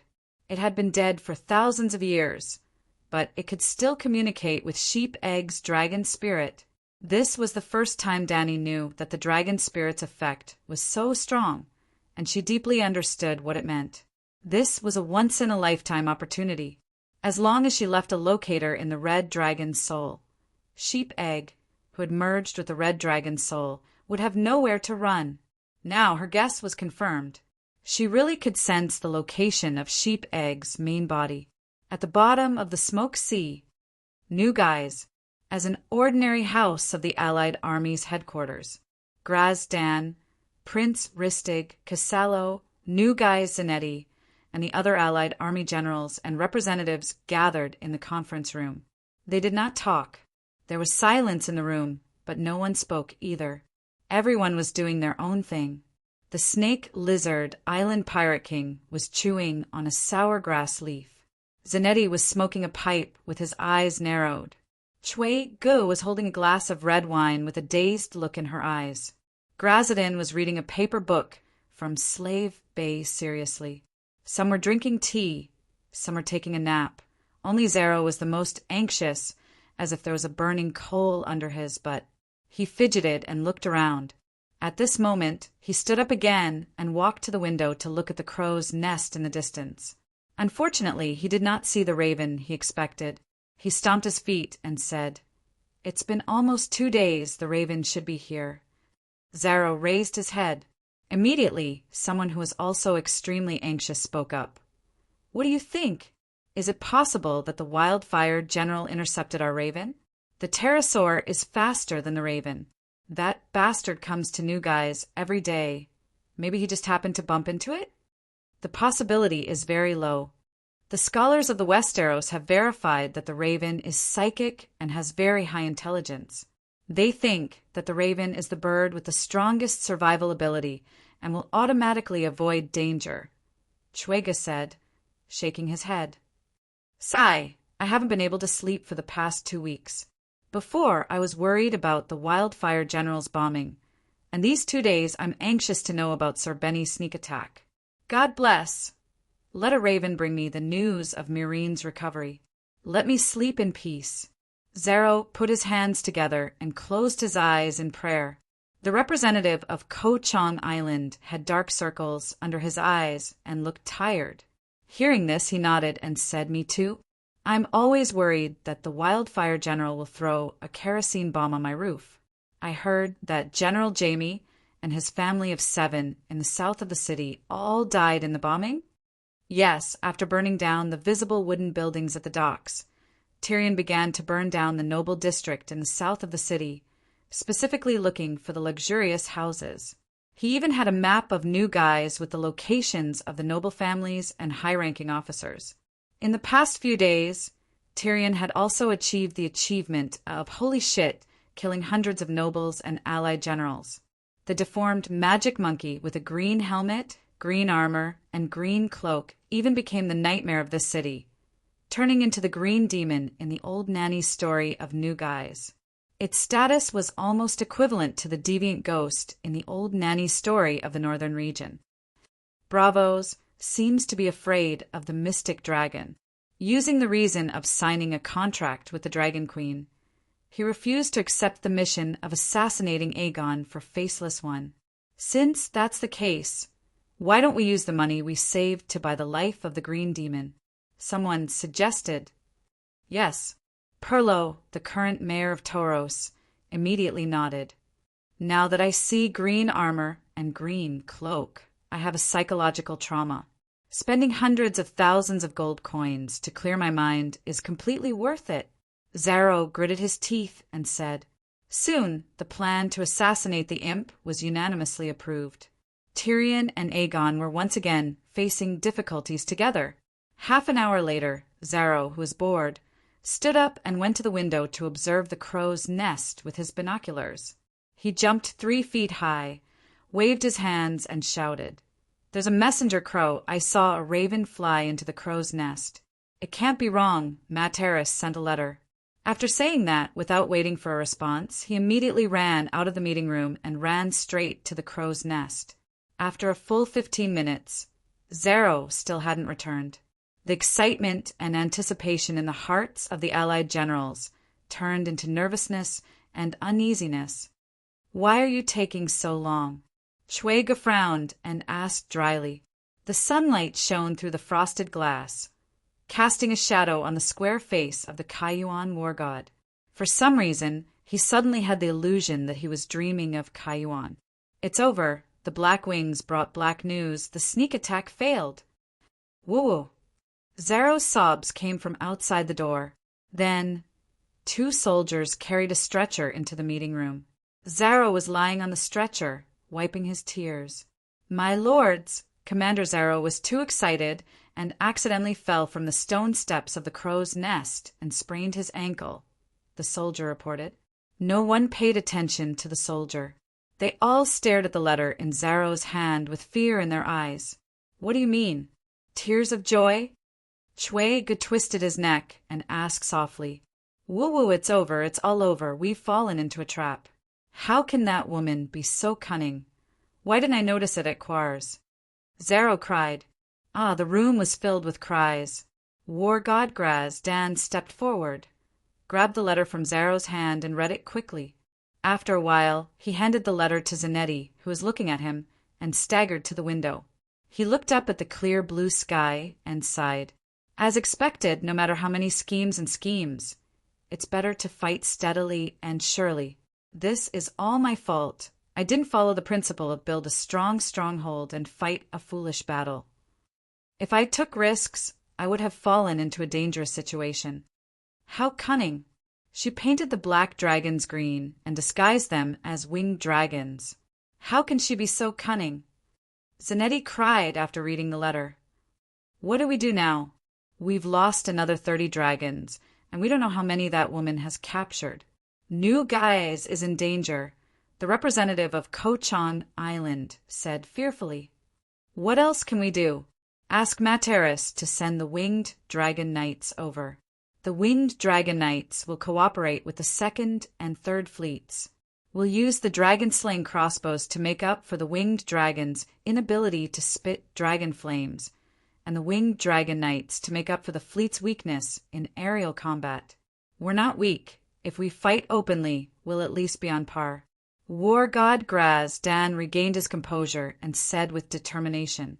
Then the war god said with a serious expression, "High Priest Jenny suspects that we have too many people on our side and leaked the plan to attack Meereen. What do you think?" "It's possible." Chuega nodded in agreement. Chapter 5:23. Chuega looked at his colleagues suspiciously and was the first to stand up. The Dragon Queen might have guessed that the Winged Dragon Knights would attack the 3 cities of Slaver's Bay, but she couldn't have known our specific targets. Meereen, Cayuan Astapor? It's all possible. She shouldn't have known the exact path of the Winged Dragon Knights. Look at the way she assassinated Commander Bennett. How could all of this be a coincidence? "There's a traitor among us," Prince Rhys said firmly. The meeting room was silent. They looked at each other with suspicion and vigilance. The harmonious and friendly atmosphere of the meeting had become oppressive and awkward. The war god glanced at Chuego and said in a low voice, "I believe all of you are not spies of the Mother of Dragons. There are too many people who know about the ambush plan. The most likely possibility is that the information was leaked from the low-ranking officers. Yes, we are all targets of the Mother of Dragons revolution. Only idiots would be spies for her," Senator Valenta said. "Yes, the others are fine, but how could the Mother of Dragons let us go?" Even Chui Gu seemed to be convinced and nodded. That makes sense. Soon, everyone reached a consensus. The spy might be real, but it had nothing to do with the representatives. The meeting room was filled with a lively and sincere atmosphere again. Zanetti shook the letter in his hand and said, Priest Jenny wants us to send a messenger with a high enough status to Astapor to ask about the possibility of redeeming the prisoners. It would be best if we could redeem the captured winged dragon knights. Winged dragons are easy to get, but riders are hard to find. It takes months to train a knight. The elephant soldiers and cavalry are already preparing to leave Materis and conquer Marine. Time is tight and we can't afford to delay. Who's going? It's useless, no one. The Dragon Queen is a smart person. Releasing the prisoners and then going to the battlefield to make things difficult for herself? Chui Gu shook his head. We can try. Redeeming noble prisoners is a Westeros custom. Besides, even if she wins every battle, some of her subordinates might be captured by us. We can only return if we come, Grazadin said. I'll go. She and I have a past that is hard to miss. Even if the negotiation fails, there won't be any danger. Zero volunteered on the stretcher. You have a past with the demon mother of dragons? The representative of Ko Chang Island widened his eyes in surprise. It was a wonderful time. Zero's eyes were blurred as he said with an intoxicated expression, That year, under the guidance of fate, I only brought 2 followers and traversed 1,000 miles of red purgatory, a dragon that only searched for miracles. In the ruins of a place called White Cloud City, I met her and saved her along with her centaurs. I brought camels for them, and camels with them to carry water and food. After that, we went south together. During the day, she was like a little bird with a strong thirst for knowledge, chirping around me to ask about the local customs of the world. Fortunately, I was experienced and knowledgeable, so I was able to answer every one of her tricky questions. At night, we sat around the fire, looking at the stars and the moon and discussing fantastical stories. For example, the legend of the megalosaurus that came from the explosion of the moon. When we arrived at Queers, I lived with her for several months. We drank the world's most expensive wine, tasted the world's most delicious food, and used the world's most gorgeous satin to sew her beautiful clothes. If it wasn't for the fact that she always wanted to return to King's Landing, and I didn't want to leave my hometown to deal with the cunning Westeros, we would have married long ago. The past is like smoke. When I look back, we are strangers. Before we parted, she made me a golden jacket. I wore it to see her. No matter what she looks like now, I will miss her when I see her. Everyone was dumbfounded. Their outlook on life was about to collapse. This bald man with a nose studded with jewels had such a glorious history? Was there any justice? Was there any law? They were 10 times more handsome and 10 times richer than him. Why didn't they encounter such a good thing? Marry the Dragon Queen. What a shocking and splendid achievement it would have been for all eternity. You're not bluffing, are you? The Pirate King smacked his lips and asked suspiciously, who doesn't know about this in Queers? Zaro sneered proudly. Chui Gu looked at him enviously and said, If it were me, I would give up everything to cough, to correct this world-class mistake and teach her to follow the right path. If I knew this would happen, I would have sacrificed myself back then, Zaro said regretfully. The Kai Yuan battle god lowered his head and sized himself up. He was tall and sturdy, and his physique was robust. He then touched his face. It was angular and square. Then he thought about his family's wealth and status. It was better than Zaro's. The war god sighed. After the meeting, the war god secretly found Zaro and said, Chui Gu is suspicious. He might be the Dragon Queen's spy. Zaro was shocked. What? Didn't you say? To calm everyone down and not alert the enemy. I could only say that. Grazadin waved his hand and said seriously. Why? Chui Gu is Prince Reese, a slave owner. Zaro was confused. The war god shook his head and said, I don't know why, but my guess is not baseless. First, Chuego announced that there was a spy in the meeting. It's very likely that he's a thief pretending to be a thief. Secondly, Garth Hyder is Linny's brother, which means he's Chue Ge's brother-in-law. Gods, I wouldn't have noticed if you didn't mention it. Zaro slapped his forehead and said, Chue Ge's wife died in Reese's passion garden. She was burned to death by the Dragon Queen. Then he officially married Linny's Hyder. Garth was Daenerys's White Knight and Linny's second brother. Now Linny's is in Newgith. She probably knows about our plan. Sigh, I was too careless. I shouldn't have discussed such a secret in front of so many people. Yes, Linny's was promoted from lover to wife of Prince Chuego. The last time she passed by Reese, Dany accidentally landed in Chue Ge's Tower of Babel. In order to survive, Linny's told the Dragon Queen almost everything she knew about the location of the steel weapons. At that time, she played a trick and borrowed Dany's knife to kill Chue Ge's first wife. Dragon Queen burned down several high-class passion gardens, burning dozens of princes and dozens of nobles who participated in the mass movement. Chue Ge's wife was in one of the passion gardens. Don't doubt, the lives of the nobles in Reese were simple and filled with the most primitive interests. Sigh, the relationships between Westeros nobles are too complicated. It's hard to guard against them. Zaro sighed. Glasden said in a low voice, Chue Ge's way of promotion is also very strange. It seems to have something to do with the Dragon Queen. What do you mean? Zaro was surprised. Chue Ge's bloodline isn't noble. He doesn't have the right to be Reese's representative. However, almost all the princes above him died in the hands of the Dragon Queen. Moreover, when the Dragon Queen arrived in Reese, the first place she went to was Chue Ge's Tower of Babel. I'll arrange for people to keep an eye on Chuego and his wife. When you go to Astapor, you can also secretly test Dany and Liz. With your wisdom and charm, you should be able to do it, right? Of course. Zaro agreed without hesitation. Astapor, the steel mill in the south of the city, beside the forging furnace, Tobu shouted loudly. A group of blacksmith apprentices quickly added charcoal to the 6 furnace openings and stirred the drum with all their might.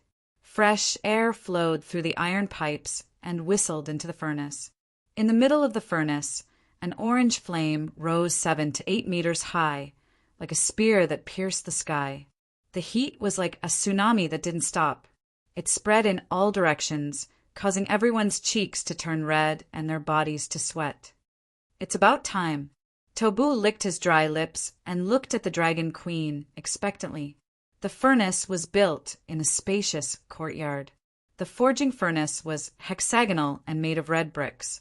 The sides were 1.5 meters long and 2 meters high. On each side, there was a large window filled with charcoal and a mouthpiece connected to the blower. On one side, there was also a smelting room made of natural graphite, and a steel sword was placed inside. Generally speaking, 6 ordinary furnaces were put together to heat the smelting room in the center. According to Tobu's incantation, a number of living people should be thrown into the fire opening in the center of the furnace. Then the incantation should be chanted to sacrifice the black goat and use the black goat's divine power to smelt the steel. But Dany vehemently rejected the idea of blood sacrifice. She spent a lot of effort and finally got the position of blacksmith for Big Black. Now it was time to test the results. Gah! Big Black ignored the high temperature of the furnace bricks and directly laid on top of it. Its mouth was aimed at the fire opening in the center. The blacksmith returned to his position. The power of faith and magic combined to form the blacksmith's divine power. Boom! The bright, glazed red dragon flame was like a water column that flowed through the fire opening into the smelting room. Dany stepped forward. The heat wave blew her soft, silver hair over her shoulders. She kept chanting the incantation to smelt the steel, but the magic in her body did not decrease. But Big Black's divine power began to be consumed rapidly, like a trickle, It flowed into the steel sword in the forging room. Well, the smelting incantation invented by the Call people did not consume their own magic. Blacksmith Tobu had no magic at all.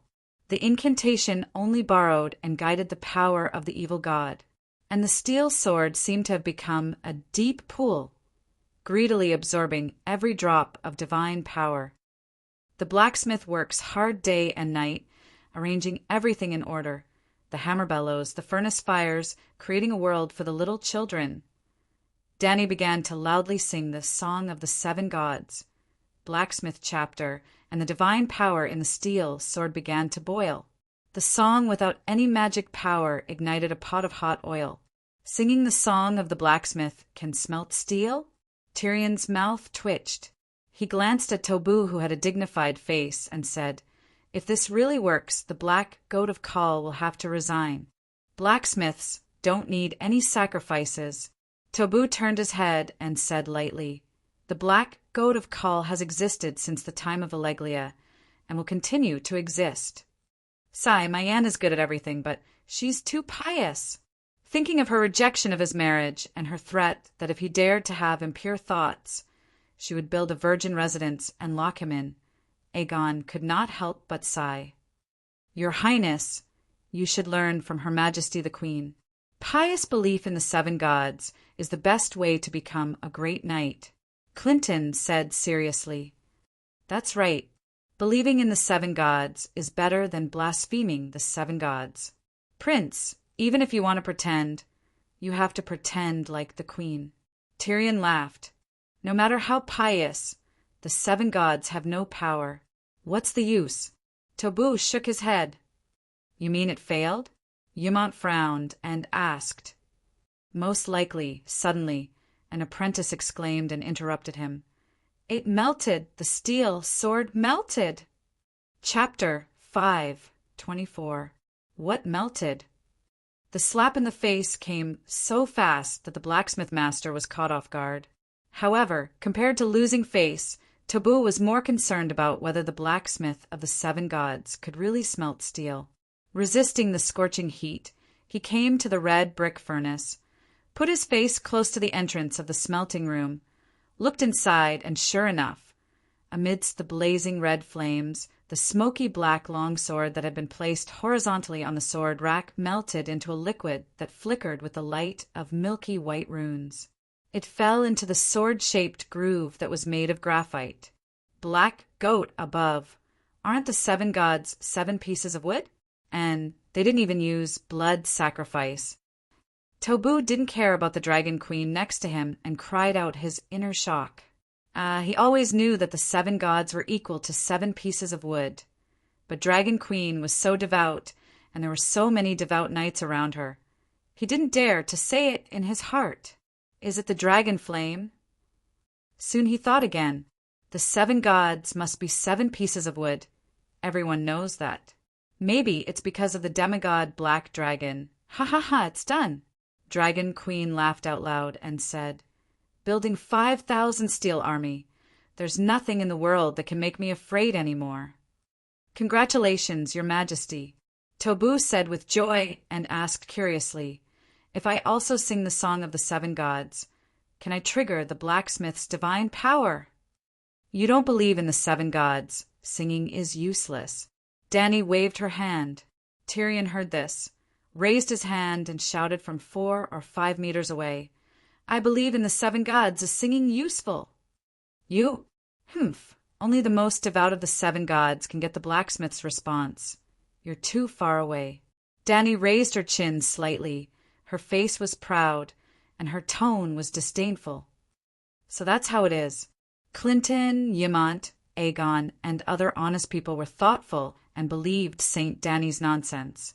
In their hearts, Dragon Queen founded the Seven Gods Church in Slave Bay and even developed the church to the distant land.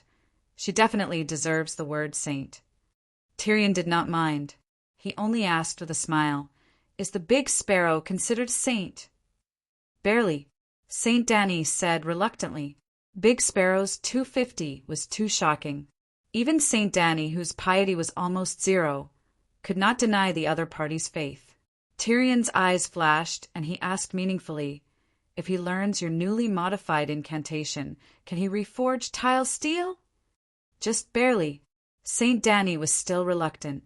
"In theory, Blacksmith Blackie could respond to the prayers of its believers and transmit its divine power to the Big Sparrow through space. Just like the priest of the Black Goat, even though he was far away in Volantis, he could still borrow the divine power of the evil god Kolar. But there was a cost problem here. At this time, Big Black only consumed 1% of his power to smelt the steel, and it consumed 10% of his power to pass it to the Big Sparrow in the Westeros. However, he could only harvest 1,000th of the power of faith from the prayer of the Big Sparrow. It was such a loss. 1,000th was quite a lot. After all, the forging process only took half a day. Half a day of prayer contributed 1,000th. It was not little. In this world where magic was thin, it was completely worthy of the 250 piety of the Big Sparrow. "Is this true?" Danny answered reluctantly, but it shocked Tyrion. He used to be a Muggle, but after becoming a wildfire general, whether it was out of professional needs or to save his life, he had to take out the energy to study the knowledge of the Megalosaurus and study magic knowledge. Therefore, Tyrion deeply understood one thing: the 7 gods were just 7 pieces of wood. Except for providing spiritual comfort to their believers, they would never respond to their believers with power. He understood this, but he still believed in the 7 gods, and his faith was even higher than that of Aegon, because he, like Danny, saw the essence of the 7 gods. The 7 gods were the 7 virtues of human beings, the 7 different growth cycles of human life, and the 7 identities. He believed in the 7 gods, not the 7 wooden piles, but the 7 spirits represented by the wooden piles. In this way, his faith increased. Of course, could it be that you are so rebellious that you also think the 7 gods are just 7 pieces of wood? Dragon Queen narrowed her eyes, and only 2 cold, blade-like rays of light shot out from them. Are they not 7 pieces of wood? Although he complained in his heart, Tyrion quickly waved his hand and said, No, I believe in the 7 gods, and I'm a paladin." Then Danny was surprised to find that a line of faith extended from Tyrion's forehead and connected directly to Dahe. The little devil was praying to the blacksmith. Moreover, his piety increased by 0. 2. Does this guy have the potential to become an archbishop? Then, something even more shocking happened. Ymont, Aegon, Clinton, and even the blacksmith apprentices nearby all produced a line of faith and connected directly to Dahe. Moreover, their piety increased more or less. What happened? Danny was a little confused. Actually, this was normal. After anyone witnessed a miracle with their own eyes, their faith would increase. Everyone here knew that recasting tile steel required the power of the gods and required a sacrifice to the evil god. However, Dragon Queen only sang a blacksmith song, and the blacksmith showed his spirit. As for Dahe's dragon flame, everyone also knew that the black dragon could not smelt tile steel before. Otherwise, the queen, who was extremely eager for tile steel armor, would not have waited until now. The black dragon could not smelt tile steel before, but now he could. What was more? The blacksmith's song. If this was not a miracle, then what was it? Maybe I should give some benefits to the Big Sparrow. After all, he is now working for Dahe, the kind of 007. After understanding, Danny touched her chin and thought, well, 007, from the early morning until the early morning of the next day, without rest, 7 days a week, no holidays. Nephew Aegon, you don't have a tile steel sword yet, right? Today, Aunt will give you a sword. Tell me, what color and style do you want? And let Tobu forge it for you. In a good mood, the Dragon Queen began to feed her nephew sweets. Who knew that Aegon would actually be embarrassed, his eyes flashing. Thank you, but I have a sword. Tile steel sword?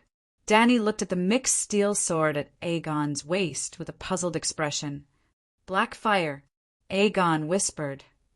What? Danny did not think of that and was a little puzzled. Old Yamont's expression changed. He pulled Aegon's sleeve and said excitedly, "7 gods above, you mean the Targaryen clan's sword Black Fire." Aegon glanced at Dany's aunt. Seeing her calm expression, he sighed in relief. There was a hint of pride on his face. He nodded and said, "Yes, the Black Fire that Aegon used back then."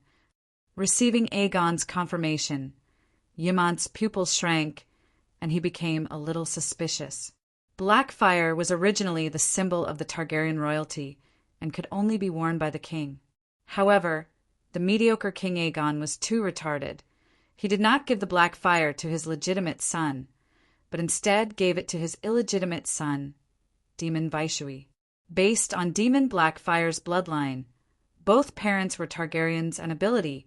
He had the ability to inherit the Black Fire. At worst, he could just return the sword after death. However, Daemon started the Black Fire Rebellion and tried to usurp the Iron Throne as an illegitimate son.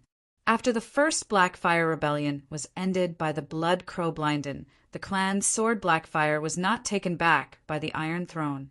Instead, it fell into the hands of Daemon's son.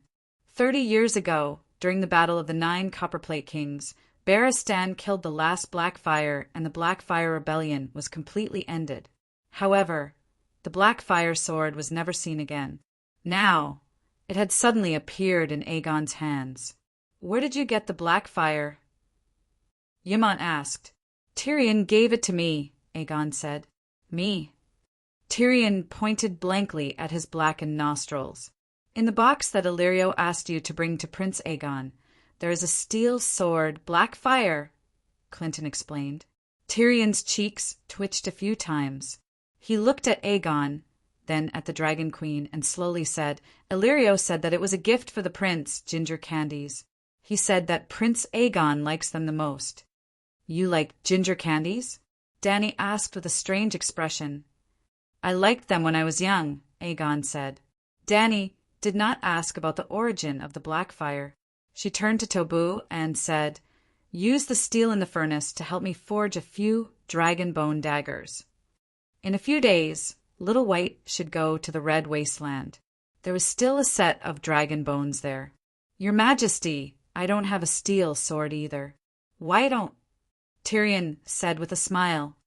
You are a crossbow killer. A hand crossbow is enough." Speaking of crossbows, Tyrion rubbed his chin and said with a smile, "Your Majesty, I have an idea. Can we create a long-armed crossbow that can be pulled by the Megalosaurus? For example, when the Megalosaurus flaps its wings up and down in flight, we can tie 2 buckles to its wing bones and fasten them to the crossbow. Every time the Megalosaurus flaps its wings, it will reload the crossbow. In this way, the Dragon Knights will be able to continuously shoot arrows." Dany said with a strange expression, "You can try using your Tessa." That night, Dany held a large banquet in Astapor. The success of the reforging of steel was only one of the reasons. The great success of the Battle of Tolos, the bombing of New Gith, and the death of the Marine Wyvern were all reasons to celebrate. In this banquet, Aegon took out the Black Fire sword that he had kept for a long time for the first time. Since his aunt was going to give him a steel sword, he was no longer worried about his aunt snatching the Targaryen sword. Dany really did not have much interest in Blackfire at this time. It was just an ordinary steel sword without the slightest bit of magic. When she melted Ghetto's steel statue, even the unsullied brothers guarding the gate could each have one. But the other person looked at the ruby dragon head sword on Aegon's waist and felt very uncomfortable. After the banquet, Dany returned to her bedroom and was lying on the table writing the Dragon Slayer runes. Ymant came to the door and said bluntly, "Dany, there's a problem with Aegon's identity." Dany did not even raise her head. She was only thinking about the combination of runes. The runes in the Dragonbinder's horn allowed her to create the soul-shocking ability Soul Strike. She was looking forward to what the Dragonbinder's horn, as the strongest dragon horn in Valeglia, could do for her. That day in Tolos, when Benny blew the horn, he shocked more than 100,000 people in the city. Even through the thick ground, the 3 shapeshifters in the sewers were scared out of their wits. Aegon might not be Lejyazi. Varys lied to us, Ymont said with a sour expression. With that sword? Dany still did not have much of a reaction. She lowered her head and continued with her work.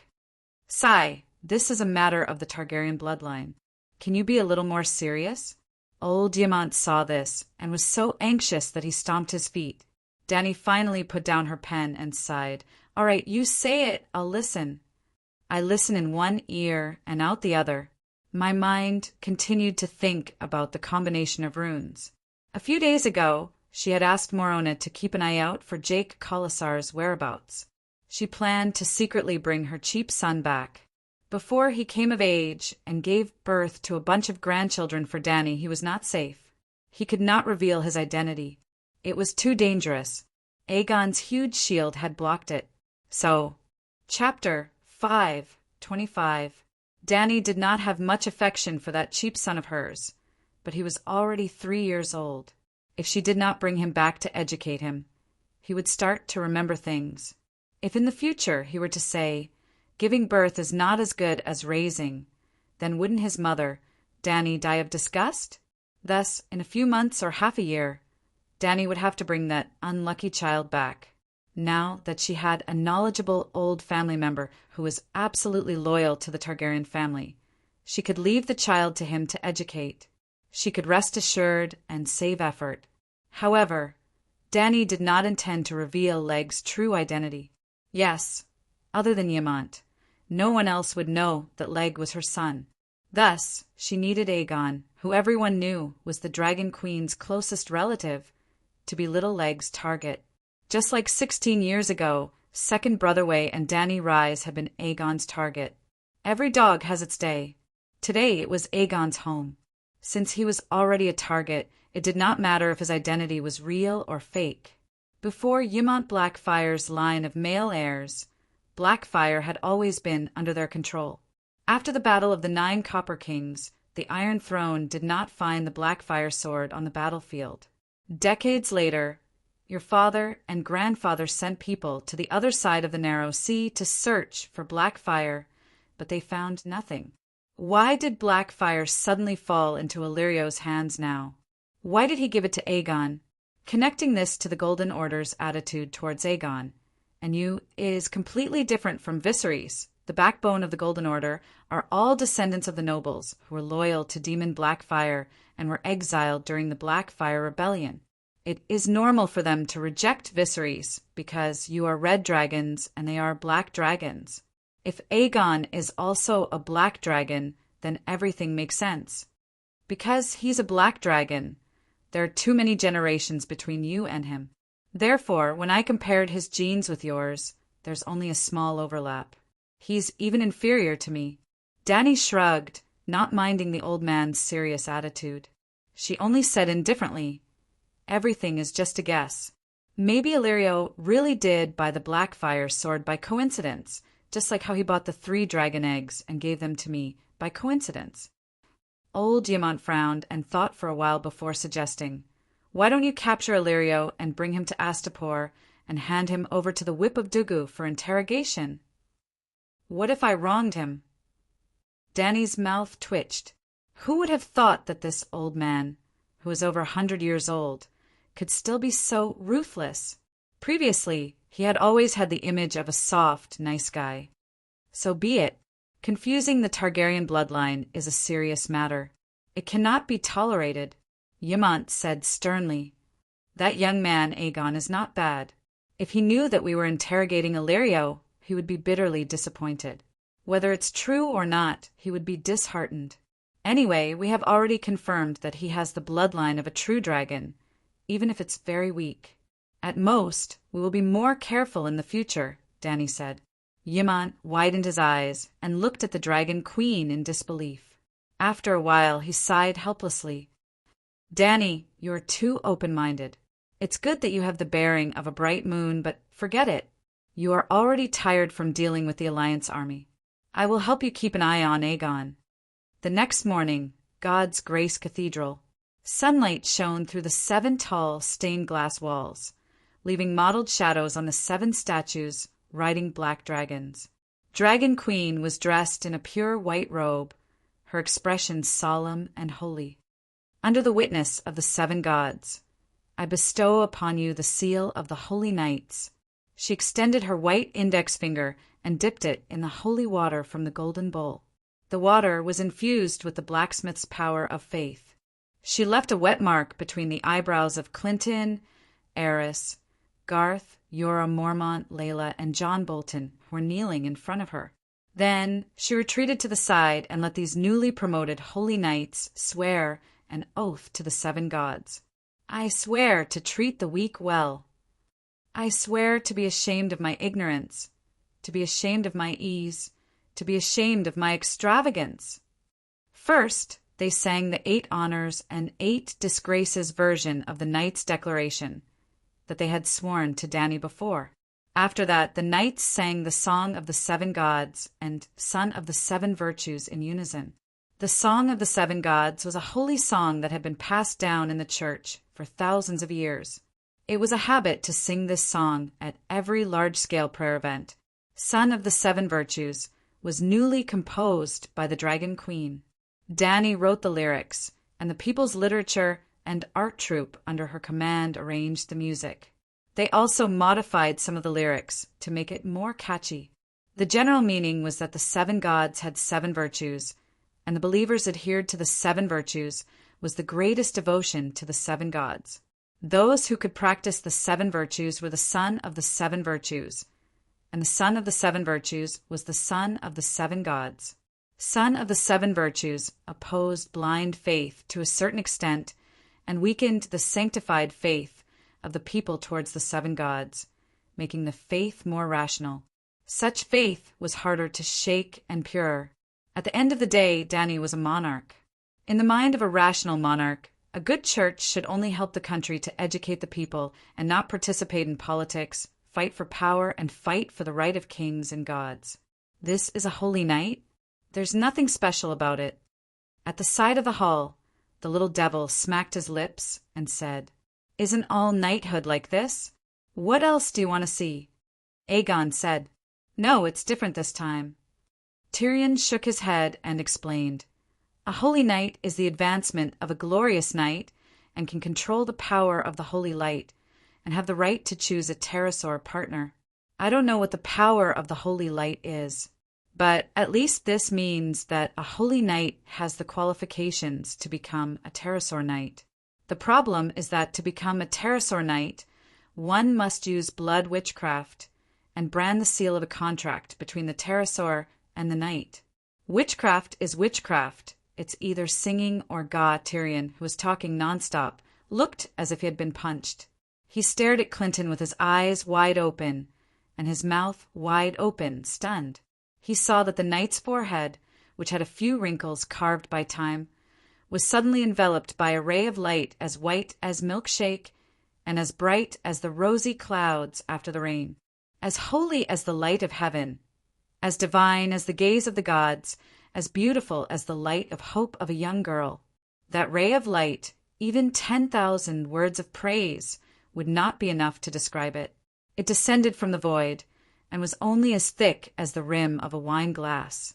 It was branded at the place where the Dragon Queen's finger had pointed. It was so obvious in this spacious, bright, and gorgeous palace that it was definitely not an illusion, and it was definitely not a hole in the dome that allowed light to leak out. 7 gods above, what is that? Ymont muttered in shock. The light of the 7 gods, that is the light of the 7 gods. Tyrion replied, subconsciously, this guy really knew the essence of it with just one sentence.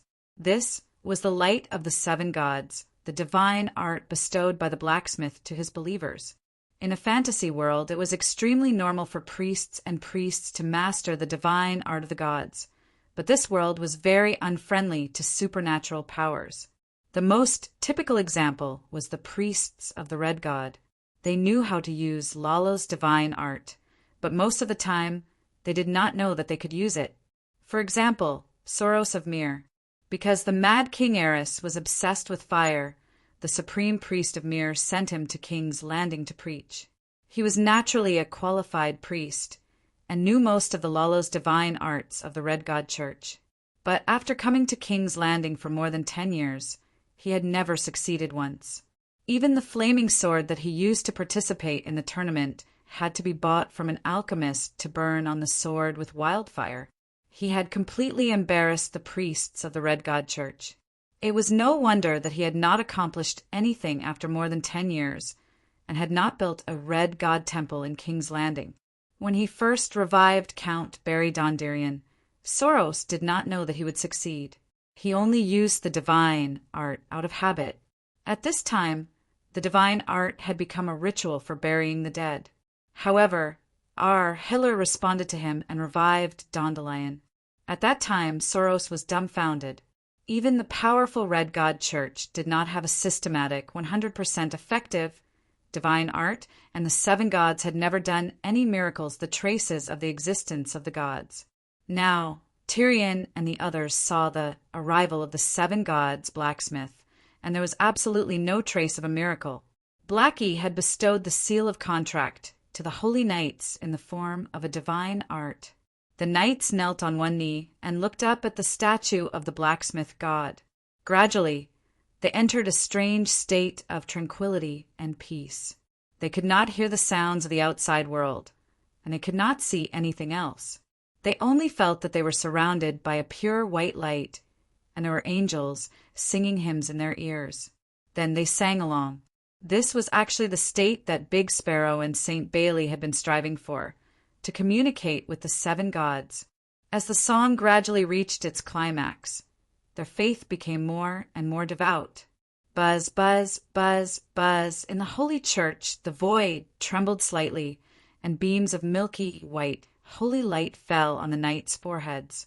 The holy light was thick and thin, and some are solid and some are illusory like smoke. This was determined by the knights' faith in the 7 gods. The so-called holy light falling from the sky was only the line of faith that connected them to Blackie materialized. A miracle. The 7 gods have appeared. Old Yamant was so excited that his whole body trembled. The first beam of holy light shocked Tyrion, but the forest of holy light made him regain his sanity.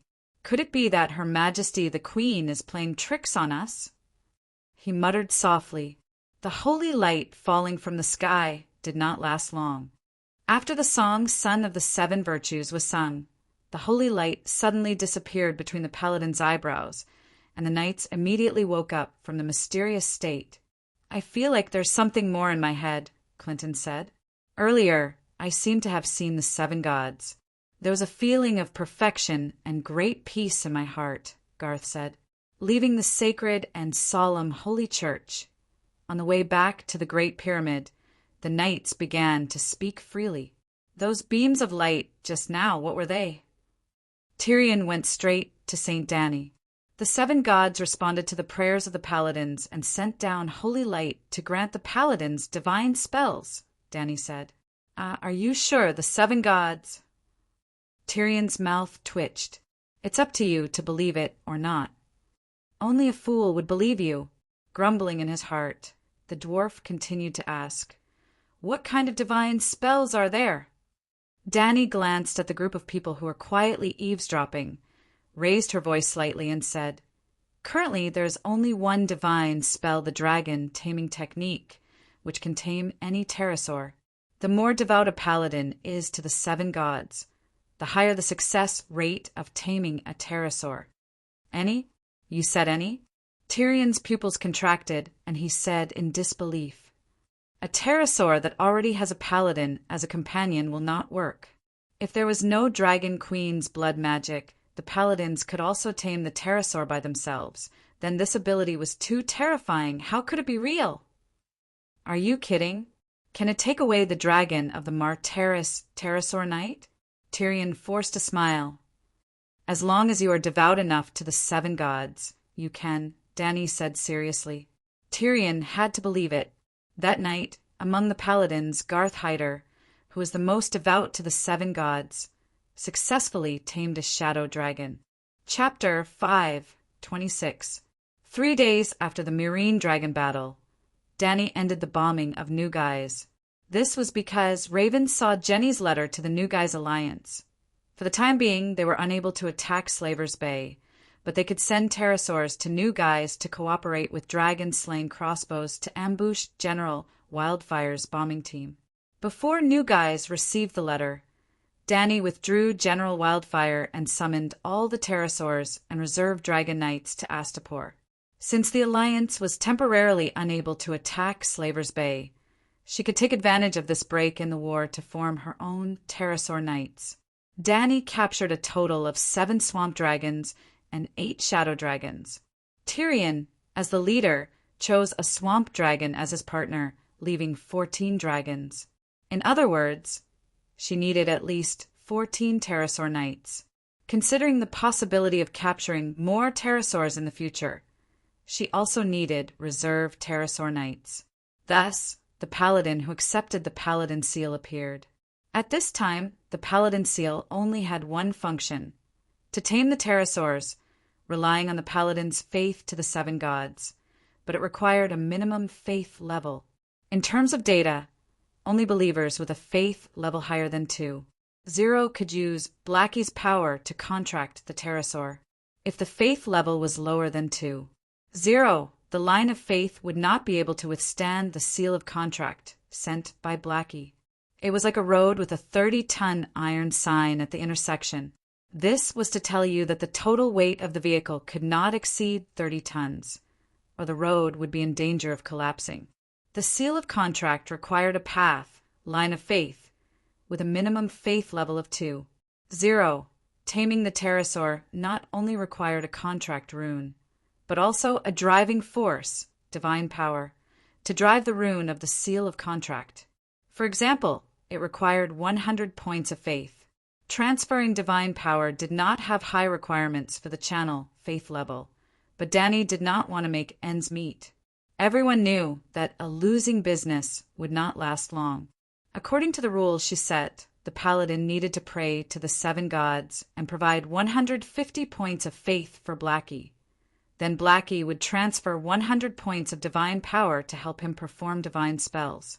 The remaining 50 points of faith belonged to Blackie's prophets. For example, Garthhider was born in the Old Town and was particularly devout to the 7 gods. He had a faith level of 25, far exceeding the minimum of 2. 0, he could provide the faith pool of the 7 gods with devotion *10 is equal to 250 points of faith power in a day. He only needed to pray for half a day to gather 150 points of faith power and exchange it for 100 points of divine power from Blackie. Thus, he obtained the Holy Knight seal in the morning at the Great Cathedral and tamed a pterosaur that night. Clinton originally only had a piety of 1. 6. As such, he had long volunteered to become a pterosaur knight to help Dragon Queen search for a pterosaur nest in the Sosrath continent. Danny still made him fast and pray for half a month in the Great Holy Church, reading the 7 Stars Bible and the corresponding scriptures compiled by Dragon Queen. It was only in the past 2 days that he barely passed the minimum requirement of 2. 0, his piety was 2. 0, and he prayed for a day 2. 0 times 10 is equal to 20 points of the power of faith. He had to continue praying for at least a week, or the Dragon Queen would open a back door for him. Dahe would suffer a loss and sell it at a discount of 20 yuan. Yora Mormont was more embarrassed. He used to believe in the old gods, but after converting to the 7 gods, his piety was only 0. 3. He was considered a shallow believer, and the Dragon Queen couldn't even open a back door for her white knight. That night, Garthhider chose a shadow dragon. The next afternoon, Eris Sidiga, who had a piety of 18, successfully contracted a swamp dragon. During this period, there was a small episode. Eris had intended to choose the old dragon that belonged to Benny. It was 50 meters long, several times larger than Blackie, and had a load of more than 2 tons. Blackie had become the god of blacksmiths, but the maximum load was only 1,500 kilograms, not even enough for a ton. Even if the pterosaur had no magic power, its physical strength was not as strong as the Megalosaurus, and it could only fly at a height of about 2,000 meters.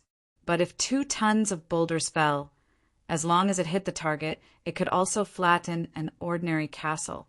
Therefore, Aegon took a fancy to the mottled green old swamp dragon.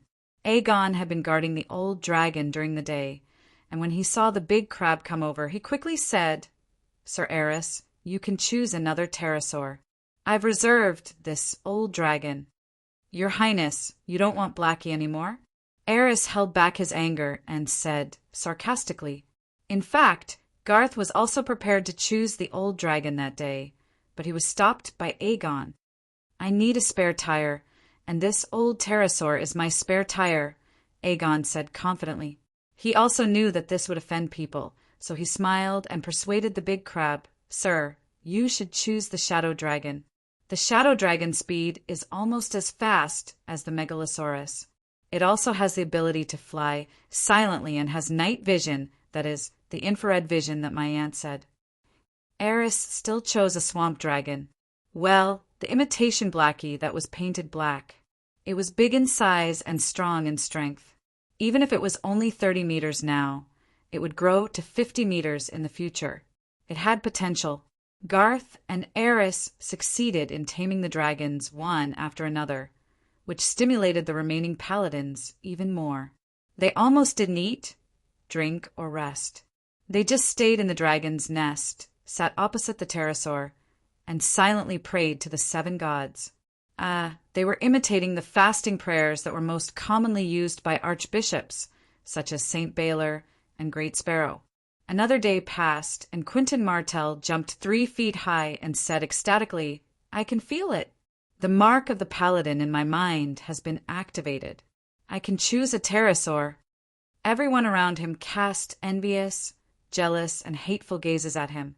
Even Quentin's little friends, Blondie and the bald man, had some ideas. "Quentin, do you think I can become a paladin? I also believe in the 7 gods." Blondie's eyes were full of desire. "I'll help you ask the Dragon Queen." "Sure, as long as you formally swear allegiance to me." Just like that, the 2 borrowed allies from Dorne became Dany's registered paladin followers. However, Dany didn't continue to let the paladins torment themselves in the dragon's nest. John, Lara, and the other paladins with official positions had to end their vacation and return to work. For example, John Bolton had just returned from Raza with 5,000 families of shepherds. He was building a city and farming in the White Dragon River area. How could he be allowed to stay in Astapor for long? Moreover, the prayers didn't need to be performed in the dragon's nest. They could activate the mark at home and then come to the dragon's nest to choose a pterosaur. After arranging for the pterosaurs to send the paladins away, the White Knight Cora and the centaur Kue Luo went to find Dany, who was training in seclusion. Well, she had been familiarizing herself with the magic power that had increased tenfold after absorbing the essence of Benny and 3/4 of the old red dragon. Benny had doubled her magic power, and the rest came from the demigod red dragon. Even the 9-colored vortex had some changes. She felt that she was almost at the threshold of the demigod. "Your Majesty, how long will it take for me to activate the mark?" Cora asked anxiously. "Calixi, I don't believe in the 7 gods at all, but I also want to become a pterosaur paladin, and you're blood of my blood. They didn't receive your summons, but they all sent me letters to ask you," Kue Luo said. This. Dany didn't know what to say. She had learned the way to contract the pterosaurs from Balerion. There were 2 ways, bloodline and faith. Either the bloodline was similar to Balerion's, or the faith was Balerion's. If it was both, the effect would be best. If it was Dany, it would be the same. Either they were related to Dany by blood like Tyrion, or they relied on the thread of faith to believe in Blackie. When Dany became a demigod, she would also become a demigod. "I'll tell you a little trick. Remember to keep it a secret. Don't tell anyone." Dany pulled the 2 into the study, closed the door, and whispered, "We'll keep it a secret." The 2 perked up and patted their chests. "Blackie is a demigod, and also the guardian of the 7 gods. You know that, right?" Dany asked. "What does this have to do with believing in the 7 gods?" Cora was confused. Believing in Blackie can also gain the favor of the 7 gods. Why? Kueluo was confused. The 7 gods are equivalent to Kal, and Blackie is Ko under Kal. Just like I'm Calixi, Kueluo your Ko. You have hundreds of Kars under your command. Don't your Kars pledge loyalty to me? Danny said. In the past, what she said would have been wrong. If Danny was alive, Kueluo would pledge loyalty to her, but his Kars would only pledge loyalty to her. When she died, Kueluo and his Kars would definitely break away from the Kalasar. They might even kill her descendants to prevent future troubles, just like what Pinocchio and Jocko of Drogo Kalasar did 3 years ago. But after several years of Danny's reforms, her Kalasar was already different from the other Kalasars of the Great Grass Sea. Even if she died, her Ko and Kars would firmly support her descendants to become the new Kal. This was the law and justice of the centaurs, recorded on the first page of the Centaur Code. The Centaur Code appeared even earlier than the Code of Slaver's Bay, and the rules in the code were already known to all. It could be said that Danny's original dream of building her golden family was almost half realized. When she conquered the Dothraki Sea, she would be Genghis Khan. I see.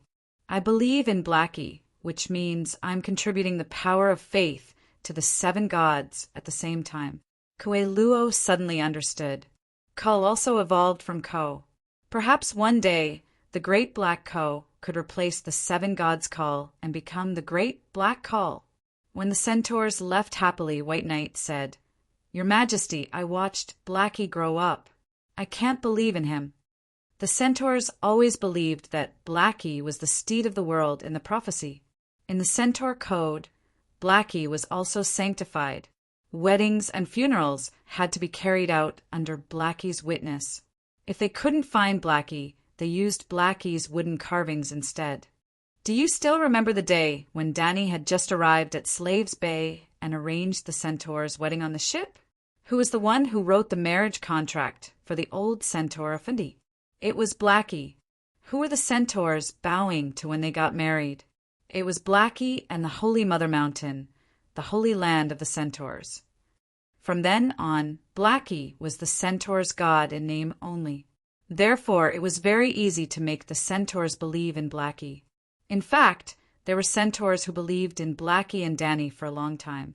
However, Blackie had no doctrine and no church to serve it, so it couldn't gather faith. It wasn't like the 7 Gods Church, which had a scripture like the 7 Gods scripture that explained the doctrine of the 7 gods. But Korra was different. He never believed in Blackie. He couldn't use this back door.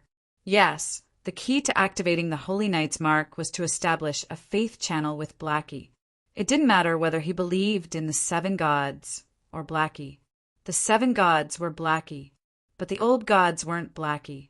All right, there's one last way. You only need to study the doctrine of blacksmith and pray to blacksmith. If it doesn't work, then there's no other way. Danny said, helplessly, Why blacksmith? I prefer warriors. Korra was confused. Blacksmith is quite free recently and has the mood to respond to a non-devout believer like you. Danny said with a straight face. Chapter 5:27. In order to help the centaurs get in through the back door, Danny had to let Big Black form a unified image among the centaurs. For example, the Holy Mother of the 7 gods represented benevolence, and no one would confuse her with the wisdom of the old woman. In the past, Danny did not think of developing a religion among the centaurs. Some centaurs worshipped Big Black when they got married and treated him as the god of marriage. Some centaurs gave birth to babies, and Big Black bestowed the name, Danny's dragon spirit, handwritten by Big Black, and thought that he was in charge of fertility. Some centaurs did not see Big Black, but they had a wooden sculpture of Big Black carved by themselves and prayed to Big Black every day before they went out to graze. Thus, Big Black became the god of livestock. There were 1,000 hamlets in 1,000 people's hearts, and 1,000 Big Black in 1,000 centaurs' hearts. This way, it was impossible to form a religion, so there were centaurs who worshipped Big Black.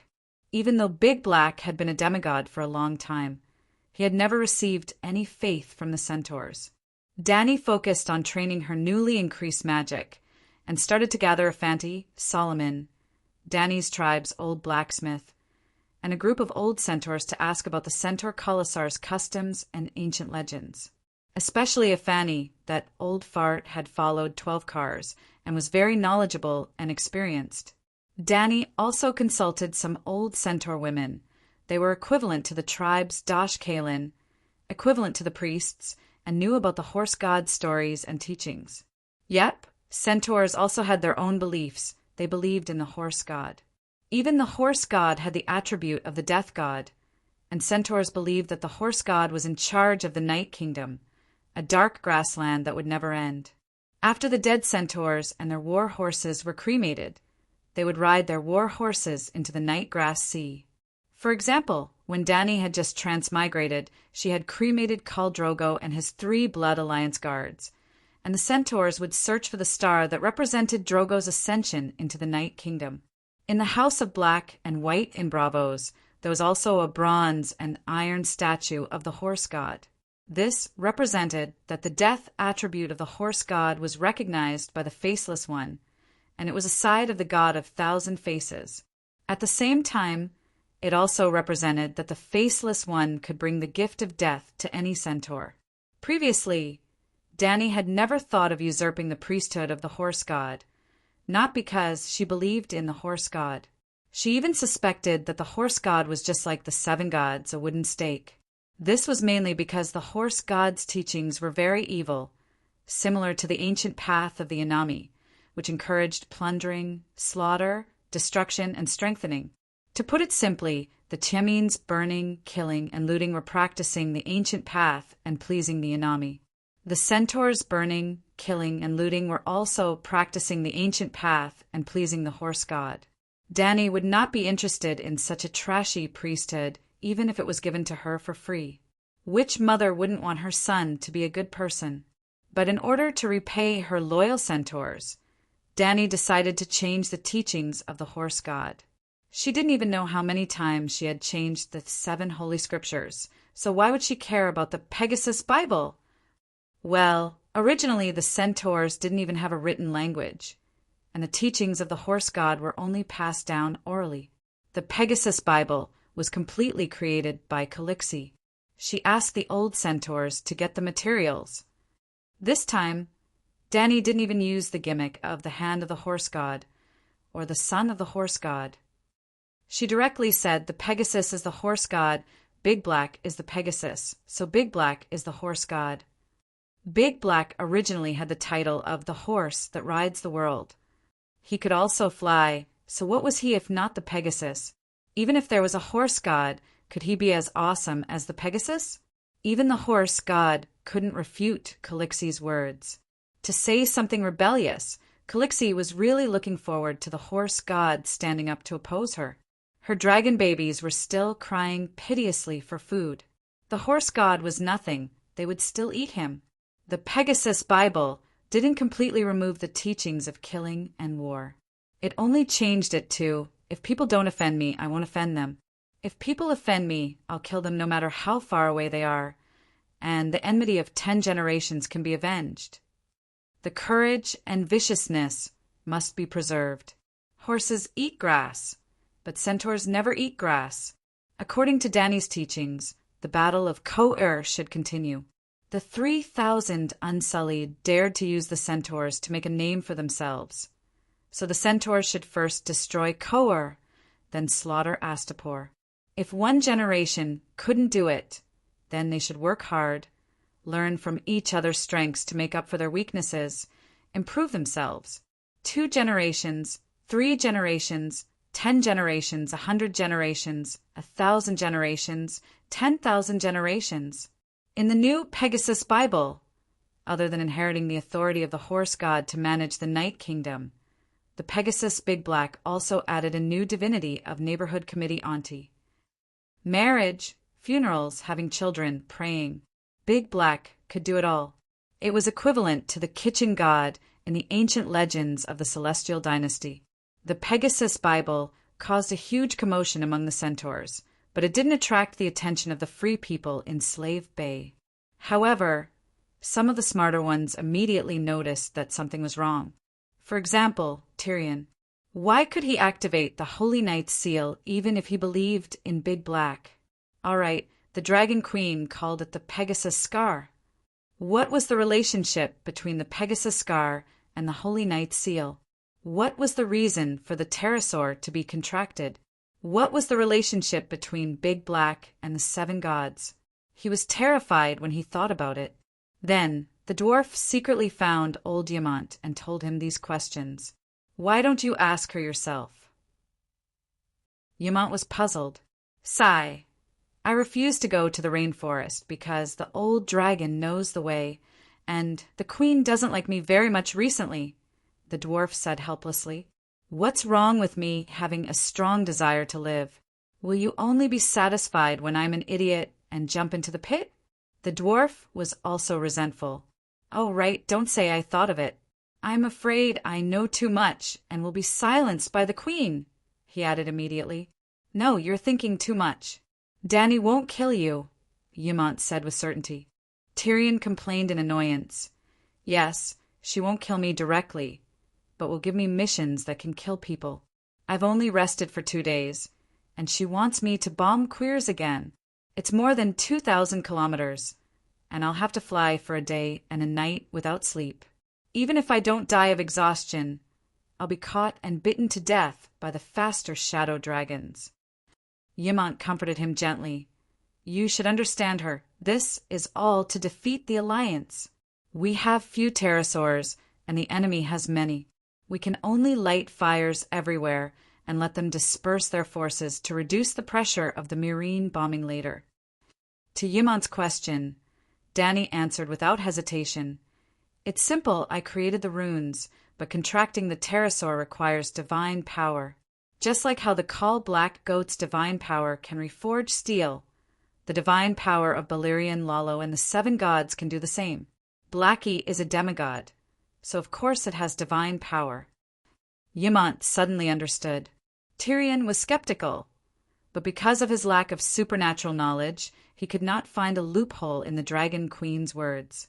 Well, he did not have time to think about it.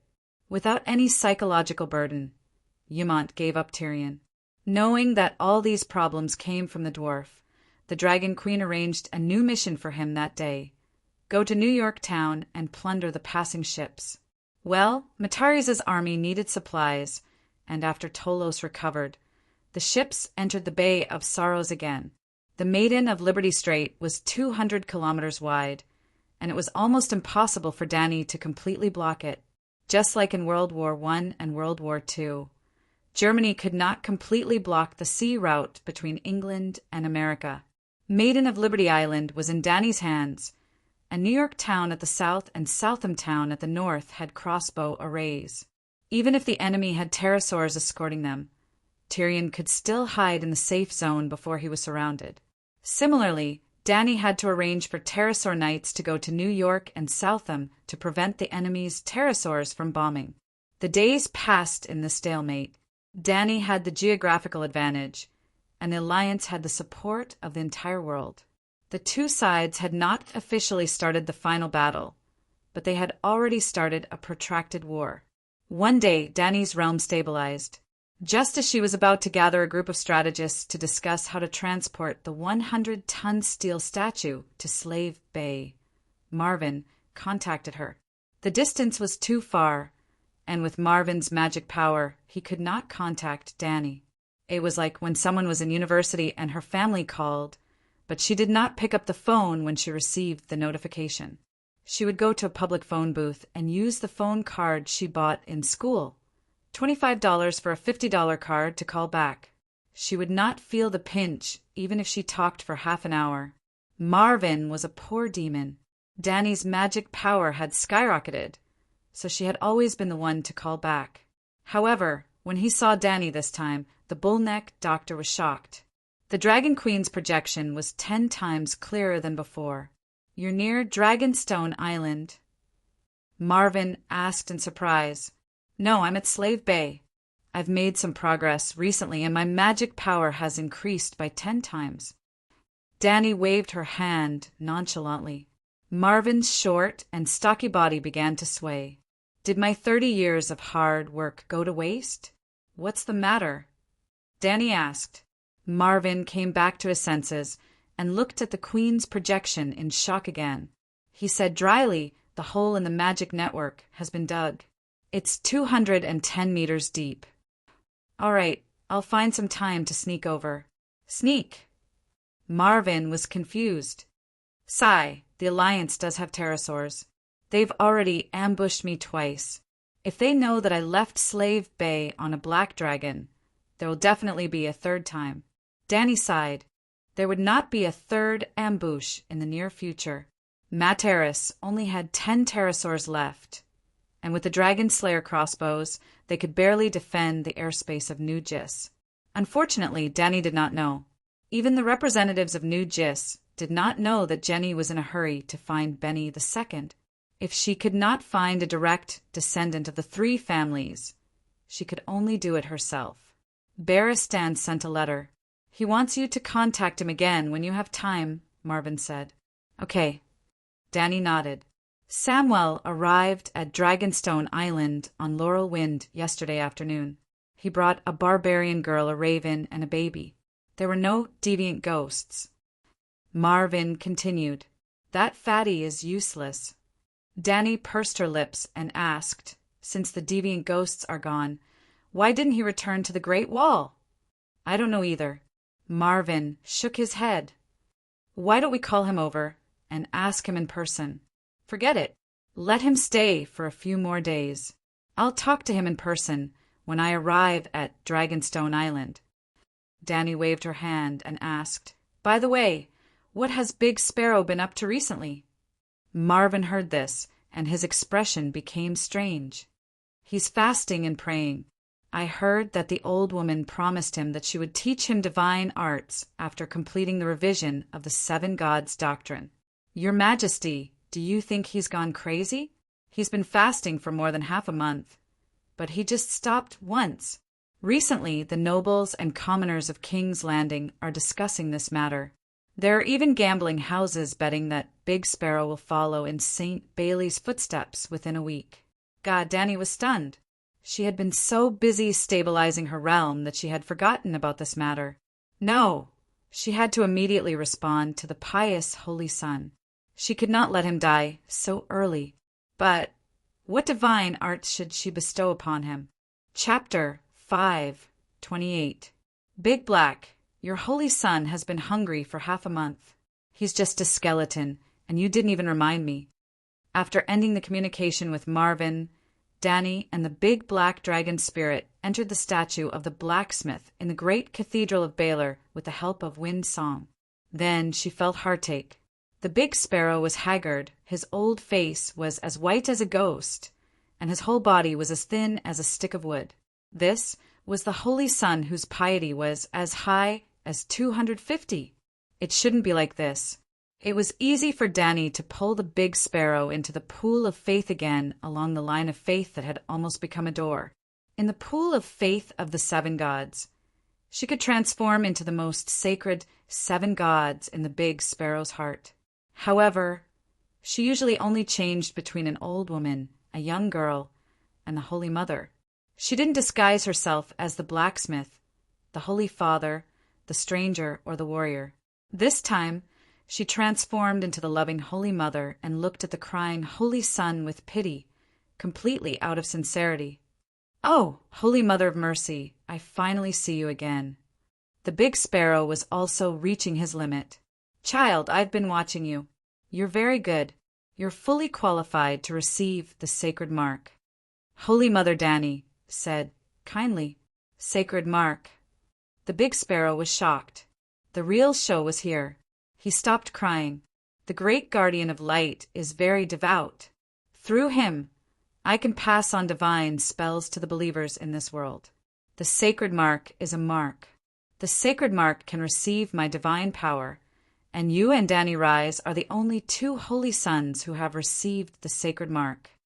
What? Danny Rise is also a holy son. The big sparrow was shocked. She founded the Church of the 7 Gods in Slave Bay. She developed the church to the barbarian land. Her piety to the 7 gods is second only to you. Good. Second only to me. Big Sparrow breathed a sigh of relief. His first place was finally saved. However, he had to work harder in the future. He couldn't let Saint Danny surpass the Holy Sparrow. The Big Sparrow immediately became full of fighting spirit. He was like a field that had 10 trucks of jinkala, full of desire for high yield. A beam of light fell from the sky and enveloped the Big Sparrow. A warm power poured into his body from the top of his head, and he felt so comfortable that he wanted to moan. Child, you are too thin and weak. I will bestow upon you the power of a blacksmith. The last voice of the Holy Mother came to her ears, and the Big Sparrow woke up in a trance. Just like the last time, he was lying on the floor with saliva dripping from the corner of his mouth. It seemed like he had fallen asleep. No, when he clenched his fist, it was as if he had the strength to kill a tiger. He opened his palm, and a flame as pure and holy as snow suddenly rose. He closed his eyes, and countless mysterious knowledge appeared in his mind. It was the knowledge of blacksmithing. He had become a blacksmith. Archbishop, are you done praying? When the Big Sparrow walked out of the gate of the Holy Hall, a group of sparrows immediately surrounded it.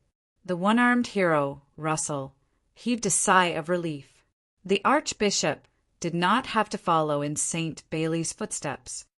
My lord, do you want to go back to the backyard and rest for a while? I'll get milk and bread for you, he said. No, give me a hammer first, the Big Sparrow said. What do you want the hammer for? Russell asked cautiously. I want to forge. The Holy Mother gave me the power of blacksmithing. I cannot let her down, the Big Sparrow said seriously.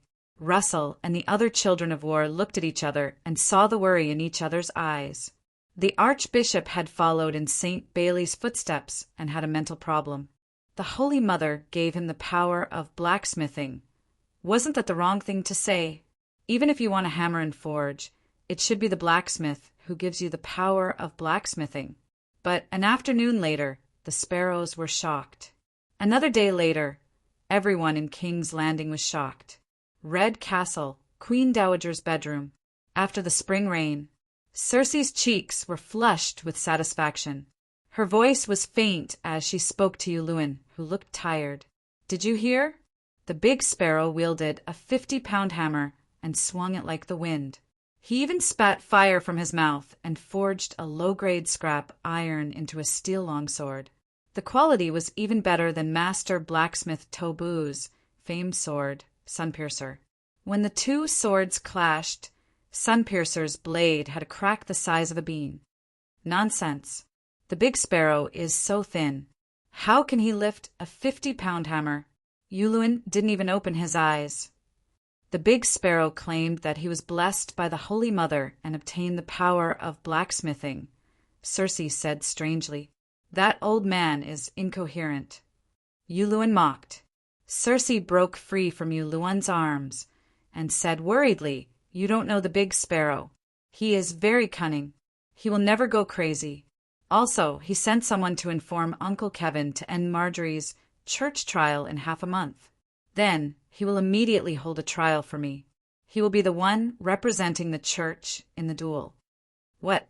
Yuluen suddenly opened his eyes and sat up.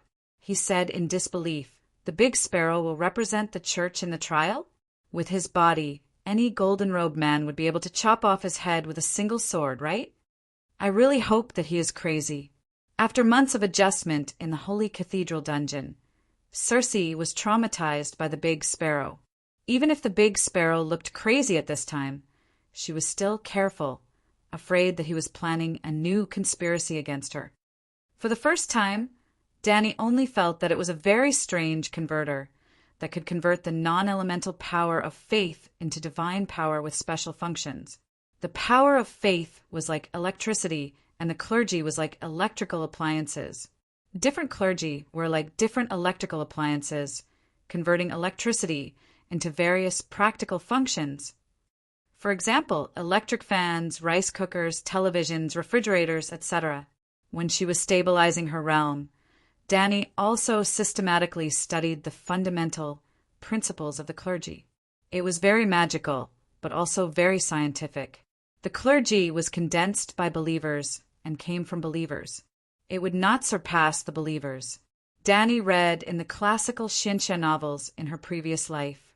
There was something called a divine talisman. After obtaining it, one could become the corresponding god and master the knowledge related to the divine profession. For example, if one obtained the divine talisman of the earth, one would become the god of the earth and know the skill of growing all things out of thin air. If one obtained the divine talisman of the river, one would become the god of the river and immediately understand the ability to control the river and control the clouds and rain. The clergy was somewhat similar to the talisman. Blackie was a dragon, but after obtaining the blacksmith talisman, he had a lot of knowledge of blacksmiths, stonemasons, carpenters, masons, and many other craftsmen. But unlike the extraordinary talisman, the clergy's knowledge was not extraordinary at all. It was very low level. It was the accumulation of countless believers' knowledge over countless years. To put it bluntly, whatever skills the believers of the seven gods had, the clergy had the corresponding knowledge. The upper limit of its knowledge was the believers, and it could not exceed the believers. After Blackie obtained the blacksmith clergy, the knowledge of blacksmiths, carpenters, and so on all came from the believers of the blacksmiths, carpenters, and so on. This was very awkward. Blackie, the god of blacksmiths, was not even as good as Korhor's blacksmith master Tobu. Tobu could reforge steel, but the blacksmith could not, and it was Danny who taught him.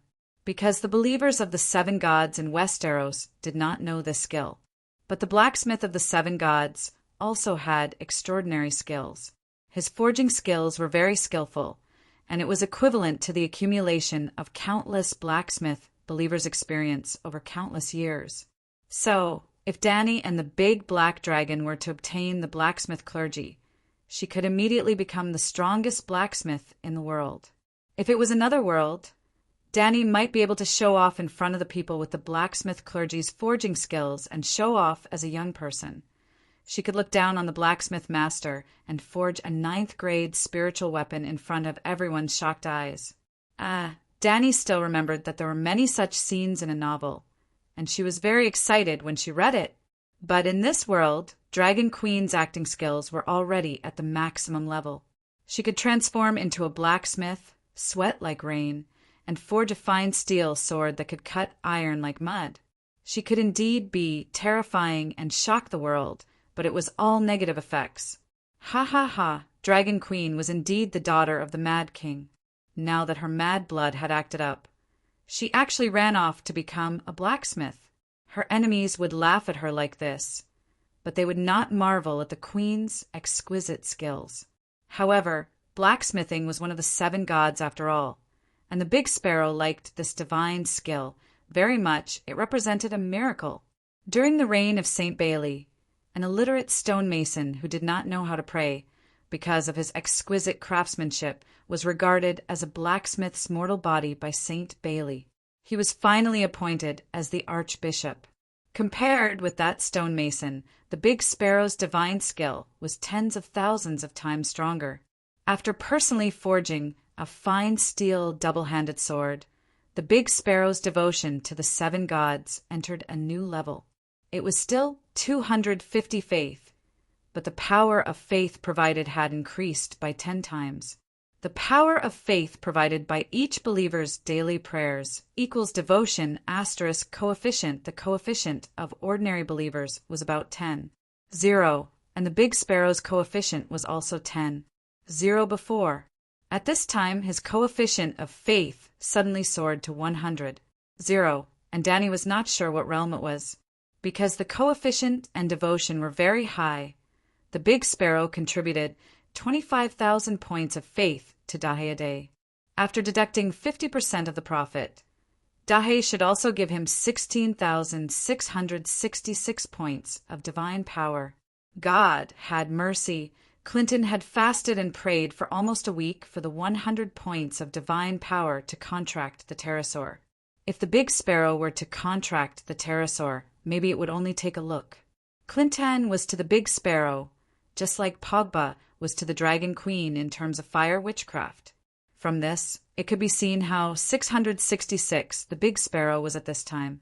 However, although Dany knew that the Big Sparrow was very 666 now, she could not imagine that the guy dared to compete with the Demon Mountain. But she did not have time and energy to care about the Holy Sun now.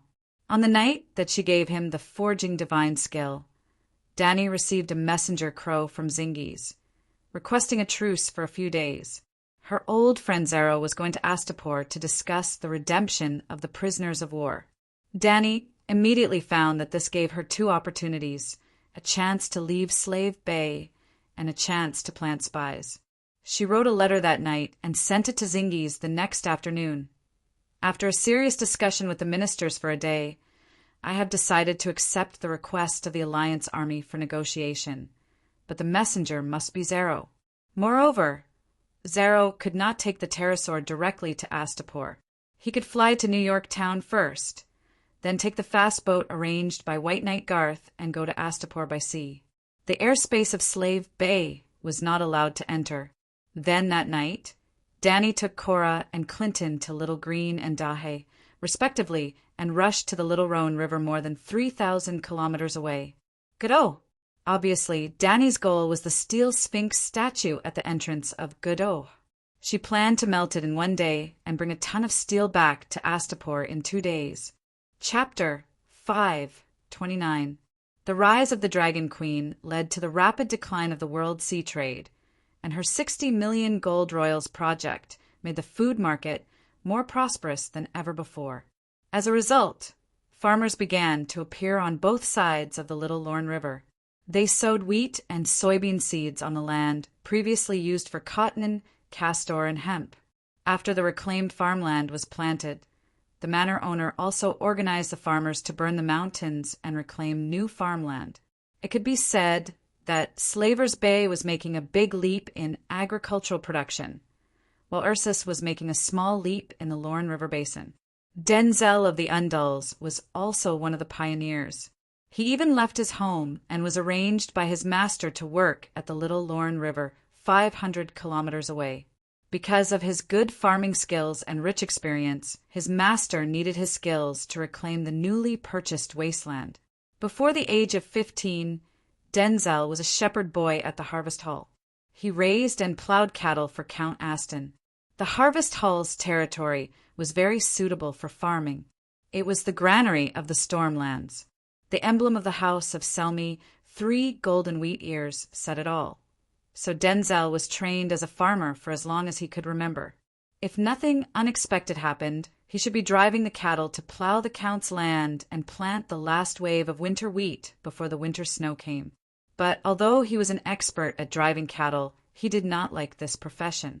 The young man wanted to drive a ship and sail thousands of miles to the Jade Sea, to Iben, to the Barren Land, to see the different sceneries of different parts of the world. When he was 15 years old, after completing his contract with Count Aston, he did not follow his dead father's last wish to marry a farmer's daughter.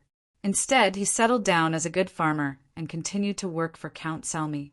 He went to King's Landing and was hired by a Pentos merchant as a sailor on the Flying Pentos. For the first 2 years, he sailed to Bravos, Seagull Town, White Harbor, Old Town Mill, and other cities that he had never been to before. He was very happy, but everything changed 2 years ago. The Dragon Queen seized Slavers Bay, and the trade on the summer sea collapsed by half. To put it bluntly, the Dragon Queen's actions caused a terrible economic crisis in the world. As trade between the East and the West decreased, the number of goods sold and purchased by the cities along the narrow sea was greatly reduced. The Flying Pentosian was just an offshore, flat-bottomed cargo ship, equivalent to a carriage driver on the sea. Without goods from the East, the number of Western specialties that were sent to the East decreased. The coachman became idle, and Denzel lost his job. Coincidentally, he met a girl he liked, so he settled down in Pentos. He wanted to buy a house. If he did not have a house, the girl's parents would not be willing to marry their daughter to him. Unfortunately, the housing prices here were too high. Buying a 60-square-meter house outside the city would cost him 30 years of his salary. Of course, he didn't have 30 years' worth of salary, so he could only get a loan from the Bank of Pentos. If the free people of Pentos wanted to buy a house or live, they had to take a loan. Then, Denzel discovered something terrifying. The income he and his wife earned from their labor was often less than what they needed for food and clothing. In order to fill their stomachs, they had to borrow again. As such, his debt would continue to grow day by day, and he would never be able to recover. Later on, he met a fellow villager, a bachelor in economics from the old town, and only then did he understand what was going on. After losing the war with Bravos, Pentos almost became a semi-colony of Bravos.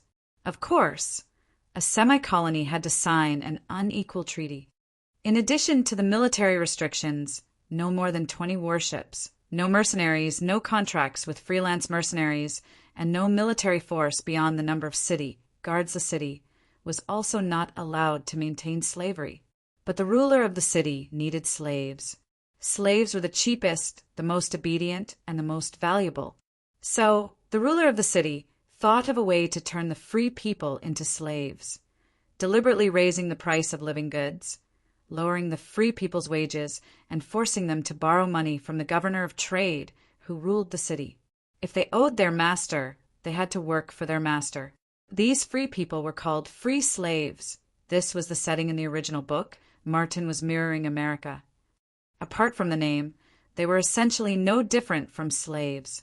Denzel became a free slave of one of the governors of trade, Illyrio, long before Dragon Queen's 60 million gold royals grain purchase plan. Illyrio began to expand the scale of grain farming, and then bought land on a large scale and hired farmers to cultivate the wasteland. At this time, from Pentos to the Little Lorne River, there were Illyrio's estates because there was Valeglia Avenue. Transportation was very convenient. After being a free slave for 2 years, Denzel found that there was nothing to be afraid of because his life now was no different from when he was a free Westeros. He continued to farm for his boss, and his boss paid him a living wage. It was the same everywhere. In this case, he lived with a clear conscience like the thousands of free slaves in the city. During this time, even if there was news of the Dragon Queen, liberator of slaves, Shacklebreaker, Misha the Slave, and other titles, it did not move him too much. He was not a slave. How could the Dragon Queen liberate him? Perhaps he would only hear her story in his life and would not have anything to do with it. Until this day, around 8:00 in the morning, the sun was shining brightly, the temperature was neither hot nor cold, and the northwest wind was warm like a lover's hand. Denzel was wearing a gray linen shirt and shorts, and his bare feet were bare. His exposed skin was as tanned as an old cow's. He was propping up an old black buffalo that was shiny with oil and turning over the wet and soft black soil. His wife and mother-in-law were holding a green gourd ladle filled with soybeans and following behind the snow-white plow, counting the beans. Whoosh! The sky suddenly darkened, as if a large dark cloud was covering it, and there was the sound of air turbulence.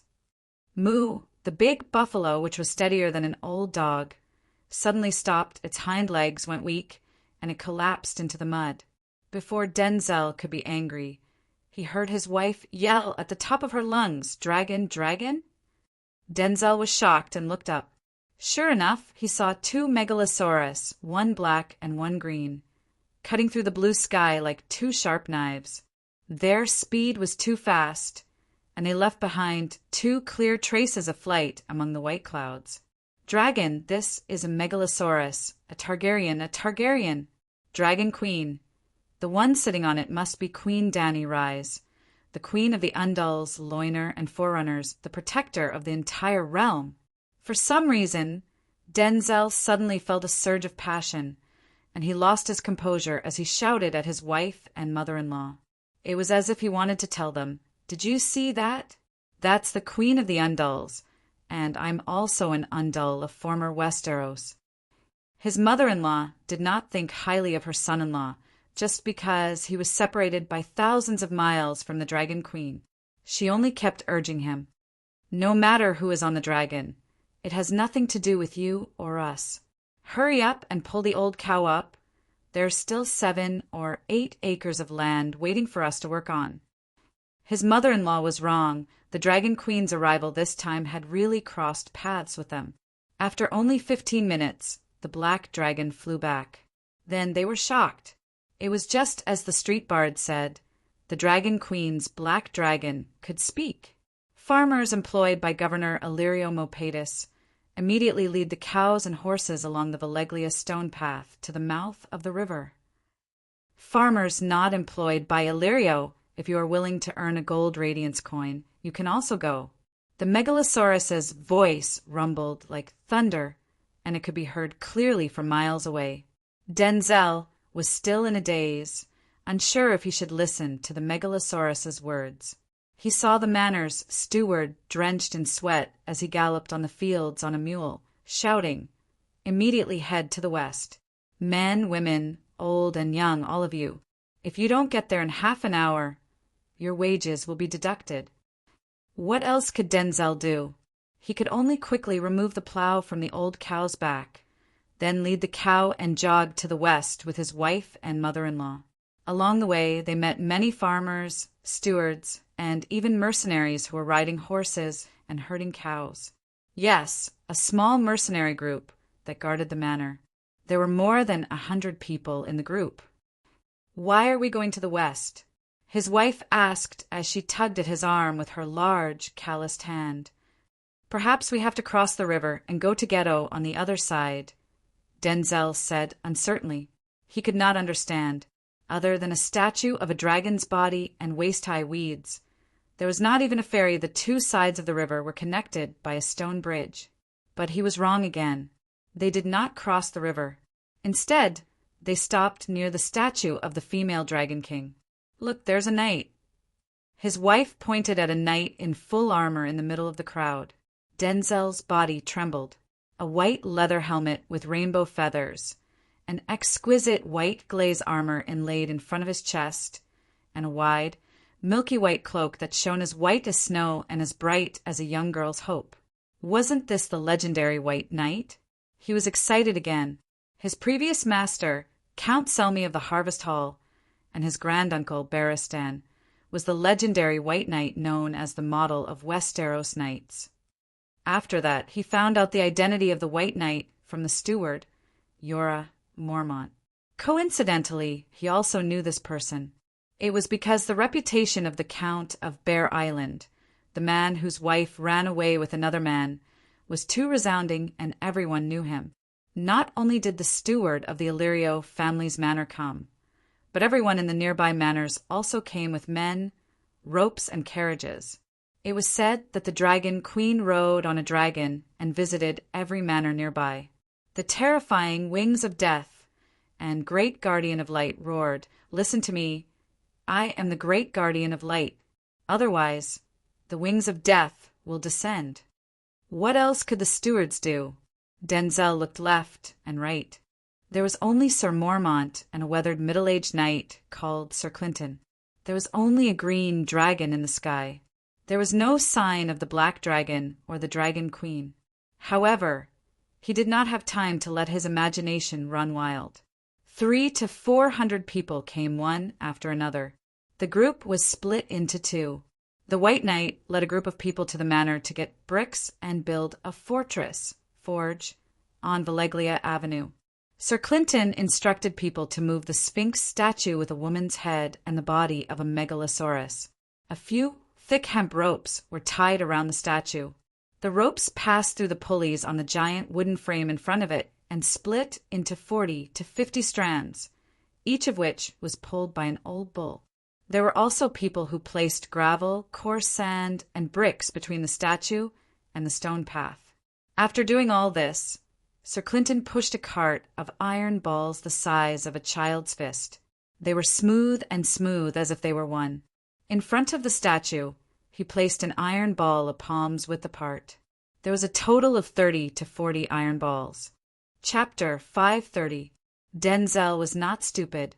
He immediately understood what Sir Clinton was trying to do. As the farmer urged the cattle to pull the rope, the head of the Sphinx gradually rose. There was a tripod in front of it that was supported by sturdy oak. The pulley at the top of the tripod was higher than the center of gravity of the Sphinx. As the rope pulled, it was equivalent to exerting an upward force on the statue. With that, the bottom of the Sphinx rose and moved forward a distance of a palm's width with great difficulty.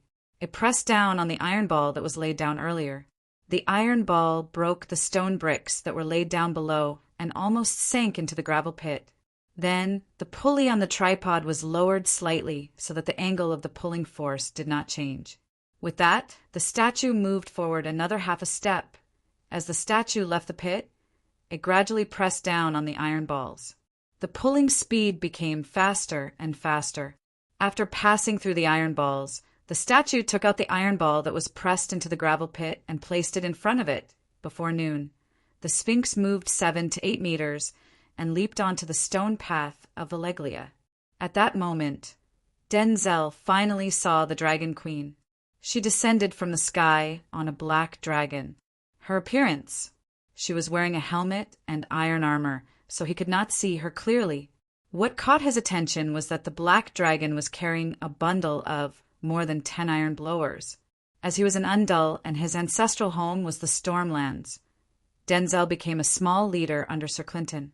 He commanded the cattle to pull the statue. With that, he could see the Dragon Queen up close. Although Denzel did not know why she was wearing a helmet, of course, she was afraid of death and was afraid that someone in the crowd would shoot her with a crossbow. He could see through the gap in the helmet that she was a very beautiful lady. She had big violet eyes, fair, lustrous skin, a delicate little chin, and silvery hair that reflected the sun's rays. Without a doubt, she was a Targaryen.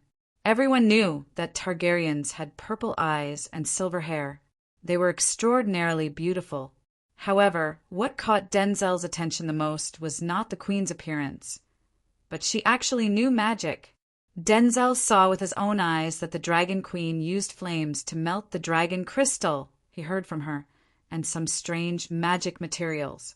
She then branded some words, magic runes, that he could not understand on the cleaned black stone path. After that, he moved the Sphinx statue to the top of the scribbles. With the statue as the center, he built a 2-story castle with windows the size of 8 buckets. The statue was placed in a castle made of red bricks and bluestone strips. Then, 8 2-meter-tall castles were built along the windows of the castle. Now he understood that the small castle was connected to the blower, which was actually a furnace. A large amount of charcoal was loaded into 8 stoves and lit at around 2 in the afternoon. During this time, many caravans between Pentos and Norfoss passed by. They were very surprised and wanted to stop and watch, but all of them chose to leave after the black dragon roared, "Get lost or die!" The fire burned, and the newly built furnace began to emit a hot, wet smell of lime. The lime used to build the walls was dried by the fire, and there were even cracks in some places. Under normal circumstances, it should be slowly dried in the shade, but the high temperature would cause uneven heating and the walls would crack. However, the Dragon Queen only dug out a lump of lime to cover the crack and continued to burn it. Denzel understood the Queen's thoughts. She only wanted to melt the iron statue this time and did not really plan to build a steel-making furnace on the main road. Why doesn't the Queen use the dragon to burn the Sphinx statue, just like how Black Death Balerion melted the iron sword to build the Iron Throne?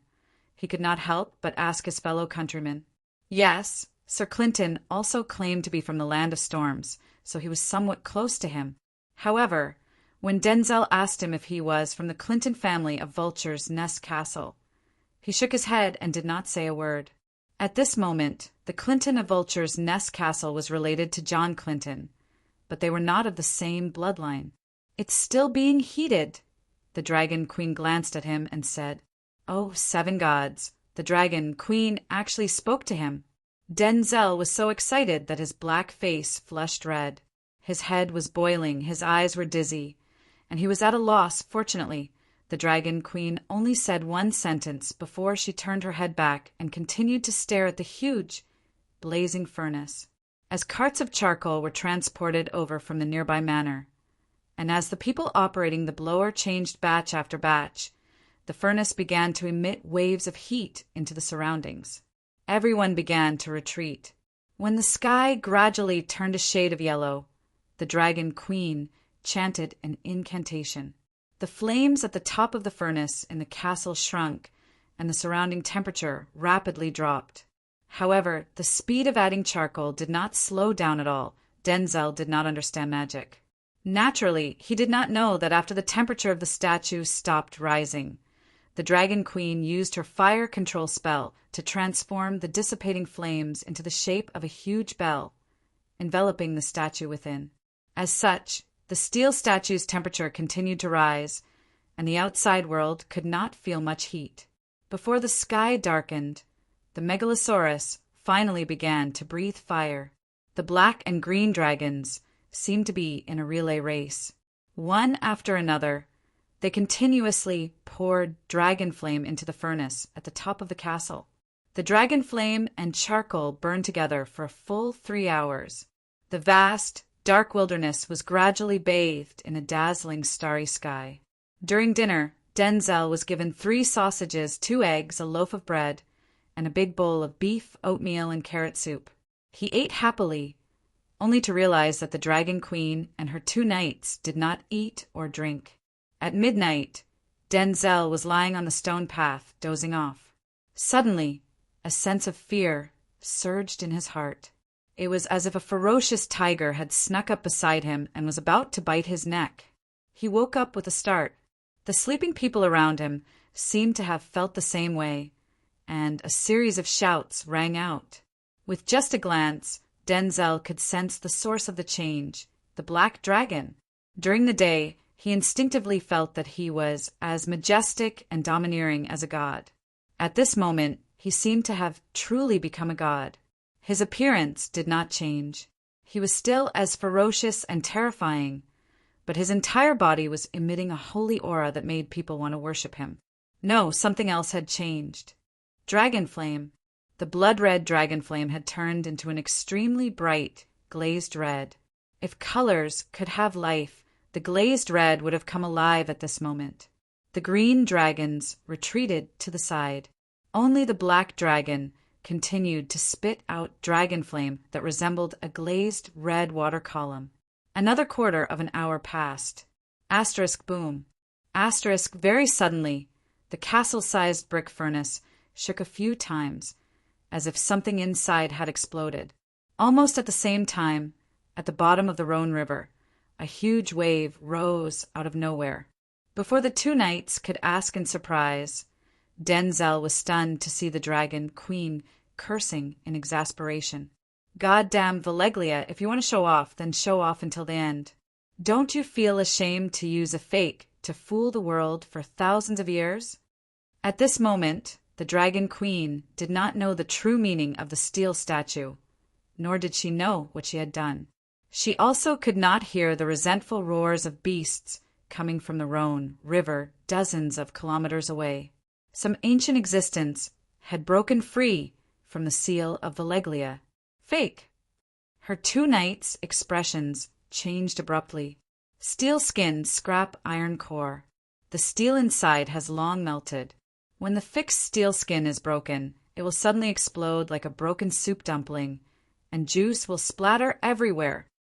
The Dragon Queen sighed and stomped her iron boots on the stone path.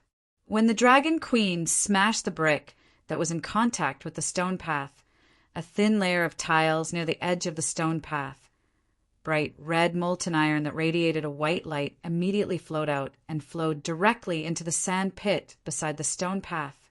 The stone path was a palm's height above the ground, and the sand pit that was dug in advance caught the flowing molten iron. Well, the Dragon Queen had arranged for people to shovel away the top layer of soil and lay a thick layer of mold sand.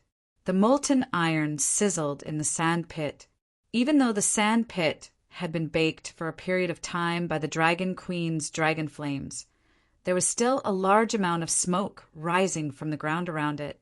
The smell of burning filled the air, and the heat wave spread without restraint.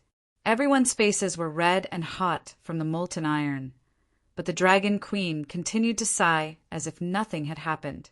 She muttered, "Too much, Too much.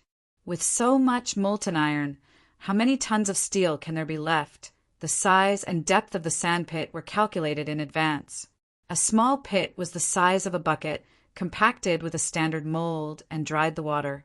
It could hold about 500 pounds of iron.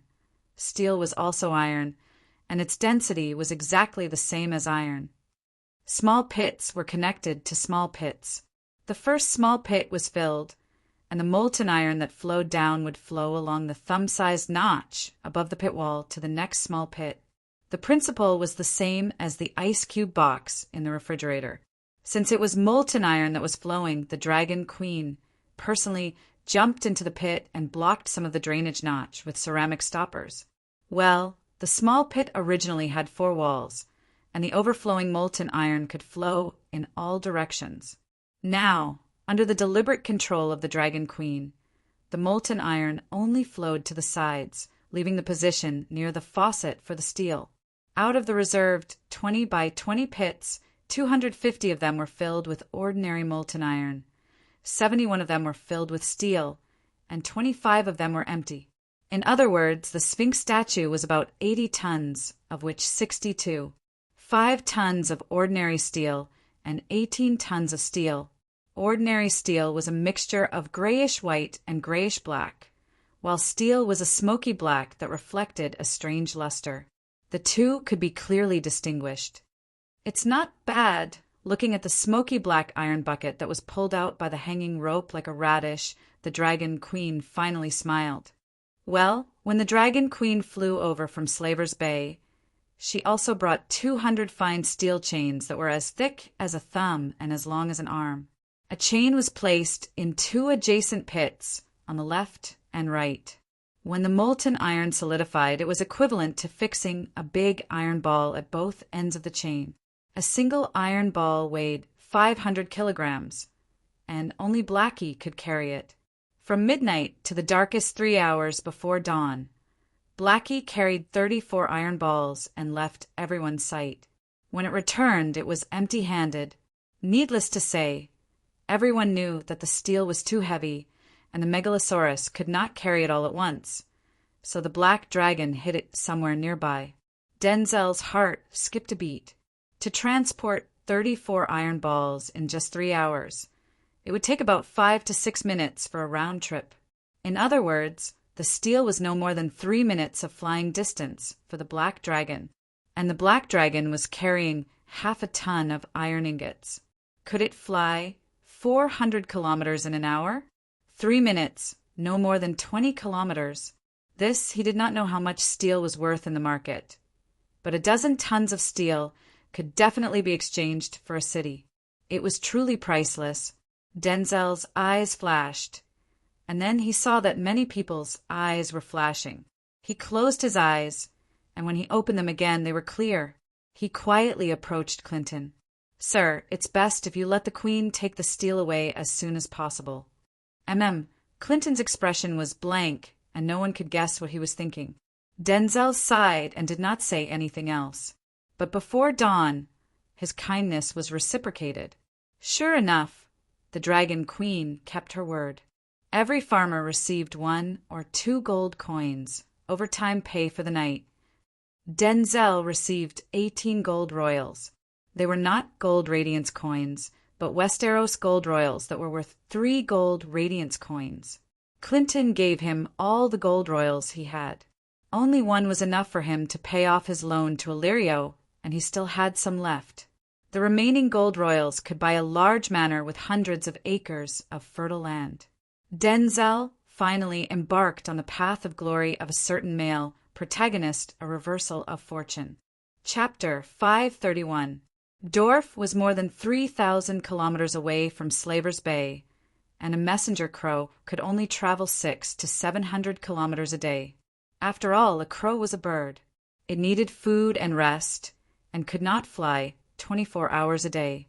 Therefore, even if someone sent a letter to Materis, it would take at least 4 days for the Alliance to receive news that the Dragon Queen had appeared in Dorf.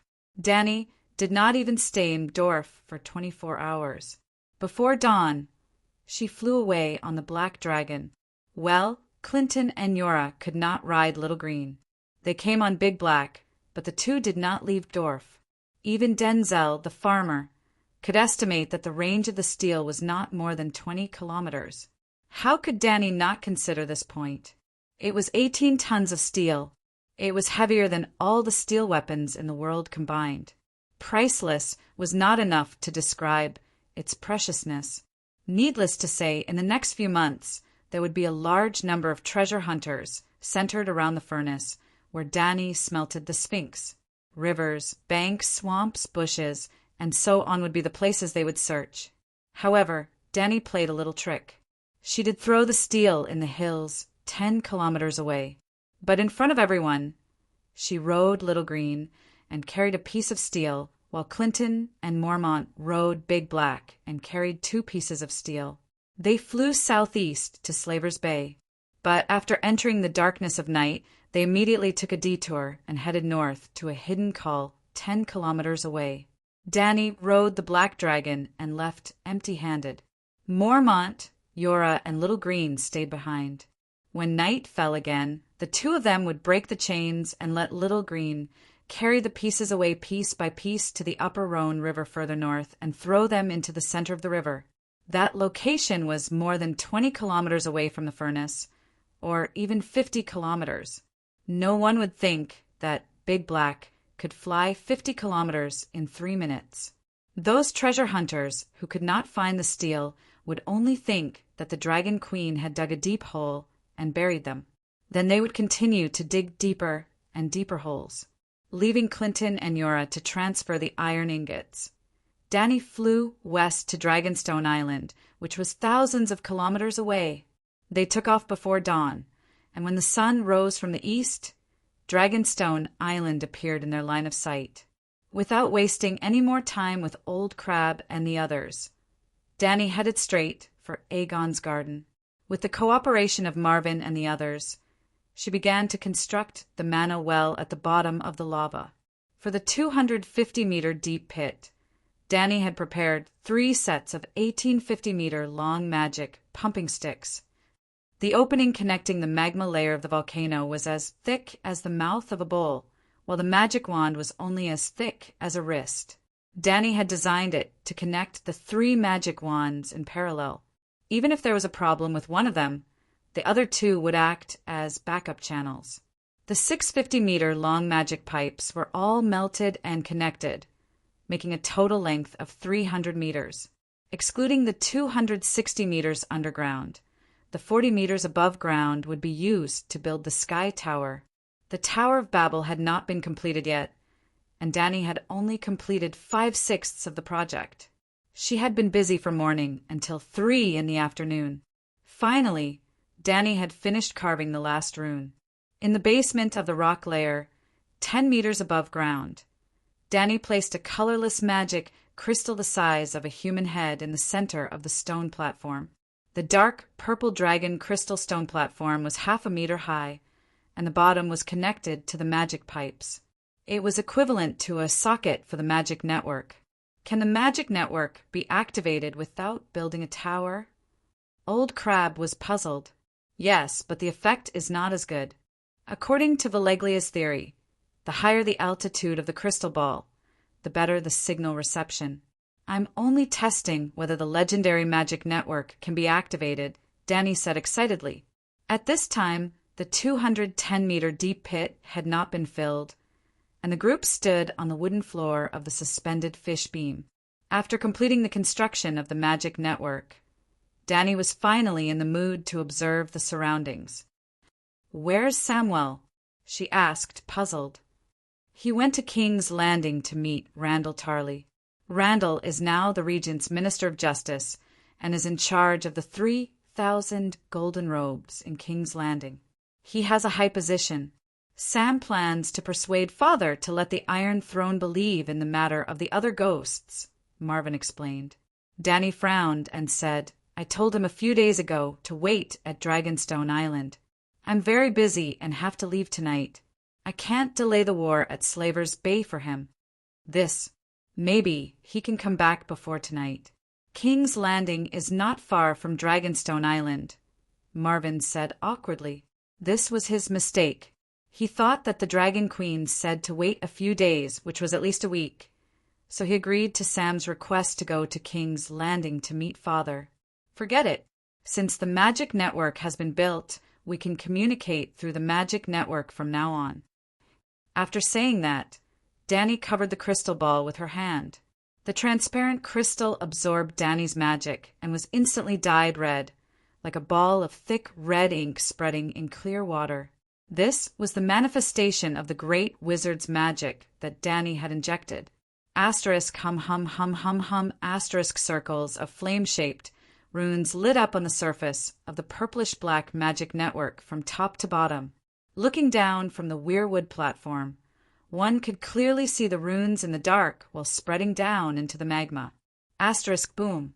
Asterisk the volcano was like a giant beast that had been awakened. Its body shook a few times, and the whole of Dragonstone Island shook a few times. The volcano is going to explode. The old crab asked with a pale face. Don't be afraid, the volcano is just being activated. Danny was worried, and she was shocked by the magic network's ability to draw magic. However, on the surface, she looked like a calm old dog that had everything under control. Asterisk hum hum hum asterisk the sound of strings being plucked at a high frequency came from the bottom of the well. The purplish-black energy network was dyed red from bottom to top, as if it was a straw that was sucking up the blood of the earth.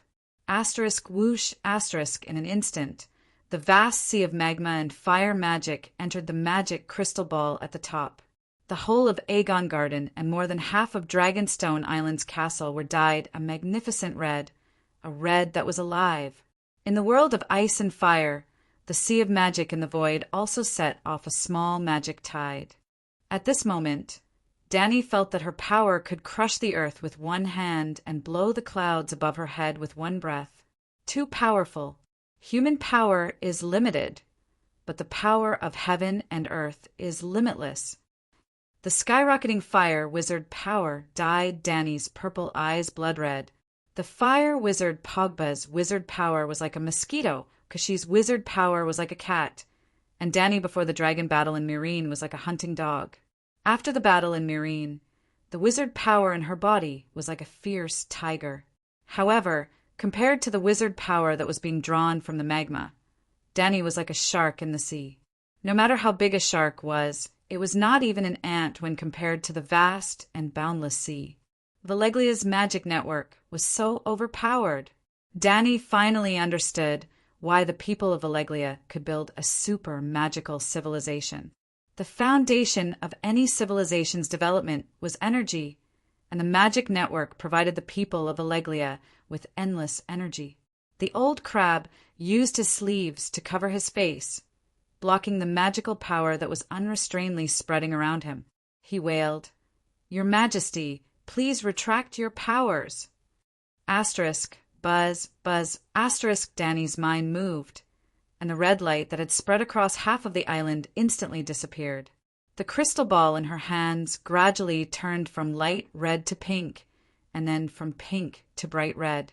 Then it turned orange red, deep red, dark red, and the color continued to deepen. Suddenly, it turned from red to light blue, and finally stabilized at a light azure blue. Danny sensed in surprise that the light blue magical power was still fire wizard power, but its energy level had increased by one level. She could not help but recall the dream she had in the Immortal Palace 400 years ago. She had seen the great wizard holding a large, dark blue magic ball.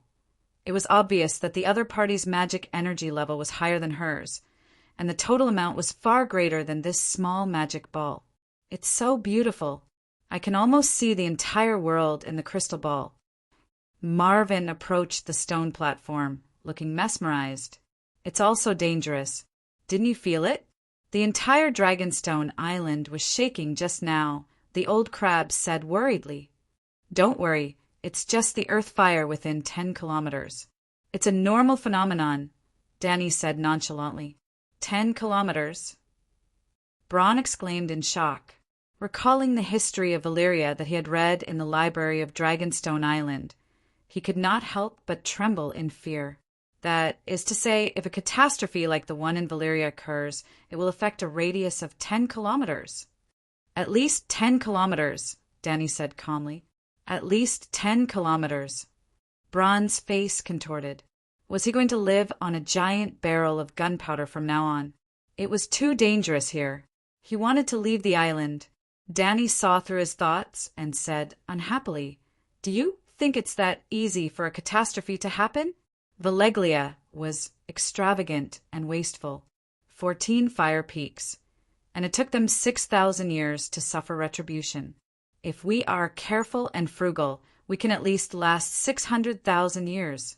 According to the power valve I set, the fire wizard power extracted is only half of the hot spring. In an emergency, other than me, the others can only overclock it by 500%, which is 2.5 times the consumption of the hot spring. Valeglia's people used the magic network to change the world, but Danny only used it for communication. Think about the proportion of a normal household's energy consumption and mobile phone charging. It was almost negligible. "Oh, Your Majesty is wise." The old crab's worries were gone. After he relaxed, he habitually flattered. "Your Majesty, please try and see what effect the magic ball has." Marvin's eyes were fervent as he pointed at the magic ball. "What effect?" Danny pressed her left hand on the magic ball, and her right hand formed a sword finger and drew a line in the air. Rip, like the sound of silk tearing, 100-meter long, palm-wide line of fire broke through the 10-meter deep hole and landed on the stone wall, leaving a charred black mark. 7 gods above, this is really magic. It was Bronn's first time seeing the magic of gathering fire in the air. His eyes widened in shock. "Compared to you, the fire wizards in the Alchemist Guild are even worse than children," the knowledgeable old crab muttered in shock. Hearing him mention the fire wizards, Danny asked curiously, "What's the effect of the alchemists I asked you to recruit?" More than 20 fire wizards came. I placed them on Tidehead Island, and they can produce a few dozen pounds of wildfire every day. That's not enough. Danny frowned. Marvin did not care about the fire wizards and wildfire. He asked anxiously, "Your Majesty, other than fire wizard spells, how are the magic network's effects on other wizard spells?" Other wizard spells. Danny's heart skipped a beat. She closed her eyes and activated the Green Prophet meditation technique with all her might, entering the state of wind song. Her soul seemed to have turned into a gust of wind, following a trace of Green Prophet magic power into the crystal ball. There was no obstruction at all. The fire wizard power was instantly infected by her spiritual power and turned into vast Green Prophet magic power. Swoosh! She was like a wind spirit. Her vision instantly expanded, and it was the same feeling she had when she entered the weirwood beyond the Great Wall. She merged with the sky, earth, trees, and boulders. She heard the music of nature. She was like a gust of wind passing through the castle on Dragonstone Island. She saw the guards on duty, the servants at work, and the blacksmiths swinging their hammers.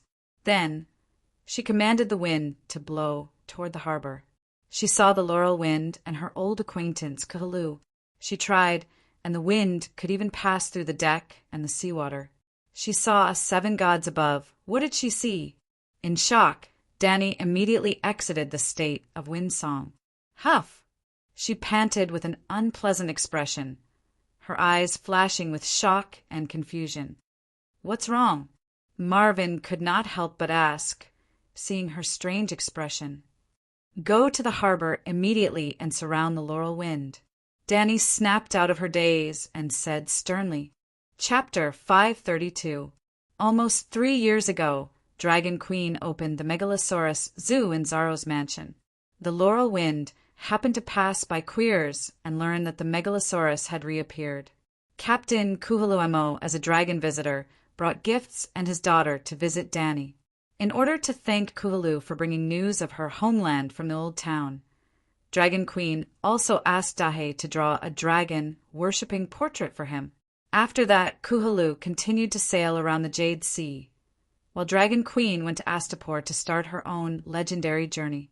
The next time they met was 3 months ago in Bravos. The Laurel Wind and the Black Dragon passed by the Titan statue almost at the same time. But that time, Dragon Queen's real body didn't come at all. Only Dahe went. Later, because of Dragon Queen's chaos in Bravos, many local merchants' ships were burned, and even they died in the chaos. The foreign merchants were also afraid of being implicated by the mystic dragon, so they escaped from the Water City that night. This caused the entire city's trade to enter a cold winter in a short period of time. Cuhullu delayed for more than a month before he cleared out the Jade Sea specialties on the ship.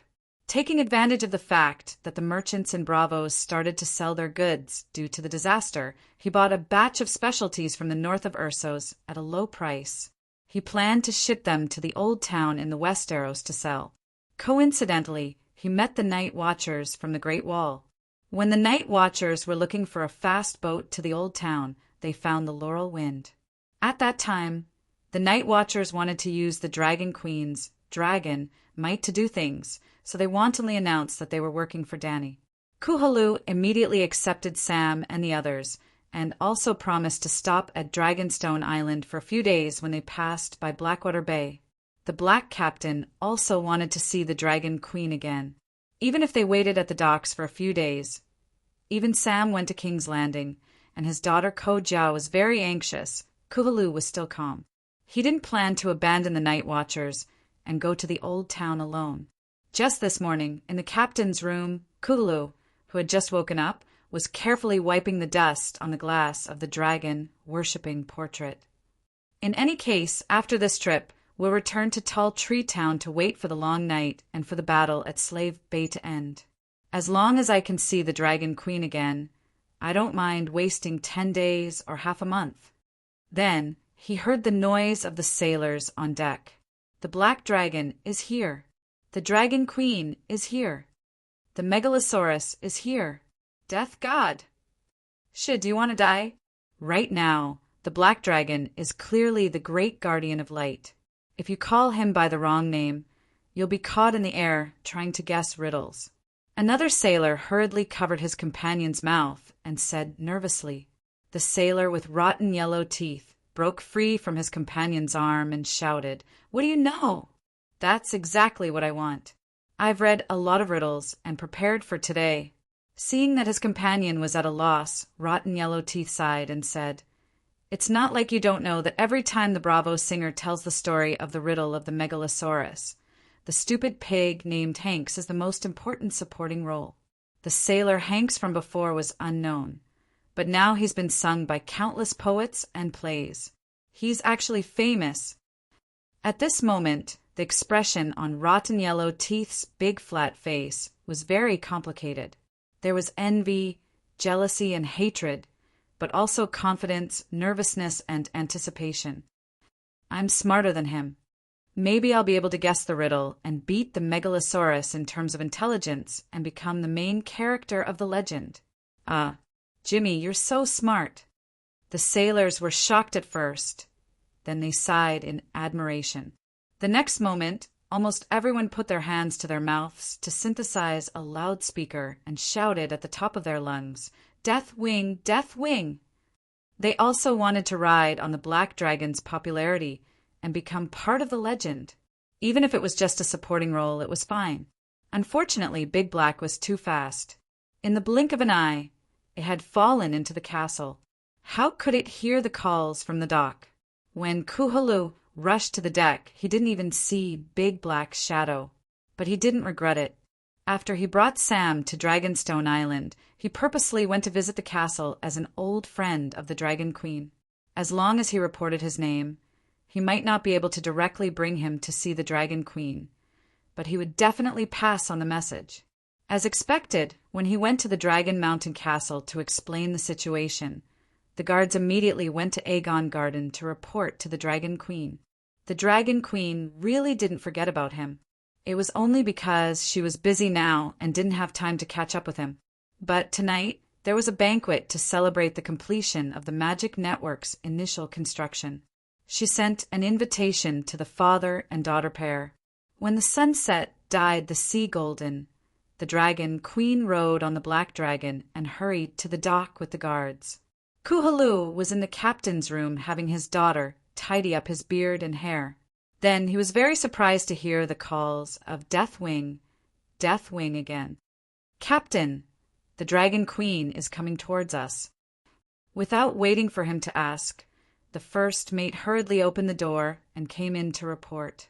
Kuhalu was startled, then suddenly became angry and cursed. "Those bastards, they want to be famous so much that they've gone crazy. Aren't they afraid of offending the Dragon Queen? Even if they aren't afraid of death, I think it's embarrassing. Go, Koja, make them shut up."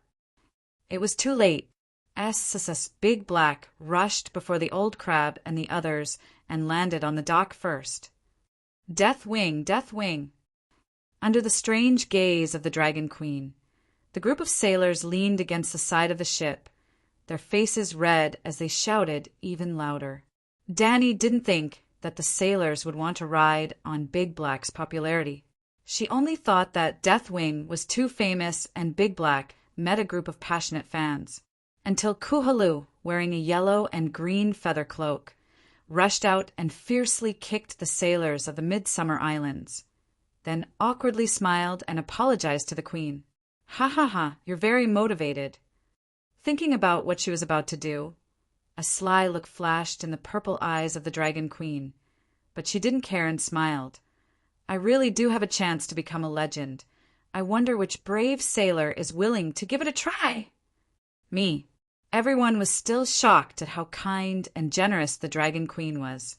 Jimmy walked out of the crowd with his head held high and shouted excitedly, "Your Majesty, let's begin. Let Deathwing test me with the most difficult riddle. Even if I guess the riddle wrong and get thrown into the sea, I'm willing. Are you sure?" Danny had a strange expression. Of course. Thinking about how he was about to become a legend, Jimmy, with a mouth full of yellow teeth, grinned foolishly. "Okay," Danny nodded, "but I need at least 2 people who, before she finished, a group of sailors rushed to say, 'Me, Your Majesty, I'm willing.'" Kuhalu glared at the rowdy sailors, turned his head, rubbed his hands, and smiled. "Your Majesty, I'm also willing. It's very dangerous." Danny hesitated. "I'm good at swimming, I'm not afraid," Kuhalu said confidently. He had reason to be confident. First, he was more knowledgeable than the other sailors. He had read more books. He had the best chance to guess the riddle of the Megalosaurus. Secondly, he had lived on the sea for decades. He was very good at swimming. Even if he fell from 100 meters, he wouldn't drown. "Father, give this chance to me." Blackie was anxious. She also wanted to be a part of the legend. "How about this? Let's talk about the riddle first. Everyone can guess." Danny clapped her hands to make the sailors quiet down. She pointed at the deck and said, "Guess what's on the rudder?" "A rudder?" Everyone was confused. What kind of riddle is this? Although Kuhalu didn't understand, he still said, "Seaweed? Recently I've felt that the rudder is a bit tight. Maybe there's a bunch of seaweed." "Scallops?" Ko-ja immediately followed up. Hearing the captain say that the rudder was tight, Jimmy's eyes lit up. He guessed, "Fishing net." "Tattered clothes?" Another astute sailor said. Danny waved her hand and smiled. "If you want to know the answer, jump into the sea. Use a fishing net to secretly wrap the rudder. Then drag it ashore. The answer will be clear." This. Kuhalu's expression changed. Dragon Queen was obviously hinting that there were no scallops or seaweed on the rudder, and it was impossible for there to be tattered clothes or fishing nets.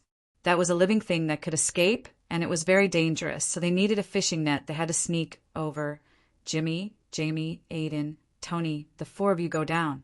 Kuhalu, who felt that something was wrong, gave up the chance to become the main character of the legend without hesitation. At this time, Braun and Old Crab also led a group of guards over. Kuhalu's expression tightened. He saw that the guards' weapons were purplish-black crystal short swords and spears. Those were dragon crystals. There were also bows. The arrowheads were also dragon crystals. This. Kuhalu was at a loss at first, then his whole body shivered, cold sweat breaking out. "Go to the stern and guard it, listen to my orders." Dragon Queen's expression was serious. She started to arrange the archers and spearmen.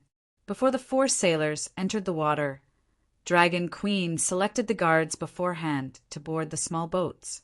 17 to 18 small boats, dozens of guards carrying nets, surrounded the Laurel Wind twice. That was not all. The Queen even let Old Crab's Crab Island fleet bring 10 longboats over and set up 2 circles of fishing nets around the small boats. Now, even the 4 idiotic sailors who wanted to be famous felt that something was wrong. Dragon Queen being so serious, what did it mean? They did not know, but they were indeed scared. But now, it was not their turn to retreat. The 4 sailors carried the thicker fishing nets used by the Iban people to catch whales, slowly approaching the stern from 8 meters away, trying their best not to cause any splashes. "Your Majesty, please try this." While they were waiting on the stern deck, Jia deftly brought a chair for the Dragon Queen. Another sailor set up a small table beside the chair. The captain, who wore a colorful feather cape, acted like a chef. He brought over a white porcelain plate the size of a pot. Other than cleaned clams, oysters, mussels, there was also a plate of vinegar and a plate of reddish-brown sauce. I learned the technique of making spices from the head chef of the barbarian palace. I heard that Son of Heaven Bohao likes to make this sauce when eating fresh food. The existence lying on the rudder was too scary. Danny was not in the mood to eat. Kuhalu's face was full of flattery, and thinking that this was his ship, eating his food also meant building a friendly relationship with him. She opened a clam, dipped it in the sauce and vinegar, and stopped at her lips for a moment after confirming that Big Black did not feel any danger. She generously swallowed it in one bite. "Not bad, not bad. The taste is great." "Oh, so cold." Suddenly, Jimmy, who was already close to the side of the boat, howled. "Gods!" The sea suddenly froze. I saw it freeze. Jamie said in shock. Splash! The next moment, water splashed out from the rudder, as if a small shark had drilled out from the bottom of the boat. Danny, who quickly walked to the side of the boat, saw a cold light flash past. Crack! The fishing net was broken. Rotten Teeth Jimmy was cut in half by the sword. Ah, what monster! Everyone was terrified. Chapter 533. Crack! Crack! Crack! The people at the side of the ship saw in horror that the nearby sea was sealed by a layer of pale white ice at a speed visible to the naked eye. The layer of ice was like oil spread on the surface of the sea. With cracking sounds, it quickly spread into the distance. Other than Rotten Yellow Tooth, who had been split into 2 and disappeared under the sea, the other 3 sailors who were struggling to swim to the shore were all stuck in the layer of ice. Their bodies were trembling, and a thick layer of frost covered their pale faces. The white air coming out of their mouths was getting lesser and lesser. "Help! Help me!" The 3 sailors' cries for help were no louder than a newborn kitten's. "What the hell is this?" The giant crab said in horror. "Humph, losers! How dare you show off in my territory?" Danny snorted coldly. With her right hand in the air, her mental energy connected to the magic crystal a few hundred meters away. The vast and turbulent fire elements were extracted and gathered in her small, white palm. Wah! With every revolution, the dark yellow fireball in her palm expanded a little. The spinning speed was so fast that the eyes could not keep up with it. It expanded bigger and bigger, forcing the people around Danny to retreat in panic. In an instant, the queen seemed to be holding a table-sized fire biscuit in her hand. She casually tossed it into the ice. There was no explosion, no explosion. It was silent, as if she had tossed an illusion. But the pale white layer of ice was like a candle in a scorching flame, quickly melting into water. The layer of ice was formed by the gathering of ice elements by ice magic, just like the fire gathering in fire witchcraft. Danny controlled it precisely, allowing the fire elements and ice elements to be annihilated, instead of the high-temperature flames burning the low-temperature ice cubes. This was solving the problem from the root.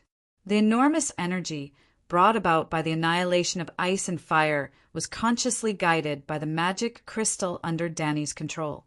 The crystal ball could extract the earth fire within a 10-kilometer radius, so naturally it could also control the explosive energy flow a few hundred meters away. Hiss, hiss, hiss, the layer of ice melted like cheese, and the remaining heat flowed into the sea. The temperature of the sea rose, and in the blink of an eye, white steam rose from the surface of the sea. The great wizard Valeglia, near the magic network, was invincible in the world. "It's hot, it's hot!" The 3 unlucky people who had just been released from the ice immediately fell into the boiling sea. After a short while, his entire body turned red like a steamed prawn. Fortunately, the Dragon Queen's target was not near them, or else they might have been cooked alive. 7 gods above, the seawater is being boiled by fire magic. Burn the sky and boil the sea. Old Crab Brawn and the others looked at Dragon Queen with shock. Good-a-do, Wallala. 10 meters away from the stern of the boat, it suddenly flipped over like an old turtle at the bottom of a well, causing large amounts of steaming water to splash up. "Oh, what's that?" Danny's expression was indifferent. With her hands behind her back, she stood proudly on the bow and ordered, "Cast the net!" "What? La la la." The guards on the small boat immediately threw the fishing net in their hands. Layer after layer, the cold light of the sword slashed through the fishing net again, but the Dragon Queen had already locked onto her target, and the fire wizard power surged forth endlessly. The monster in the sea originally did not have as much magic power as Danny did during the Great Wall. After completing the Green Prophet meditation technique and gaining a preliminary understanding of the Song of Wind, its magic power increased tenfold after the Battle of Meereen, and now it had the advantage of the magic network. How could it be a match for the Dragon Queen? Gradually, the ice magic power in its body was exhausted, and the ice sword in the monster's hand turned into light blue cold water with a click. The monster under the water was exhausted and had no more strength to struggle. The fishing net tightened, and Danny deactivated the fire wizard spell. The small boat approached the Laurel Wind, and the rope at the end of the fishing net was handed to the guards on the deck. "What's that?" Kuhalu asked blankly. When the fishing net left the water, everyone could clearly see the appearance of the monster that had overturned the sea. It looked like a human, with the body of a grown man. Its face could not be seen clearly, and its body was covered with oysters, clams, scallops, razor clams, and other mollusks, as if it was wearing a layer of seashell armor. There was very little exposed skin, and it was grayish-white in color. "This is a sea monster," Old Crab asked uncertainly. "It looks like the water ghost in Grandma's story, and it purposely drags the children playing in the sea to the bottom of the water." Gia's black face was somewhat pale. "Didn't you guys always want to see a deviant ghost? Now it's here," Danny said strangely. "A deviant ghost?" Everyone was confused. "Aren't deviant ghosts outside the Great Wall?" Old Crab asked doubtfully, "I also want to know why this deviant ghost came to Dragonstone Island." The deviant ghost was not heavy, and 2 tall guards carried it onto the deck and placed it in front of the Queen. When you catch a deviant ghost, it's best to immediately use the dragon crystal weapon to attack its vital points and kill it. If you want to capture it, you should do what I did. Danny pulled out the clear sky sword from her waist and swung it 4 times. Screech! The deviant ghost let out a shrill cry, like a blade scraping against glass, and its 4 limbs were broken. The next moment, under everyone's shocked gaze, the deviant ghost's arms and legs actually melted into a small, icy blue stream on the deck. 7 gods above, it really is a deviant ghost, Bronze said with a trembling voice. Danny squatted down and pulled the broken fishing net away from the deviant ghost's body. She frowned and looked at the densely packed shells, feeling suspicious. At this time, Kuhulu also asked curiously, "If the deviant ghost is so scary, Why would there be shells attached to its body? I'm not sure. Maybe it's trying to hide something.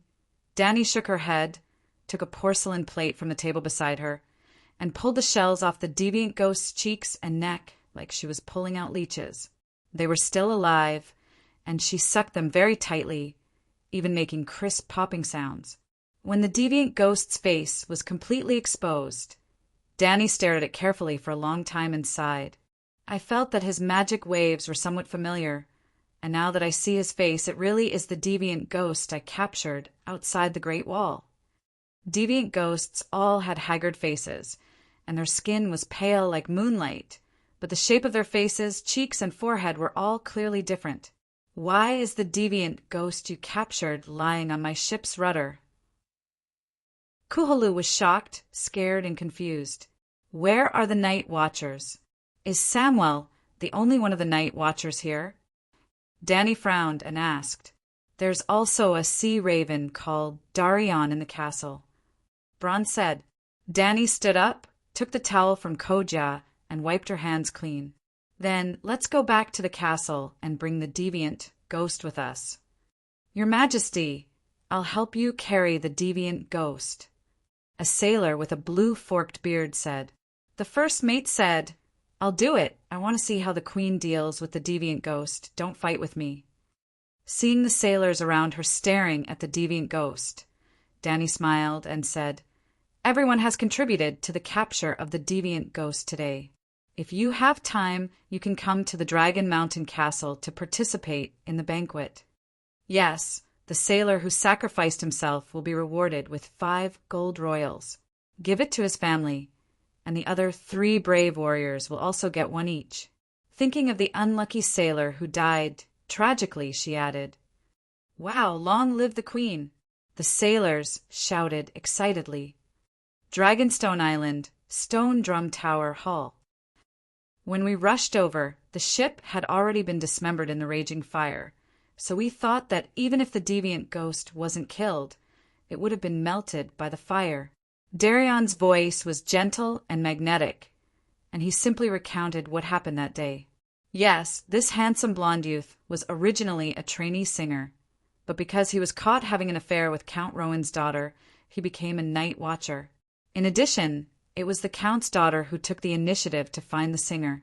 I didn't expect it to not die, and is still hiding on the Laurel Wind's rudder. The sea raven looked at the deviant ghost whose limbs were cut off, his expression uncertain. Damn it! You didn't say that you were going to escort the deviant ghost to the old town. Kuhulu's face turned pale, and he was both shocked and angry. If they brought the deviant ghost all the way to the Summer Islands, to High Tree Town, to their own door, if the deviant ghost sneaked onto the deck in the middle of the night and into the captain's cabin, the black man shuddered, and he broke out in cold sweat again. The deviant ghost went missing. Such a big commotion, and you didn't know. Danny asked curiously. The whole city of Bravos was shaken, and countless Purple Robe army members searched the streets and alleys, door to door, but they all said that they were looking for the illegitimate son of the Night Watcher's commander-in-chief, and that, at this point, Kuhulu suddenly stopped. They also said that the illegitimate son was born of Jon Snow and Queen Cersei. The black captain wiped the cold sweat off his forehead, and he was still scared. Damn it! I almost spilled the beans if I dared to spread rumors about the Dragon Queen, saying that the illegitimate son was hers, then fire witchcraft that could boil the sea. Let me ask you, are you scared? Kuhulu was scared to death, anyway. Danny didn't know about the rumors about her illegitimate son, and was only shocked by the strange imagination of the people of Bravos. Bron frowned and said, Now it seems that the deviant ghost hidden in the box didn't die, and sank into the sea, and clung to the bottom of the Laurel Wind. Strange. Don't deviants need to breathe? Deviants aren't humans. Of course they don't need to breathe, the old crab said. I'm afraid it's not a coincidence. Danny's eyes flashed, and she asked Kuhulu, How far is your Laurel Wind from the Night Watcher's port? Kuhulu's expression changed again, and he said in fear, We're both docked at the old clothes merchant's port, but my ship is in the commercial area, and the Night Watcher ship is in the civilian area. There are hundreds of ships between the two, at least a kilometer away. Damn it, the deviant ghost is targeting me? Why me? The black man shouted in disbelief. Maybe it's not you.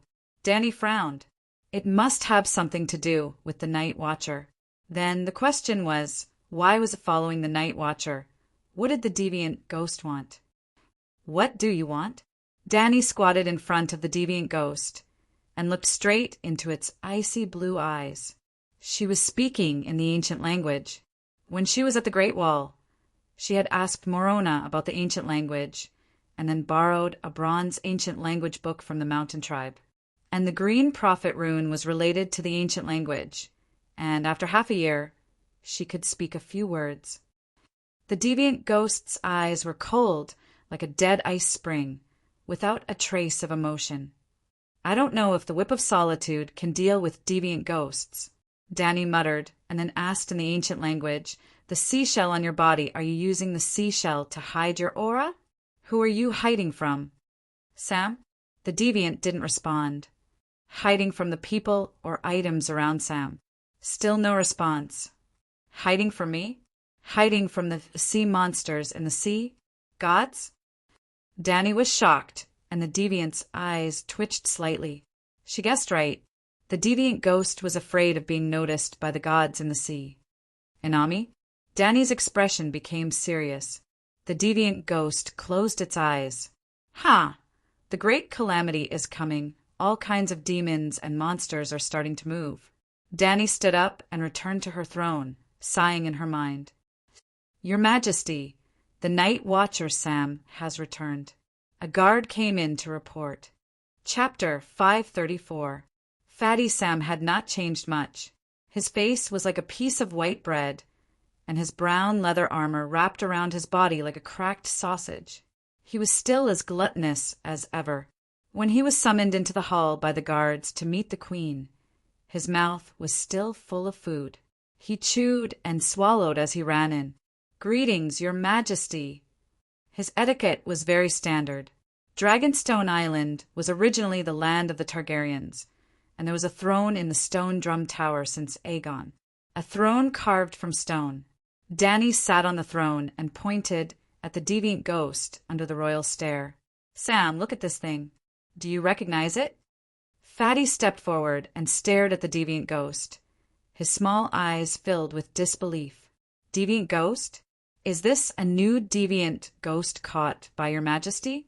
You're really fast. No, this was found at the bottom of the Laurel Wind, the one you transported to Bravos. Danny told him what had happened, and Sam listened with his mouth open. Why? He was confused. Danny carefully looked at Fatty under the royal stair and asked, I also want to know why. What do you have that's worth the deviant ghost's attention? I don't know. Suddenly, Fatty's expression changed. Is it because of the Black Gate? What Black Gate? Old Crab asked curiously. I can't say. That's the secret of the Night Watchers. I can't tell anyone. Fatty shook his head, which made the others even more interested. Danny face-bombed and sighed. What other special things or people do you have with you? Other than the gold coins you gave to the Night Watchers and a few books about the night in Dark Castle, there's nothing else, Sam said thoughtfully. As for the people around me, other than Darian, there's only Gilly and her son. Gilly's son. Danny's heart skipped a beat. She said to the guards, Bring Gilly and her son here. Gilly was outside the hall. She quickly walked in with her son in her left hand and a white porcelain plate in her right hand. Geely, you. The plate in your hand. Dragon Queen's question stopped abruptly. Ah, I'm sorry, Your Majesty. I was too nervous and forgot to put the plate outside the door. Jilly was so anxious that her face turned red and she was at a loss. Don't panic. Let me ask you, did you get this plate from Laurel Wind? Danny waved her hand and pointed at the empty plate with only a few slices of oyster left. The corner of her mouth twitched slightly. Your Majesty, it's me. The plate is mine. Fatty hurriedly walked to Jilly's side. took the plate, and placed it on the royal steps. Then he took the child from the female barbarian's hands and reminded his lover in a low voice, "Quickly use the etiquette I taught you before, and bow to the queen." Oh, Ji Li lifted her skirt and made a very unladylike bow. When he went to the king's landing to meet Count Tully at the Red Castle, Sam also brought the female savage and the child. Before meeting Count Tully, Sam had taught Jilly a few court etiquette. In addition to introducing the danger of deviant ghosts and the shamelessness of the City of Knowledge, Sam also told his father casually, "Although I'm a night watchman, and although the night watchman swore not to marry, I now have not only a savage girlfriend, but also an illegitimate child. Why don't you keep him and train him to be a knight?" Sam could be considered the most cowardly, but also the bravest fatty in the Song of Ice and Fire. When he was cowardly, he was like dough that anyone could knead. When he was brave, he could be a deviant ghost, go against the Dragon Queen and Stannis, the Blackgate incident, argue with his father, steal the clan sword, and do anything. Count Tully was so enraged by his son's shameless behavior that he chased Fatty out with his longsword. That was why Fatty came back so early. Therefore, Fatty was hungry. Sigh. When I saw my father at the King's Landing, he was too angry. If I hadn't announced that I was on a mission to deliver a message to the City of Knowledge and hire scholars to go to the Great Wall, he probably would have killed me. Naturally, my father didn't ask me to stay for lunch, so I was very hungry. When I returned to the dock, I saw that there was no one on the deck of the Laurel Wind. I curiously went up to check and found a plate of seashells. It was even Captain Kuhulu's barbarian sauce. I heard that son of heaven, Bo, how like to eat it. I was lucky enough to be served by the captain twice, and it was indeed unique. I couldn't help but take the plate away. Fatty's eyes were careful and apologetic. He turned to the black captain and asked, "Captain, you said that the sauce can't be left for too long, and it will go bad after a long time. That's why I ate your oysters. Is there a problem?" No. Kuhulu opened his mouth and said with difficulty. Danny looked at the red sauce on the fatty's lips and gulped. "Does it taste good?" she asked. "It's delicious, full of juice, and has a special kind of coldness. The meat is also very chewy. After swallowing it, a fire rises in the stomach. It's the best," Fatty said with a face full of intoxication. "Ugh." The old crab's face was pale, and he covered his mouth to vomit. Braun looked at Fatty in horror, as if he was looking at a man-eating demon. Jia stuttered. "Sam, what you eat?" Danny waved her hand and interrupted her. "Forget it. He doesn't need to avoid food anymore. He can eat whatever he wants." She saw that the female barbarian's lips were clean and asked curiously, "Has Jilly eaten?" Fatty was confused by everyone's reaction and said casually, "She doesn't feel well, so she doesn't want to eat." "Doesn't feel well?" Sigh. I wanted to ask father to take in the child and Jilly, but he was so angry that he pulled out his sword and wanted to kill the mother and son. He also scolded them very badly. Fatty said dejectedly, "This child isn't yours." Danny said, "I love Jilly, and I'm willing to be the child's father. If possible, I hope that he can inherit my family name and legacy.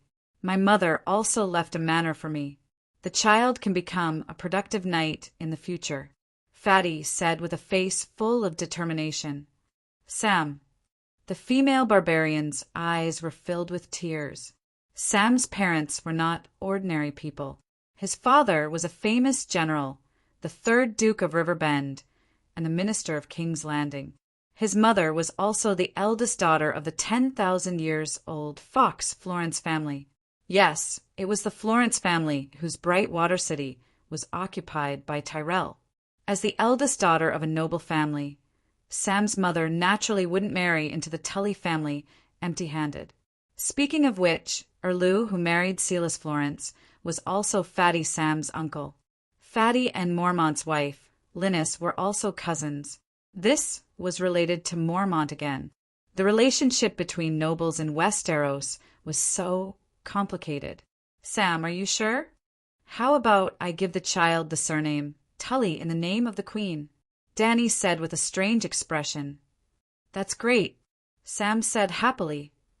Don't. Jilly's expression changed a few times, but as if she couldn't bear some kind of pressure, she broke down and cried. What's wrong, Jilly? Fatty asked worriedly. The child is not mine. This is Mansred's battlefield birth. It's the Prince of Savages, Jilly cried. What? Even Danny was shocked, let alone Fatty. The commander was worried that the king of Blazing Red Heart would burn the little prince. The little prince has the king's blood in his body, so he swapped my son with the Prince of Savages. Sob, sob, sob. John, how could he? Fatty said angrily. He said that, for the sake of the big picture, when the red witch burns my child, he will tell the king the truth. Sigh. Fatty stomped his feet and sighed. With his intelligence, he easily guessed John's thoughts, and knew that his plan would probably work. King Stannis was impartial and wouldn't kill a savage child out of anger. Could it be? Danny left the throne again and came to the deviant ghost, who was staring at the baby in Sam's arms. You're doing this for the king of Savage's child? The king's blood has a special effect on deviant ghosts? Danny asked in surprise. The deviant ghost glanced at her coldly and closed its eyes again. Finally, it lied to her once. The deviant ghost, whose heart was as cold as ice, couldn't help but feel proud. The child will stay on Dragonstone Island. In my territory, no one can touch him. Danny made her decision. I still want to go to the City of Knowledge with Sam. Jilly said weakly. You still want to go to the City of Knowledge? Danny frowned and looked at Fatty. Luckily, I caught the deviant ghost, so I have to let the scholars know. Sam pointed at the deviant ghost. The City of Knowledge has already been disbanded by the Queen, so it doesn't matter if they know or not. The City of Knowledge's reputation in the Seven Kingdoms is embarrassing, so it's better not to go. The old crab mumbled. The nobles of the Seven Kingdoms always have scholars beside them. The scholars control all the crows' nests and information exchange, so they have some say. Also, the Great Wall needs scholars, so every castle needs a scholar to manage the crow's nest. This time I have a very important mission in the old town, and that is to bring a group of scholars back to the north. Sam said helplessly. Okay, Danny nodded. I'll create a magic sealing treasure chest for you later. After receiving Kuei-shi's reminder, Danny tested out the Brandon sealing magic circle. It could indeed defend against magic power and was especially effective in suppressing evil forces. If the sealing magic circle was left in the castle's foundation and walls, the wizards outside the castle would not be able to use evil witchcraft to attack the castle owner. Just like in the Storm's End castle, even the powerful red-robe woman had to rely on Davos to sneak her into the castle before she could use her blood witchcraft. This child. Fatty looked at the baby in his arms with a bored expression and asked. Although he was willing to be the one to take over the baby, he had to take over the territory of the first ghost father, Caestel, and Caestel's beautiful daughter as compensation. He had to take care of Mansred's son for Mansred. Count Bronn Blackwater's wife, Loras, also has a son. She can temporarily take in the Savage Prince. Danny looked at Bronn and said, Bronn felt as if he had eaten a piece of shit-flavored chocolate. He was happy that the Dragon Queen trusted him, and the child's identity was enough to enter his house. However, Loras' child was not his, and this child was not. Could it be that he, Bronn, was born to raise someone else's son? Your Majesty, don't worry. According to the traditions of the Westeros, I'll take this child as my foster son. Count Bronn's face was full of joy. Okay, Danny nodded. After Danny announced the end of the meeting, everyone left. Marwyn brought an oak chest and a few large pieces of dragon crystals. Danny was in the hall. She melted the dragon crystals and embedded them in the wooden chest to create a powerful sealing magic circle. Dragon Queen was busy. Sam, who was waiting by the side, suddenly licked his lips. He pointed at a large pile of seashells on the royal stairs and said, "Your Majesty, there's a pile of oysters and clams here. They'll go bad if you don't eat them." Dany tilted her head and glanced at the seashells. They were cleaned from the other ghosts' bodies. "Eat them if you want." Her tone was like a doctor telling the family of a dying patient that the old man did not have many days left to live. Buy him whatever he wanted to eat, and there was no need to avoid certain foods. Chapter 535. Dany spent half an hour to create an evil-suppressing treasure chest for Sam and locked the half-dead deviant ghost inside. She toasted a few more times at the banquet, chatted with Kuhulu and the others for a while, then went to the blacksmith to discuss how to improve the dragon crystal weapon. When she went to the harbor to hunt deviant ghosts this afternoon, Dany suddenly found a big problem. The guards had dragon crystal daggers, short swords, arrows, and spears with wooden handles and dragon crystal heads. But they didn't have any heavy weapons that could be used to attack fiercely and deal great damage, enough to fight deviant ghosts head-on. For example, broadswords and two-handed heavy swords. Spears were originally considered a hard dish, but the spear's damage was only at the tip of the spear, which meant that it could only stab, and the tip of the spear could easily break. Thus, the efficiency of killing enemies was much lower. Dany first thought, could she make a spiked mace with dragon crystal spikes? Then she had a flash of inspiration, and a more suitable weapon appeared in her mind. Marquawheat. Marquawheat was a type of sawtooth knife invented by the Aztecs in America. Using a wooden paddle as the body of the knife, a row of hard and brittle obsidian crystals were embedded in the blade. Actually, obsidian was volcanic rock, and in this fantasy world, it was the dragon crystal. It could be said that with the dragon crystal, Dany could almost perfectly replicate Marquawheat. And this weapon was enough to be a hard dish, even in human wars, stronger and bloodier than many machetes. With one slash, it was common to cut off a person's head or a horse's head. Dany forged 30 sharp dragon crystal tiger teeth on the spot and embedded them in the 1-meter-long wooden stick. Then, with a powerful swing, cut off a peach tree as thick as a wrist. The dragon crystal did not break.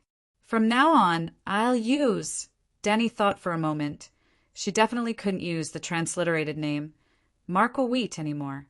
She could not give it a name. Otherwise, after other people used this weapon, they might excitedly name it Dany's Teeth, Dragon Queen's Paddle, Queen's Broadsword, and other embarrassing names. This weapon will be called Dragon Tooth. I got the idea after observing the great guardian of light eating prey. Dany shamelessly claimed the right to invent the weapon. From now on, we will use the Dragon Tooth as our main weapon, paired with a dagger, and give up on short swords and spears. Yes, the dragon fang's teeth could be embedded into the end of a wooden pole to make a spear. He could even use the spikes of the dragon teeth to make crossbow arrows. Standardized work. All the dragon teeth were forged into the same Mitsubishi thorn shape. Daggers and arrowheads were also standardized, which would speed up the forging process. We only need to forge the trident, dagger, and arrowhead. As for the wooden sabers, wooden handles, and arrow shafts, we'll leave them to the night watchman. There are so many iron trees, oak trees, and weirwood beyond the Great Wall. It's much more convenient than on Dragonstone Island. Bronn waved the dragon-tooth dagger, forged by the Queen a few times, and reminded, "Your Majesty, the dragon-tooth dagger is different from swords and knives. Since you have invented a new weapon, you should have a matching dagger technique to make full use of the weapon." Dany looked at the mercenary count in surprise and praised his cleverness. "Very well, I'll leave this matter to you. You can communicate with the night watchman of the Great Wall and create a new sword technique together." "Yes, Your Majesty," Bronn promised happily. Before Dany left, the old crab stopped her and said seriously, "Your Majesty, after seeing the deviant ghosts, I have a different opinion about your disaster relief in Hedgian County." "What? Are you afraid that there won't be enough food?" Dany raised her eyebrows. "Dragonstone Island has 100,000 tons of food. but Dragonstone Island, Crab Island, and Tidehead Island have less than 5,000 households. It's enough for 20 years. Besides, Tidehead Island and Crab Island already have food. We still have money and can continue to buy food. The old crab waved his hand. Then why? Danny asked curiously. We have to prepare for the worst. A deviant ghost can freeze the sea. If you weren't here, we wouldn't have been able to catch it. So, I'm worried that the Great Wall won't be able to hold, the old crab said seriously. Don't worry, the Great Wall won't collapse. There's an exorcism circle under the Great Wall. The deviant ghosts won't be able to come over. Danny comforted with a smile. What if the deviant ghosts swim? Or they freeze the bay and go around the Great Wall? The old crab said seriously. Deviant Ghost King can't be so shameless, right? That's too wretched. Danny's tone was uncertain. Wasn't there a wretched deviant ghost hiding on the rudder this afternoon? Of course. I hope that the Great Wall can stop the deviant ghosts, but it's never wrong to prepare for the worst, the old crab insisted. Count, you're right. Danny nodded, the nonchalance on her face disappearing. Her family's assets were all in Slaves Bay, and she had been thinking about the alliance recently. She was too relaxed about the deviant ghosts and was too optimistic. What do you think? She asked seriously. Stabilize the first line of defense. Build the second and third lines of defense. Without a doubt, the Great Wall is the first line of defense and also the most important one. After today, I'll personally write to the lords and ask them to arrange for knights and soldiers to come to Dragonstone Island with the dragon crystal weapons to be transported to Eastwatch. The Great Wall must be defended with all its might. The old crab said seriously, Didn't I make the same call before? Danny said, It's different this time. Scholar Pylus, Braun, Kuhalu, and 2,000 to 3,000 people have seen deviant ghosts. I'll also invite the lords nearby to come to Dragonstone Island to see deviant ghosts before Sam leaves. Danny reminded him, Take it easy. Don't break my demon suppression treasure chest. Yes, I'll be careful. The second line of defense is at the neck. Both sides of the neck are natural strongholds. It'll be a pity to give it up. The third line of defense is the defense of the kingdoms after the deviant ghosts break through to Hudjian. Hudjian and Hudjian are flat lands. There's no way to defend them, so we can only give it up. The mountains in the west are everywhere. Casterly Rock City was originally built by digging out the mountains. It can be considered a defensive stronghold. The old crab paid attention to Dragon Queen's expression and said carefully. Danny guessed his worries and laughed. Count Sadega, I only know your magnanimity today very good. In front of deviant ghosts, personal grudges should be put aside. Yes, let's put it aside for now. If I want to take revenge, I'll defeat them in a dignified manner after all the disasters are over. Then I'll convene a meeting and judge them in front of all the lords. Your Majesty is wise. The old crab was touched like never before. He was old and had been a wily old fox all his life, but now his eyes were wet. To be honest, he didn't have much self-awareness. He only wanted to protect his family in the long night. But the deviant ghost's brutality was like a bucket of cold water that woke him up.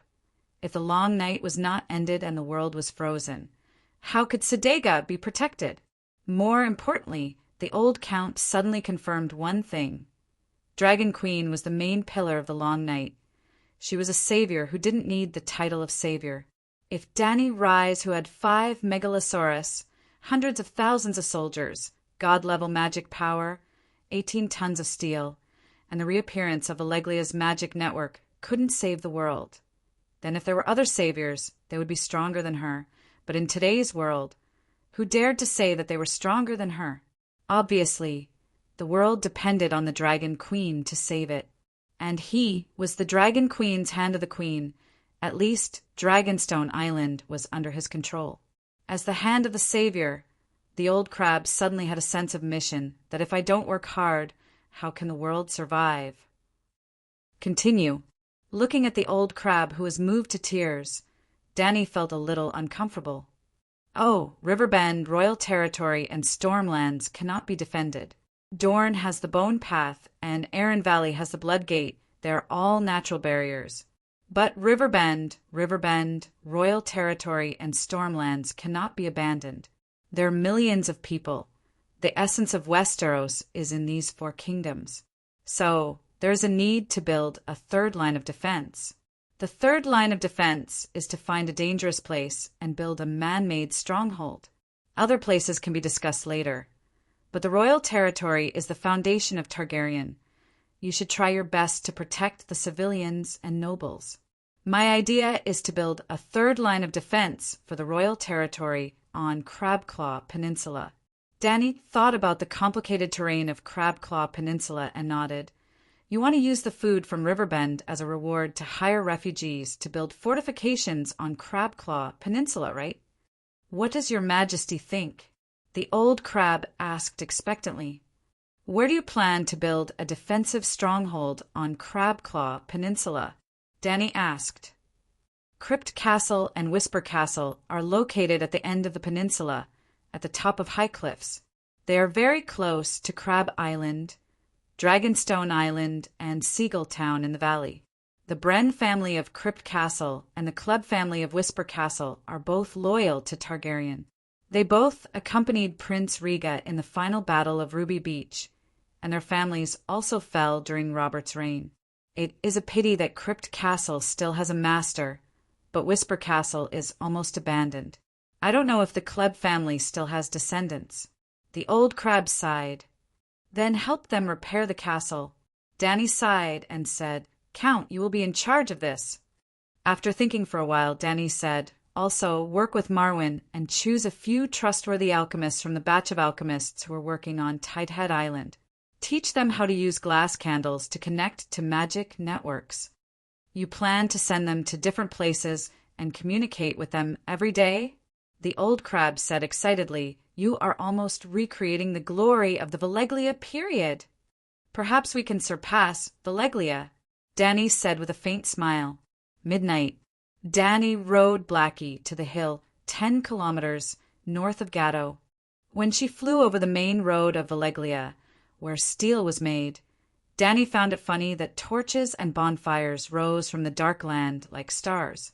They were all mercenaries, farmers, and merchants who came to look for the Dragon Queen's steel lumps. Tens of thousands of them spread across the plains and rivers for several kilometers. There were even bonfires under the hill where Cora and Clinton were hiding. 18 tons of steel. It was too attractive. What's going on? Dany landed on the peak of the steep mountain and was surprised to find that there were still piles of steel lumps. Cora and Clinton were guarding by the side, and even Greenie was lying on the ground sleeping. Your Majesty, you are back. Cora and Clinton quickly got up to welcome her. Dany saw anxiety and doubt on their faces. Your Majesty, Greenie stopped working after throwing down 10 iron lumps in the middle of the night. No matter how we tried to persuade him, he wouldn't listen. Cora complained. Greenie, what's going on? Dany asked in surprise. Could it be that his rebellious period had arrived? It shouldn't be, he was only 3 years old. Even if he wanted to rebel, would he dare to go against Brother Black Dragon's orders? Squeak! Greenie let out a low cry, his voice filled with grievance and fear. Who did you meet? Dany's expression changed as she asked seriously.